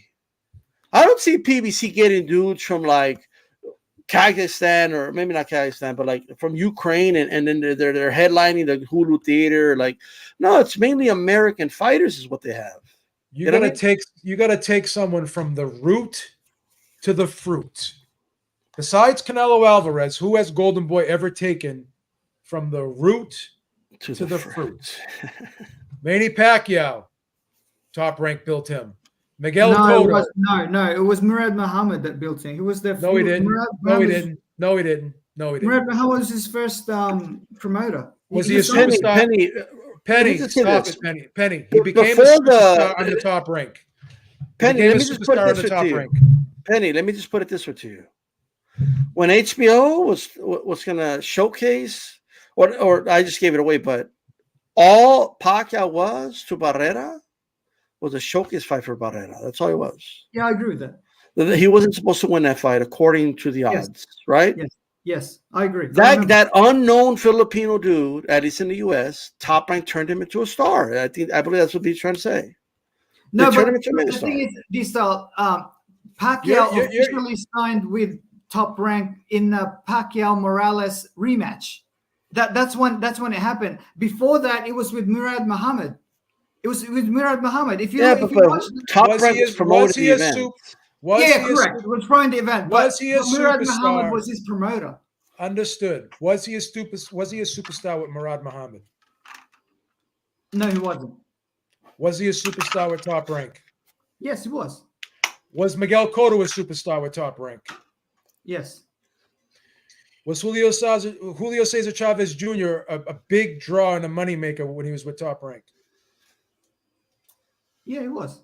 Sold a million pay-per-view buys with Canelo Alvarez. He wasn't with Top Rank at that time, I think. Let me ask you this. Is Tyson Fury a superstar? Yeah, you could argue that. Okay. I mean, besides Canelo Alvarez, but they didn't raise. Fury is with what's his name? That guy from that British promoter. Oh, I can't remember. You're talking about Frank Warren, but in the United States, in the United States,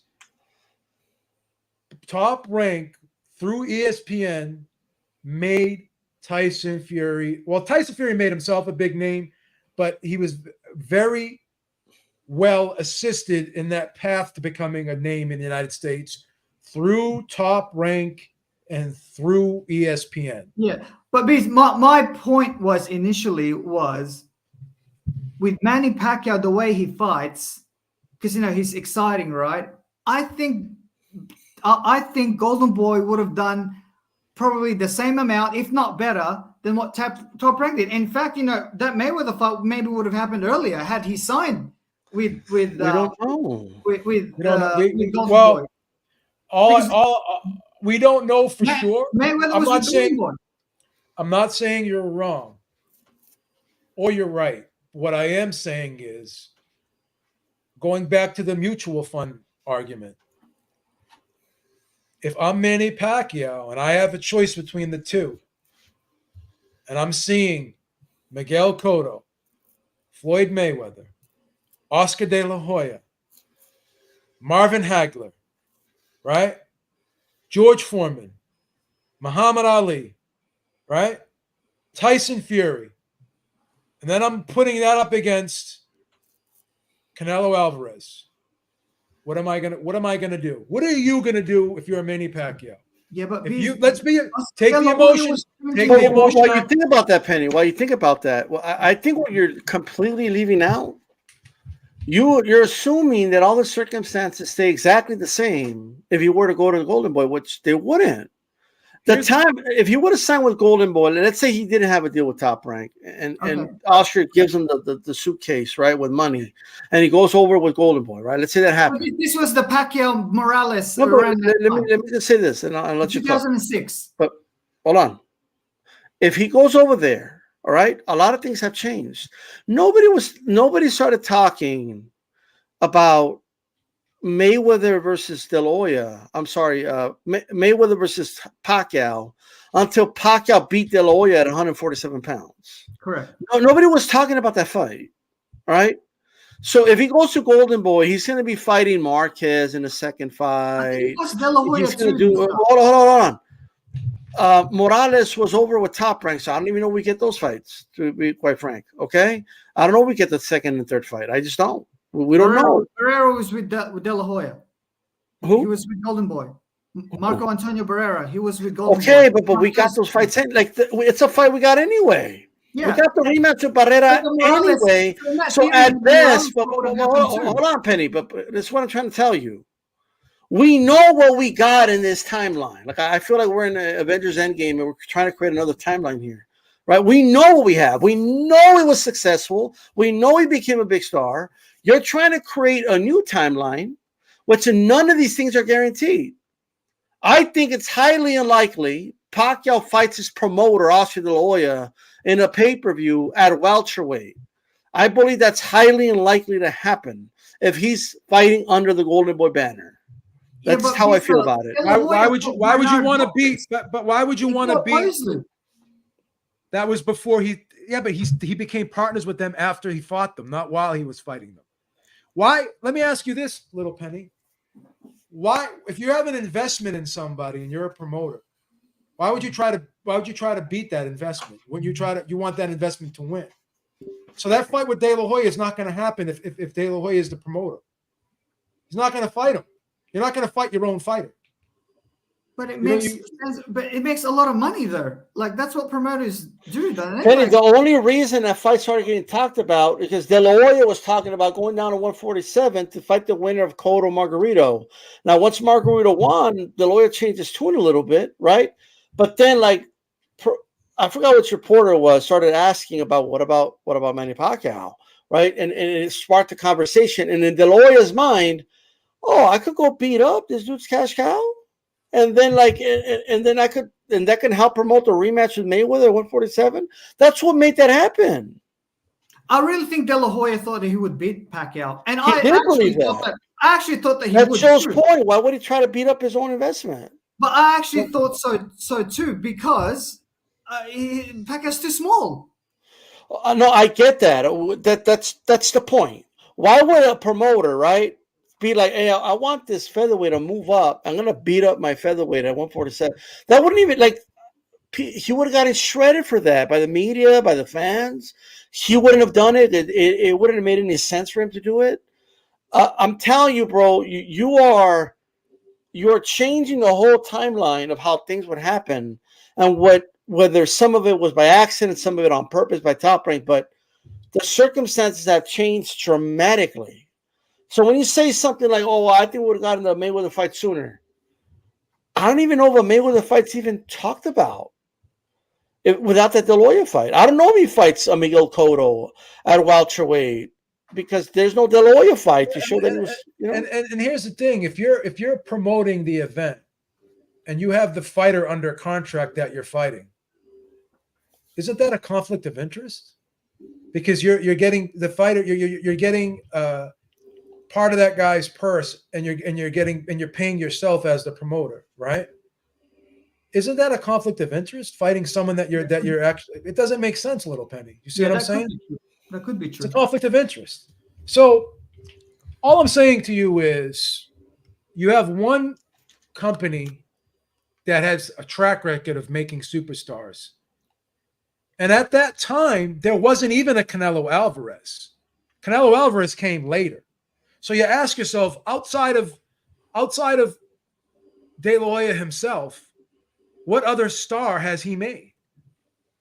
He had no superstars at that time. So Golden Boy, of course, he had that fight with Floyd Mayweather. That's great. But Floyd was already a superstar. You know what I'm saying? Like he made himself a superstar. No promoter made Floyd a superstar. De La Hoya was already a superstar. Top Rank had already made Floyd a superstar, and Top Rank had already made De La Hoya a superstar. Top Rank could have made that fight with De La Hoya, and they could have made that fight between De La Hoya and Floyd, and it still would have done the 2.4, right? So it didn't matter. Those guys were already established at that point. Now, no one thought they were going to do 2.4, but most people thought it would do like 1.15, 1.4, 1.5. So it overexceeded, right? But at the end of the day, if you're Manny Pacquiao, and there's no Canelo Alvarez at that time, right? And when did Manny Pacquiao fight? Let's look at the timeline. I just asked you because I already know. Who? The timeline was 2005. Is that when he officially signed with Top Rank in 2005? It was the Pacquiao Morales rematch. 2006, okay. Maybe. 2006. So that was even before the De La Hoya. That was even before the De La Hoya Floyd fight, because that fight came in 2007. So in 2006, where there's no Floyd fight and there's no Canelo Alvarez, do you really mean to tell me that you're not going to look at Top Rank's track record of De La Hoya, Mayweather, Cotto, all these guys I just mentioned? You're not going to look at Foreman, Hagler, Leonard. You're not going to look at all these fighters that and look at Top Rank's track record, and you're going to say before that Floyd fight even happened, like Golden Boy didn't start taking off until after the Floyd fight. Yeah, like I'll tell you, bro. So there's on paper. Yeah, but Beebs, I'm not.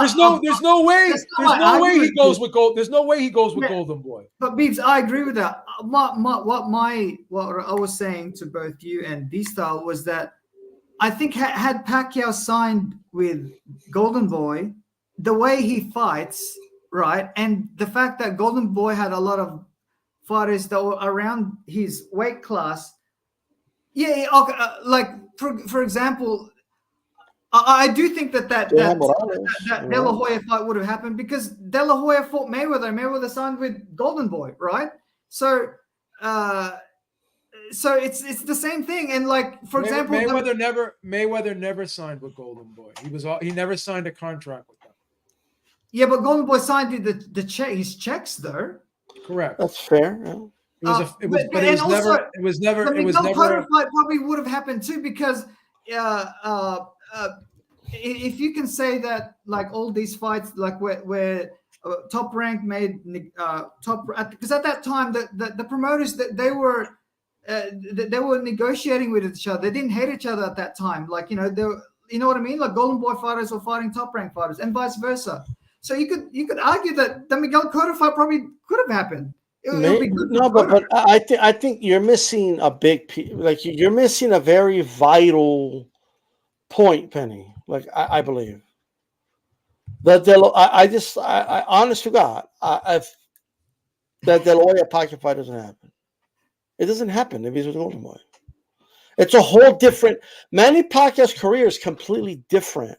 Is what I'm telling you. Okay, this. Okay, say for example, in your timeline, right? Say he doesn't fight De La Hoya, so he fights what's his name, Diaz, right, at 135. He probably would have fought Ricky Hatton because it was the next weight class, right? Say he demolishes him, right, knocks him out. Okay. Right? His next fight, there's no one there at 140, so he probably would have gone to 147. There was always guys there. There was guys there, but I mean, not a big fight though, because if Manny Pacquiao beats Ricky Hatton, he's now a pay-per-view star, right? He's now. Well, but you see what you're doing. You're trying to recreate what he actually did in this alternative timeline for some reason, but in the end, at best, it just leads them to the same thing. At best, nobody calls for that Floyd Mayweather fight. Nobody, until he beats De La Hoya. Yeah, that's just the way it is, bro. And that doesn't happen. It was more the Cotto fight. I think it was more the Cotto because Pacquiao went down a weight class after the De La Hoya fight. The Cotto fight does not happen unless everything is based off of that De La Hoya fight. That's the baby. That's the seed that was planted and grows into everything else. Penny, like in the United States, I can only speak for the U.S. Manny Pacquiao's profile exploded from just hardcore boxing fans knowing who he is to all of a sudden he's a superstar in the United States of America. Just overnight with that De La Hoya win. Yeah. And the other thing it did, right, was, man, look how he fucked up De La Hoya. He stopped him. Mayweather had a competitive 12-round fight with him. Oh, man, I think he beats up Floyd. That's what started the whole thing. And then that's what made the Cotto fight possible. Right, because he was now campaigning at 147, right? And they were still unsure about the weight class, and we know they were because they asked for what I believe was a very unnecessary catch weight. He didn't need the catch weight, but they were asking for it because they felt maybe these guys are too big for Pacquiao, right? And then he destroys Cotto, and then he sticks around in that weight class. All that doesn't happen. I don't believe it happens if he signed with Golden Boy back in 2000, whatever it was, 2006 or whatever. So this timeline, right? Say he doesn't say, I'll give you the benefit of the doubt because I'm not gonna I respect you guys, both of you, right? Say he doesn't fight De La Hoya, right? Okay. So it's Diaz. Say he fights Ricky Hatton. Now he probably wouldn't. It wouldn't be Diaz. You got to come up with somebody else. He was a top rank, and I think it would have been a Golden Boy guy. But let's just make it simple, okay. Right? For our viewers. No, but it's not simple, Penny. You're the one going back in time, trying to change time. You're trying to change space and time. That's not simple, Penny. You know what you're doing right now? This is the quantum realm. You're entering the quantum realm. You want to go back and get Mjolnir, and you want to get the shield from Captain America. We have to put them back in. We have to put them back in their real timelines. Can I steal from the great Joe Habib's line and let me land the plane? Can I land the plane? That's not my line, but I got that from somebody else. All right, let's just say this time because Adisa, I appreciate you doing this because you and Calix did this too with that timeline where Days of Futures Past, yeah, you guys should keep doing that. I don't know why you guys stopped doing that. But anyways, okay, stop filibustering. Come on. Okay, say he fights Ricky Hatton, right? It probably doesn't do 850 because he didn't fight De La Hoya. Say he does 500,000, right? Because Ricky Hatton, he did have some. Pacquiao was doing 350, 400,000 at that time. Ricky Hatton just did 950 with Mayweather, right? So let's say he did 500,000, okay? He beats him up. He knocks him out in the second round, right? Top rank and Golden Boy they were amicable at that time. Say, for example, they did the Miguel Cotto fight. That fight does $1 million. Because now on the back of Pacquiao's win against Hatton, Miguel Cotto is a superstar himself. You put the two together, right? Okay, does $1 million, right? Now everyone's talking about the Pacquiao Mayweather fight, right? Mayweather's with Golden Boy. They probably do end up fighting. There's no what's it called. Mayweather probably doesn't want the drug thing or whatever he wanted at that time. Who knows? That fight probably does what 1.5, 1.6 million. Because those two guys, when one guy just did $1 million with Cotto, the other guy just did 950 with Ricky Hatton. You put them together, who knows what they'll do, right? So, well, we know what they would do. Yeah. So in that timeline where he's with Golden Boy, what I'm saying is they could have probably done the same, or if not better. That's what I'm just saying. Like what Cholo said, who just came on here, you'd have to be a pretty bad promoter for you not to allow Pacquiao to be. So I guess everybody was just bad with handling Pacquiao because he did not He did not become a superstar until he signed with Top Rank. No, I'll give Top Rank credit. I'd give Top Rank credit for he's always been the same fighter, right? He's always the same fighter, but they took a guy that was from the lower weight classes, and let's be honest, in the U.S. anyway, it's hard to blow up as a star in a lower weight classes. It is what it is, right? They took a guy from a lower weight class. They took a guy that was not American. They took a fighter that was not well known. They try to use him as an opponent, and he pulled up some upsets, right? They took that guy, and it turned him into a household name in the United States of America, right? That's what they did. Could have done it too, D-Star. But you keep saying coulda, woulda, shoulda, right? But like, Penny, you're trying to go back in time, and basically you're trying very hard to recreate what Top Rank already did. But I have to do that this time to give you an example. You're like, have you seen the movie Flash? Have you guys seen the movie Flash? Yeah. You're like that dude that's like he's filled with all the Kryptonian like blades. I have to do that this time. And you're like, hold on, I'm gonna turn him into a star. I'll be right back. And then you just keep going back and forth, and it's like. The only reason Cotto fight happened because he was with Top Rank. He was a Top Rank fighter. He was sitting front row for that fight next to Bob Arum, and he saw Cotto struggle in that fight. He turned and he said, "You know what? You don't think Golden Boy could have turned Pacquiao into a superstar?" No. Look, what I think is irrelevant. I think we know what happened. I don't think and so. What I'll say is, at best, you're making an argument that at best they could have done the same thing, but you don't even know that. But the answer is no. If Pacquiao doesn't fight De La Hoya, he doesn't become a superstar.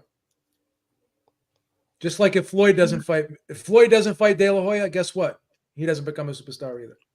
That was the Pandora's box that they needed. Let me ask you this: Do you consider? I'm gonna put your Pacquiao bias to the test here. Okay. Because even though Sugar Ray Leonard is considered a 5-division world champion, I put an asterisk next to that, even though I love the guy to death. And I would never say this to his face. That's how much I respect him. So I'm copping out here. When Ray Leonard beat Donnie Leilon, I thought it was kind of a gimmick fight. I know where you're going, Gibbs. I know where you're going with this. I thought it was a gimmick fight because this is what happened. Two belts on the same night, and you're fighting the guy for his 175-pound title and making him weigh in at 168. I thought it was a gimmick way to become a 5-division world champion. So is Manny Pacquiao really an 8-division world champion? Because for some strange reason, we're counting the IBO title at 140, and we're counting the ring title at 126. Well, the IBO does count, Bees, because that's what Ricky Hatton. No, it doesn't. No, it doesn't.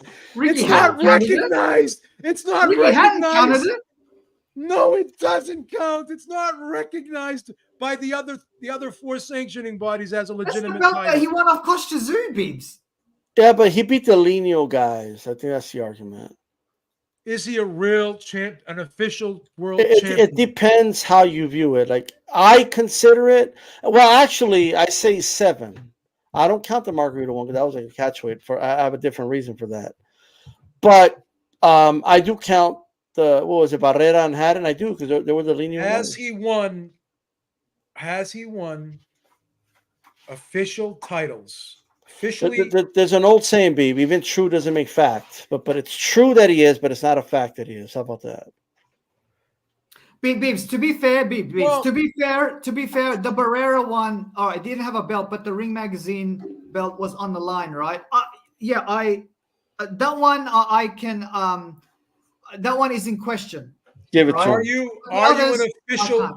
Are you an official, world recognized world champion if you don't have one of the 4 belts? Because I'm being a hypocrite here.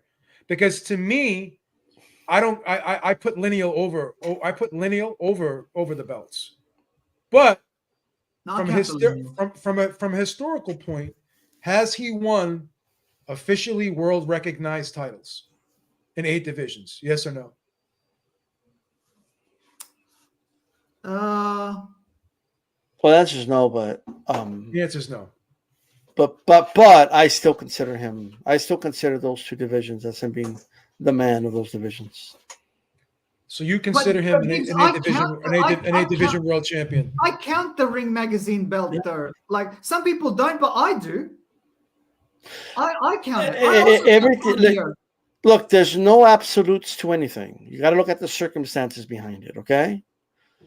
The reason those guys didn't have the belts were for political reasons, but we know they were the man of that division, and he beat the man of those divisions. Like as a knowledgeable boxing fan, I could say that I'm choosing to not play semantics with the technicality here. Okay. Technically, you could say that's why I say it's true that he's an 8 division champion, but it's not a fact that he is. Does the Margarito fight have an asterisk next to it? Yes. Does the Cotto fight have an asterisk next to it? No. The Cotto fight does, but he ended up winning other welterweight belts after that. So why does the Margarito have an asterisk? Catchweight. Yeah, but anyway, and Margarito wasn't the man in the division at that time either. And guess what I said about Canelo when he won it, Penny? Okay, all right. But I'm okay with catchweights. Let me read. No, little penny. Let me rephrase.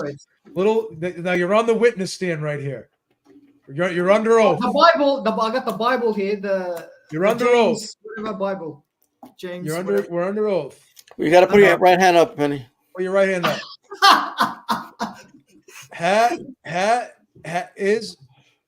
Was Manny Pacquiao a world? Did he have world recognized belts in those 8 divisions? Were they world recognized belts? No. Yes. World record is the no, not to you. Not to you. Is the ring and the IBO an official world recognized official title belt? Aren't they? I thought they were. So do you need the IBO and the ring to become undisputed? The IBO. It's called the 4 belt era right now. CWO. Oh yeah, you're right. Yeah. No, you don't. So by the technicalities, because I'm the king of technicalities. I'm the king of technicalities, right? So has he been a champion and a world official accepted champion in those 8 divisions? Yes or no? I would say yes. IBO is accepted, Beebs. It's not accepted, Penny. You don't need it. No, because Errol Spence and Terrence Crawford did not fight for an IBO title. It wasn't included in the undisputed. Beeb, can I ask you a question? Neither was Usyk. Beeb, can I ask you a question? Sure. And Chicano just put it. It's related to what Chicano just posted. Who was more of a champion, Pacquiao when he beat Haddon, or Raleigh when he beat that old man and got that Pacquiao belt? when he beat Hatton. There you go. But I'm saying by the official standards of undisputed. I get what you're saying. Like you want Penny to say at least what I said, right? Like you want him to at least. I look. I'm going to charge you with. I'm going to charge you with perjury here. Beebs. Just to be fair, the 126 one is in question because there was it's not WBC, WBO, or whatever. I don't know what happened. The IBO. Let's Google it right now. Let's Google it right now. Let me give while you Google that. Let me give you an example. So completely unrelated, but kind of like it. My sister drives a car that's under my name. By name, it's the title's under my name, right? But she drives it. She basically owns it. I recognize it as she owns the car, like it's her car, right? She pays for everything, right? For What's the that? maintenance. She pays for the Yeah, maintenance. she and pays for the maintenance, oil. She puts gas in her own car. It has problems. registration. She has to fix it. It's her car. Like it's just everyone knows it as her car. Now, but can she? Is it according to the government? Is it hers? Like, is it? It's not. So that I think that's what he's trying to say Yeah, okay. about. I know what he's trying to say. Read the screen. Read the screen, little Penny. The International Boxing Organization is an independent organization which was formed in 1988. However, it is not recognized by the governing bodies of what are considered the Big Four: IBF, WBA, WBC, and WBO. In order for a title to be a recognized title, it has to be considered. It has to be given recognition from the other four organizations. Right now, the IBO is not one of the cool kids. They have not been let into the club. Yeah, and what gives that precedence for those that don't know? Okay, the NBA is now the WBA was the first kind of world title, whatever, right? Okay, and then the WBC spawned, and then when they recognized the WBC, they recognized each other, and then eventually they recognized the IBF, and then eventually they recognized in 2004, I believe it was, they recognized the WBO, right? That's where there's like a lineage with that. Like no one could just create like like the IBO, WBF, IBC can't get together and be like, well, we decide who the like no, that doesn't work that way, right?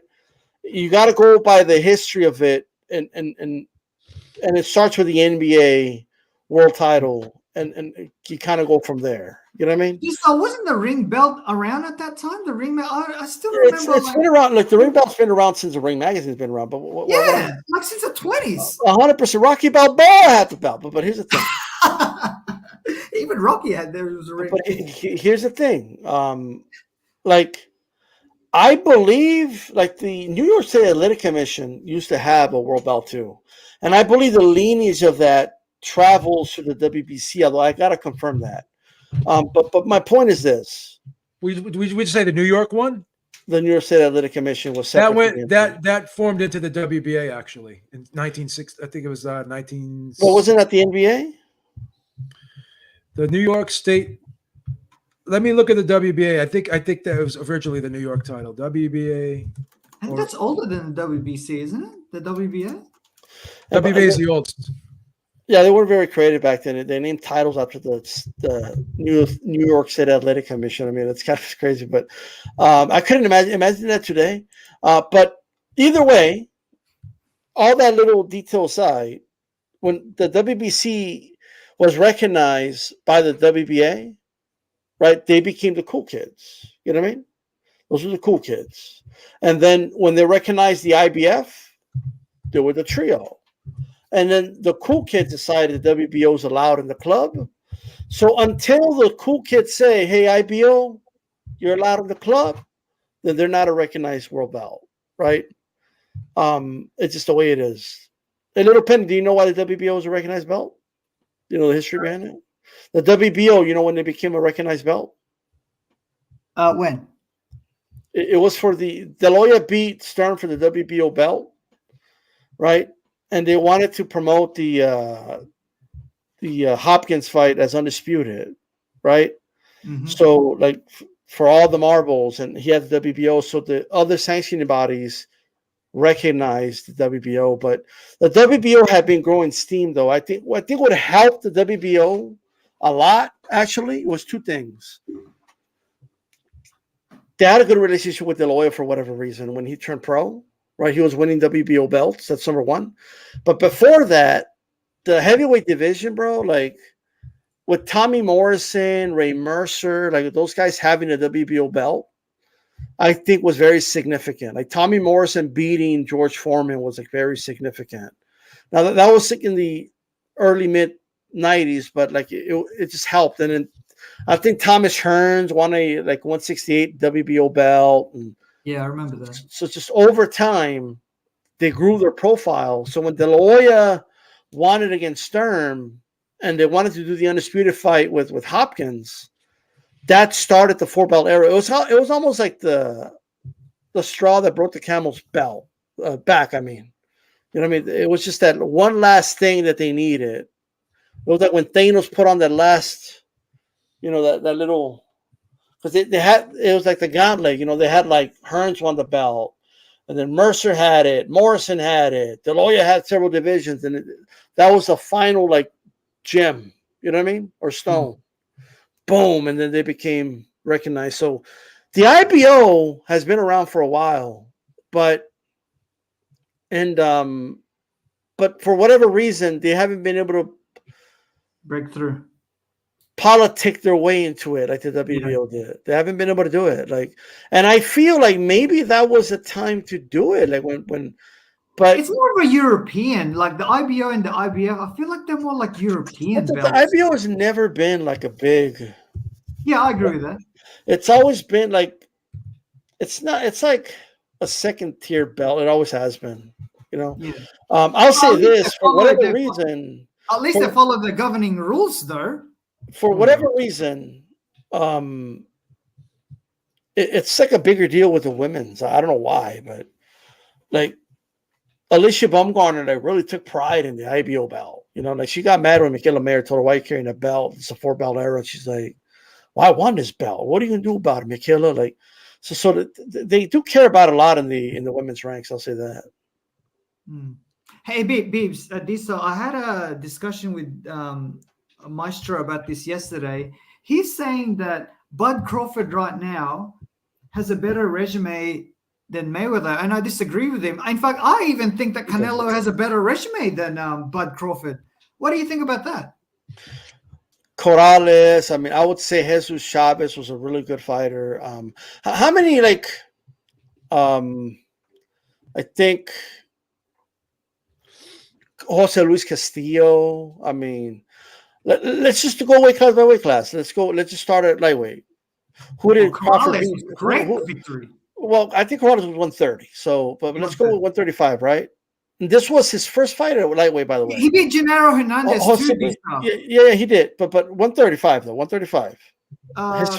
His first. Well, hold on, Penny. His first fight at lightweight, I believe, was against Jose Luis Castillo. Was a damn good fighter, right? Who did Crawford beat at 135 better than Jose Luis Castillo? Gamboa. He's not better than Jose Luis Castillo. Not better than Jose Luis Castillo. You think so? Man, Gamboa was pretty good at 135, man. It was good. I think it's an underrated win for Crawford. Don't get me wrong, but like, was he better than? Who would you pick to win in a fight at lightweight? Jose Luis Castillo or Gamboa? Gamboa. No, probably Castillo, but just I like Gamboa. I like Gamboa. You don't think Gamboa would run out of gas? I do. Gamboa's 135. Bro, look how Mayweather struggled with him. You don't think Gamboa's gonna struggle with him? But didn't Mayweather have a shoulder injury in that fight with Jose Luis Castillo? Even with the shoulder injury. Even without the shoulder injury, it was still a tough fight for Mayweather. He beat him really easily in the rematch, though. I don't know if I would consider it easy. I mean, people like to say that, but I don't think it was an easy fight. I don't think it was an easy fight. 140? Okay, who did Crawford beat at 140? I mean, no one. I mean, I wouldn't say no one. He beat Postall, right? Oh, no, those guys aren't very good. Come on, D-Style. Those guys aren't very good. Well, I'm trying to help Crawford's case here a little bit. You know what I mean? You brought it up. I mean, yeah. I think Postall's a better fighter than Arturo Gatti. I'm sorry. No, may he rest in peace. No disrespect. Yeah, so he's got him at 140, but that's by default. He's got him at 140. He only stuck around for one fight, right? And then 147, it's not even close. I'm sorry. Yeah, that's Mayweather. That's Mayweather. That's not even. 154, Mayweather. Mayweather beat De La Hoya, Cotto. Canelo was a catch, but we'll count it for sure. And then 147. I mean, he's got Pacquiao. Like, what else do you need? Yeah, exactly. Yeah. And I'm just trying to figure out, like, what opponent. Well, I guess the Spence win was pretty big. But I even think that Canelo has a way better resume, or not way, but it's got a better resume than Bud Crawford right now. But if he beats then that's a different story. I just don't think that Crawford has a better resume than Mayweather. I don't even think Canelo. Canelo Canelo's got a better resume than. I don't even think it's close, bro. Yeah, I agree. But these are Beebs. If Bud Crawford beats Canelo, then it's a different story now. He might have a better resume. Let's look at the scorecards for Mayweather. Corrales 1, and let's look at them for Mayweather Corrales. Oh, Castillo. I'm sorry, Castillo. Why am I saying Corrales? I apologize, Castillo. That Corrales win was a phenomenal win. He has some underrated wins too. Here's the first. Corrales was the favorite for that fight, right? Here's the scorecards for the first fight: 116 to 111, 115 to 111, 115 to 111. Oh, right? Decision. Damn. Let's look at the scorecards for the second Mayweather fight: 115 to 113, 115 to 113, 116 to 113. So it was a clear win for Mayweather, but it wasn't this one-sided wash that people make it out to be. So it was, and let's look at the average fan scorecard for that fight. For the second one. I think Mayweather lost the first fight. But he definitely won the second scorecard had it. Well, that's what I'm saying, Little Penny. Like what I'm trying to tell you, Little Penny, this guy arguably won a fight against Mayweather, but you think Gamboa could beat him? Sorry, said it again? He arguably won a fight against Mayweather. Yep. But you're saying you would pick Gamboa? The second fight, most people had it. I know what you're saying. Yeah, okay. I'll give you that. I know what you're saying. Yeah, I know what you're saying. Yeah, that makes sense. The second fight most people had it 8 rounds to 4. Hey, this just a quick question because I know you're Mexican. What does Canelo need to do to be on the same bracket as Mayweather and Pacquiao? What does Canelo need to do? In terms of what exactly? Like stardom? In terms of legacy, what does he need to do? Legacy? I actually talked to people about this. So I think what Canelo, he needs like a big win in one-sided fashion against an opponent that people think is a 50-50 fight. Yeah, the Bivol one. It'll be the Bivol. He needs no. This is what I'm saying. That's what's missing. He needs to beat somebody in a dominating way. That's what he's missing. He needs that vintage performance where people could be like, "Oh, look at that!" Like when people talk about Salvador Sanchez against Gomez, that was people thought Gomez was going to beat Sanchez, but he goes in and destroys him. Like what did you say about Corrales? Oh, wasn't he a favorite against Mayweather? And Mayweather destroyed him. Like that's what he's missing, right? Mm-hmm. Even Mayweather against Canelo, like people thought the Kovalev fight is not enough, Disa? No, because like he was a favorite going into that fight for a reason. Like, you know what I mean? Like, don't get me wrong. I think it's a very impressive win, but you got to listen to what I'm saying. It has to be, he either has to be an underdog or it has to be like a 50-50 fight going in. Like, that's what he's missing. He needs that missing piece. Like Pacquiao, people thought he was going to the slaughter against De La Hoya. Then he comes out and destroys him. You know what I mean? That's what he's missing. Like, I think he can do it. I've always thought that he could beat Bivol in a rematch because I don't know if he'll beat him like convincingly, but he has enough in the toolbox. Like that'll be a big like get me back fight for him. But what I'm actually thinking is this: I think, unfortunately, the public doesn't like care about the Bivol fight. Like it is what it is, but I think Canelo cares. I do believe him when he says he wants to get back. However, Bivol's manager and Bivol himself were being they overplayed their hand for a fight there was no demand for. It is what it is, right? But the thing is this. I think that fight is the Benavidez fight. I think there's people that believe he's doing everything to avoid Benavidez for whatever reason. There's people that would pick Benavidez to win. There's people that I think the public will look at that as a very dangerous fight. Canelo might be the favorite, though, right? He is, definitely. Like he would be the favorite per Vegas, but I think that there would be people picking Benavidez to win. And the longer Canelo waits, I think the odds are going to get tighter. And I think that's the fight. And I honestly, to God, believe he destroys Benavidez. I believe that. If Bivol fights Beterbiev and he outboxes him, and then Canelo fights him at 175, and Canelo beats him. Oh yeah, I mean but I don't know. I don't know if that will be enough because Mayweather and Pacquiao, and those guys they achieved a lot, and Canelo has too. He may have to do. Look, I hate saying this. So he may have to go to cruiserweight and get a belt there, and then be in the same bracket as Mayweather and Pacquiao. Well, how about this, Penny? Maybe he just won't reach that. It is what it is. Like those guys were two special fighters that we had the privilege of having around, right? When they were around. I think Canelo is special in his own way. I think he has accomplished a lot.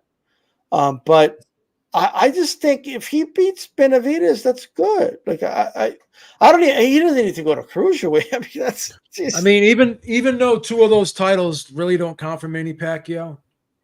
Oh, the fact that he fought in those 8 divisions, it's amazing, and fought the best in those 8 divisions. That's what I'm saying. I'll say something else. That Margarito fight is right up there with Mosley's destruction of Margarito. Like Pacquiao beat him up for fucking 12 rounds, bro. He did. His eye was flapping. Yeah, but Beebs, that's what I'm saying. If Bud Crawford goes up 3 weight classes to fight Canelo, that in itself is already like a victory for him. He probably doesn't even need to. I mean, even with those 2 fake titles, Pacquiao's still ahead of those guys. 112 to 154, man. That's I think another thing though, and I think 106 to 154. I think went about the 106 though. I think boxing does this, and it's done this historically. It is what it is. Like I just don't think there's any reason to compare guys in different eras, and like it's not just fair. Here's what Canelo could say: I was the man of my era. But I want Canelo to chase greatness, though. Like there's only one fighter. There's only one fighter in the history of the sport that I compare to other eras because he's that special. That's Tyson Fury. He's the greatest heavy. He's the greatest heavyweight. I don't know about that, but he's the greatest heavyweight that's ever breathed oxygen. I reckon Ali smokes him, dude. Ali smokes him. Ali beats him easy. Too fast. No way. He's too fast for Fury. Like Ali would have so much problems on the inside. How's he gonna catch all you have to do is go back to Ali versus Joe Frazier. I mean, where he would grab him behind. Listen to me now. Yeah, listen but to me he now. had like Listen to me now. Listen to me now. Go back to when Ali fought Frazier. You gotta keep pulling him behind the head and pulling his head back. How's he gonna do that against? But that's his beefs. That's a shorter opponent. That's a shorter opponent. But here's the thing: at the end of the day, I just think it'd be too fast. Do you see how he would duck the punches of the long wide punches of Wilder, and he had like a whole decade to counter him. Fury's too big for Ali. It's too big. Ali beats him, smokes him. Fury stops him. He's too fast, bro. He's fighting. Fury's fighting in a very weak era and looks good against a weak era. That's what it is. That's what it is. Also, Beef didn't this guy's the best heavyweight that's ever laced on gloves, man. This guy's by far the best heavyweight of all time. But Beef, the 1960s version of Ali, where he fought Sonny Liston. That guy, how is he gonna like? He would slice him up with ease, bro. Here we go again. Here we go again when we take version the 1986 version of Mike Tyson. Well, that's how great he is. What is this, Captain America? We want to put you in freeze you in time and just pick you out when we want to pick you out. This ain't Captain America. You don't get to pick and choose. This ain't the quantum realm. This ain't the quantum realm. Hey, little Penny, if Otto Wallen was piecing him up for the first 4 rounds, you don't think Ali's going to do it? Ali would be piecing his dude up. Otto Wallen cut him with a punch. Ali would slice him up. He won 3 rounds in that fight, Otto Wallen. Ali won 3 rounds. Ali's never been cut. I give him 5. I give him 5 rounds. Nah, I'll give him less. He can't I mean, catch Henry- Ali in the I have 60s. four. I have four. Henry Cooper almost stopped Ali. Come on. Those Yeah, but that's exhibition okay, fights. but like Those are Cunningham almost exhibition stopped Fury, so it is what it is, right? I mean, Didn't Fury even hit the come canvas close. against Steve Cunningham, bro. Didn't Steve even come Cunningham close. dropped him. But here's the thing. I think Ali would slice him up. He would piece him up, and it would stop it on cuts. In Too the video fast. game. Probably in the video game, but not. And then if he loses to Ngannou, like what's that going to do to your argument? If he loses to Ngannou, I mean, Ali lost to Michael. No, please Ali don't. lost to Leon Spinks, man. Come he on. won the rematch. He won the rematch. And it was older. It wasn't. How many- It was washed up. Who did- You're talking about pre-Parkinson's, Ali. I mean, come on. What are we doing here? Tyson Fury put on 400 pounds, lost 100 pounds, jumped off the couch, and beat Deontay Wilder. Come on. Yeah, that is good. That is. He did have two tune-up fights though. He didn't like just go straight at it. Those don't even count. Those are practice. Ali would just box circles around the poor guy. The guy's too slow, bro. I know you like to say he moves like a gazelle, but he moves like a gazelle compared to these rhinos, like fucking like Dillian. But Ali fought a lot of slow guys too. Come on. But they were faster and better than this era by far. Lisa, I also feel like Mayweather would have. Who wins, Joe Frazier or Deontay Wilder? Frazier. Too small. He worked, but it's not that heavy. Engine, he would work the body, bro. He'd get in there and pop that long torso. He busts and leads, and he does the what's it called? He's got the what's the defense? Well, you think Frazier's not going to know what to do with the right hand? Like you don't think he's just going to? If he ducks under the waist of Wilder, what the fuck is Wilder? A better matchup is Tyson Joe Frazier. That's a better matchup. That's a closer. I think Mike Tyson beats Joe Frazier. I agree with that. But Tyson fucks up Wilder too. He fucks Wilder up and Frazier on the same night. How about that? No, I think Mike Tyson beats Deontay Wilder. I did too. But Tyson doesn't have an engine. How about this one though? Rounds, I don't think I'm not even sure Fury beats in the 1990s George Foreman. I'm not even sure he beats that guy. He beats that guy too fast. Nah, he beats that guy. George had no head movement at all. Like he was stagnant. Cross arm, bro. Like he would do the cross arm. Tyson Fury. Even Sylvester Stallone said Tyson Fury is the best heavyweight of all time. I mean, he knows. Oh, okay. So it's because Sylvester Stallone said it. So he would never put his name out there like that. This guy's got a name. He can't. I would say this in all seriousness. I wouldn't be able to count him out in any fight, right? However, I think it's crazy to assume he would win these fights just solely based on size. I reckon Vladimir Klitschko. Well, here's the thing. It's one thing having the size, but being able to use your size effectively is a different thing. He's not like Nikolai Valuev. When you have size, speed, skill, the size only magnifies those other things. Yeah, but it also makes you seem like because he's fast for his size. You know what I mean? Like, but true. Fast is like Ali is faster. You know what I mean? Like that's the thing. I seen Tyson Fury do the 40-yard dash and like Ali's so fast. Ali's so fast, bro. He could turn off the lights when he's in bed before the light turns off. That's how fast Ali was, bro. Yeah, it was fast. He wrestled with an alligator, bro. He tossed it with a whale. That's what Ali did. Fury's so fast that we don't even have time to turn the light on. How's that? But that's not even that doesn't make sense. But Beebs, I reckon Vladimir Klitschko he's so fast we can't even turn the light on.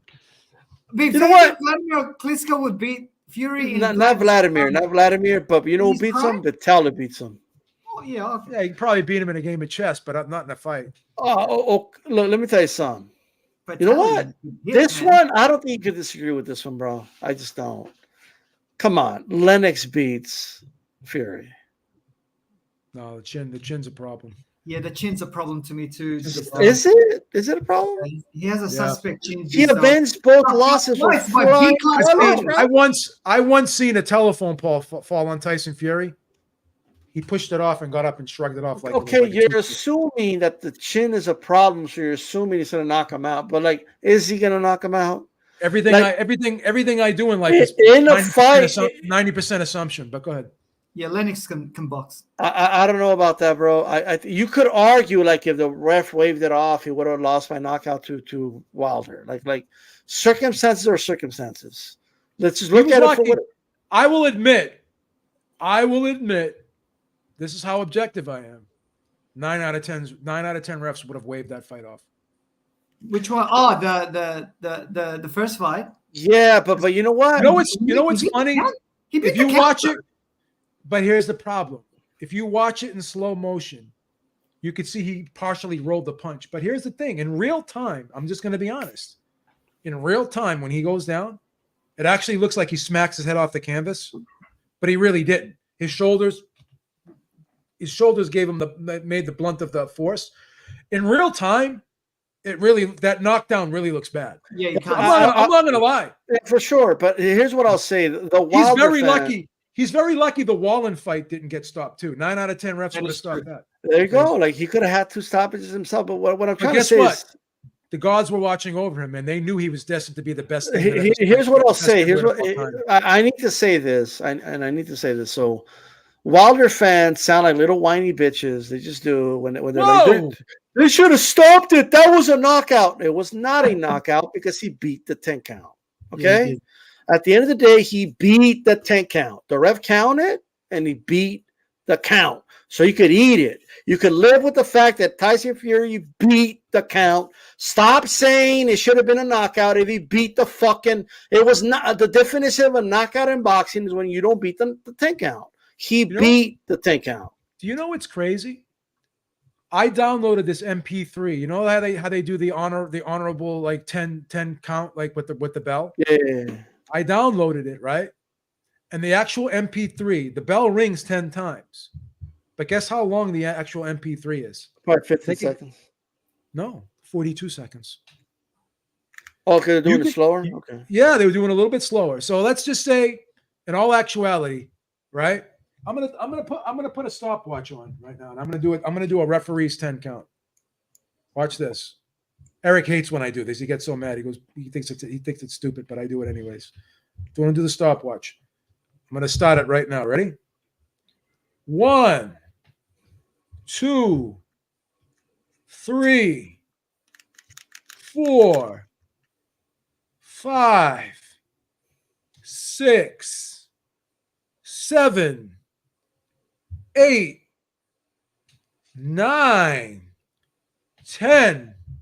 Guess how many seconds that was? 18. 20, almost 21 seconds. Now, is that about?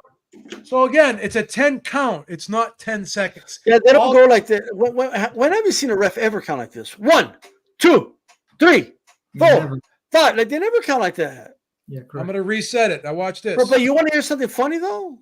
This is how fast. Let me just do this real quick, and I'll let you go. This is how fast you would have to count to 10 if it was like 10 seconds. 1, 2, 3, 4, 5, 6, 7, 8, 9. Well, 1, 2, 3, 4, 5, 6, 7, 8, 9, 10. All right. 1, 2, 3. So you would have to count. Watch. 1, 2, 3, 4, 5, 6, 7, 8, 9, 10. That's how fast you'd have to count. Well, most refs don't even count to 1. They look at the. Don't they look at the? They pick up the timekeeper rather than 1. That happened in this fight. Yeah, they pick it up. Like anyway, even if you do seconds, Fury was already in the process of getting up. Even if you do seconds, like I've actually seen videos where they show that, and like the mistake Wilder made, because even though it's stupid to say seconds anyway. He starts the timer the moment he lands the punch on Fury. Well, no, you got to start it until he hits the canvas, right? And it's not 1 right away. No. Like a second, there's a gap, and then it's 1. You know what I mean? So the whole thing's stupid anyway. Like I don't know. And Jack Reese counts the same all the time. It was very consistent with how he counts. You know what I mean? So, and it wasn't even that long, bro. I seen refs think. When Fury knocked down Wilder the first time in the rematch, that count was a lot longer than the Jack Reese count in the 12th round. They've actually done the time for that. Like he gave Wilder a lot of time to get up, and you don't see them whining and complain about that. Another thing, they were complaining about the shots behind the head. The first knockdown in the first fight was a shot behind the head. Like Wilder hit him behind the head. So, like, it's all a bunch of whining, crying. To this day, they say, "Oh, he should have won by knockout." That was a knockout. But these No. you know, I was thinking about this the other day. Whenever Wilder hits someone flush, right, they usually don't get up. Fury got up 4 times, right? 2 in the first. It wasn't flush. 3 in the 2 in the first fight, 2 in the third fight. The third fight, in the third fight, he caught him flush. He caught him. In fact, that one punch that he landed where his whole body shuddered. Yeah, he anticipated. this guy, and then this he got guy's made, up. Like, dude, this- that's this good. guy- That's this guy's made of all-time great titanium. stuff. This guy's made of titanium. No, it's made of flab and stuff like that. This guy's But made of his legs titanium. are so thin. Like, He's I like couldn't he's believe like how he got this up. guy's like the Wolverine? Wolverine. He's like the I knew Wolverine. you He's were got going to that, say that. I knew it was going to say Wolverine. he's got that adamantium exoskeleton. Joe Joyce has the adamantium exoskeleton too. But you know what Okay. happened? The eye didn't have the exoskeleton on. Joyce is the juggernaut, man. Like the juggernaut. I believe in the juggernaut. Are you picking the Joe? I'm picking the Juggernaut in the rematch. No, I'm picking Zam. I'm just because I'm an X-Men. I like X-Men. You're a front runner. You're a front runner. Yeah, I like X-Men. Like You're a front whenever runner. there's an X-Men reference. No, I told you this before, Beeps. I think Zhang will beat him again in the rematch. In fact, did you pick Smith against Eubank? Sorry. Did you pick Smith against Eubank? Yes, in the rematch. Yes, but I picked Eubanks in the first fight, and he lost. Why did you pick Eubanks in the rematch like us? No, I picked Smith in the rematch. Why? To do the same thing. By the way, was it Beeps? Was it you that picked Eubanks in the rematch? Was that you? So did D-Star. Man, that's pretty good. No one picked Eubanks, even in England. Well, in the U.S., a lot of people actually believe it now we're picking Eubank. Oh, okay. There was a good amount. I think Maestro picked them too. Who else picked them? Ring IQ picked them. Ring IQ. How much did you win? Let me tell you why. Like, let me teach you something, little Penny. I bought a house with the money I won off that fight. So sometimes in life, you got to analyze the situation. Okay. If you look at that, go watch that fight again. Go watch the first fight again. Eubank was comfortably winning, and he got hit. He got caught, and then in the exchange, he got caught with an elbow, and it hurt him. He couldn't recover. It was a very circumstantial win. And I'll say this right now: if the ref would have started counting, and Dubois won by knockout, I would have still picked Usyk in rematch. Me too. I'm just saying. Yeah. Usyk wins that fight 9 out of 10 times. Yeah, but they robbed him of that one time. I mean, imagine little Penny, you hitting the lottery. Then for whatever reason, it was say you won the lottery one time, right? And then you have the ticket in your hand, and it's a real rainy, windy day out. Oh man. The ticket gets all wet, and then it blows, and it goes down that same drain that Pennywise lives in, and he goes, hello. And you go to try to grab your ticket, and he bites your fucking arm off, and he swallows your lottery ticket. What are you gonna do? Understand this in your country. That's very gruesome. Why is it gotta be my country? Why is it gotta be my country? Or B-Star's country, right? I'm from Lebanon, but go ahead. If you win in a lottery, why do you have to pay taxes on that? That is stupid. Well, you don't have to pay taxes in New Zealand? No, if you win a lottery, you get all of it because it's got nothing to do with your income. Do you have to pay money on your interest when you have interest in a bank? You have to pay taxes on that? Yes. I'll be honest. I actually agree with Penny on that. I think it's bullshit that they take money on money we're taking a chance on. That's not guaranteed. Because the bank account, the money is yours. Beebs from like tax issues. So, he's used to that. They tax him for everything over there. If B wants to go out for a walk, he needs to pay a tax, bro. Okay, like everything. Do you know in Lebanon the banks aren't FDIC insured? So banks can you can lose all your money in a bank and you can't get it back. Did you know that in Lebanon? My Lebanese guy at work was telling me that. I didn't even know that. Hey, Lebanon used to. If somebody robs the bank and your money's gone, it's gone. Hey, Lebanon used to be a beautiful country. Beautiful country. Yes, it was. It was a paradise. And guess who destroyed it? Guess who went in and destroyed it? USA. Oh, Syria. We destroyed Syria. We destroyed. It was really Israel. This video is going to get taken down now because I said that, but I don't care. Yeah, dude, you don't want to be demonetized like Maestro. We destroyed Libya. We destroyed Syria, and it is what it is. Yeah, Maestro's under appeal right now. We're not gonna do it's too long of a video. They won't Yeah, cancel yeah, it. it's been 5 hours, man. Yeah, I better go and get some. Yeah, I gotta Yeah, cut this one off. I gotta hit the gym right now, man. The Hey producer. guys, I nice can't talking like to you guys. the producers told to cut it off after he was talking about Fury having Hey, adamantium. can you do those live? What do you call them? The Days of Future Past again. Those were great videos. I've seen that one we did with all. I think you did 3, right? That's gonna cost you a couple super chats for that. Dude, I've seen them like 3 or 4 times, like because I like to watch it, like whenever I'm bored or man. something. It's good, man. You should Yeah, do we might bring it here and there for sure. Yeah, we've had segments in the roundtable about that too. Chicano does it too. He does that as well. Does he? Yeah, I like when we were doing those fantasy boxing segments, and we were doing them every week. Like we did a different weight class every week with Eric and Robbie, and these guys had these guys had friggin' people like everyone beating Fury. I was the only one that was being objective. It was horrible, man. That sounds like Eric and Robbie are very objective, and it is what it is. All right, man. All right, man. I'll see you guys later.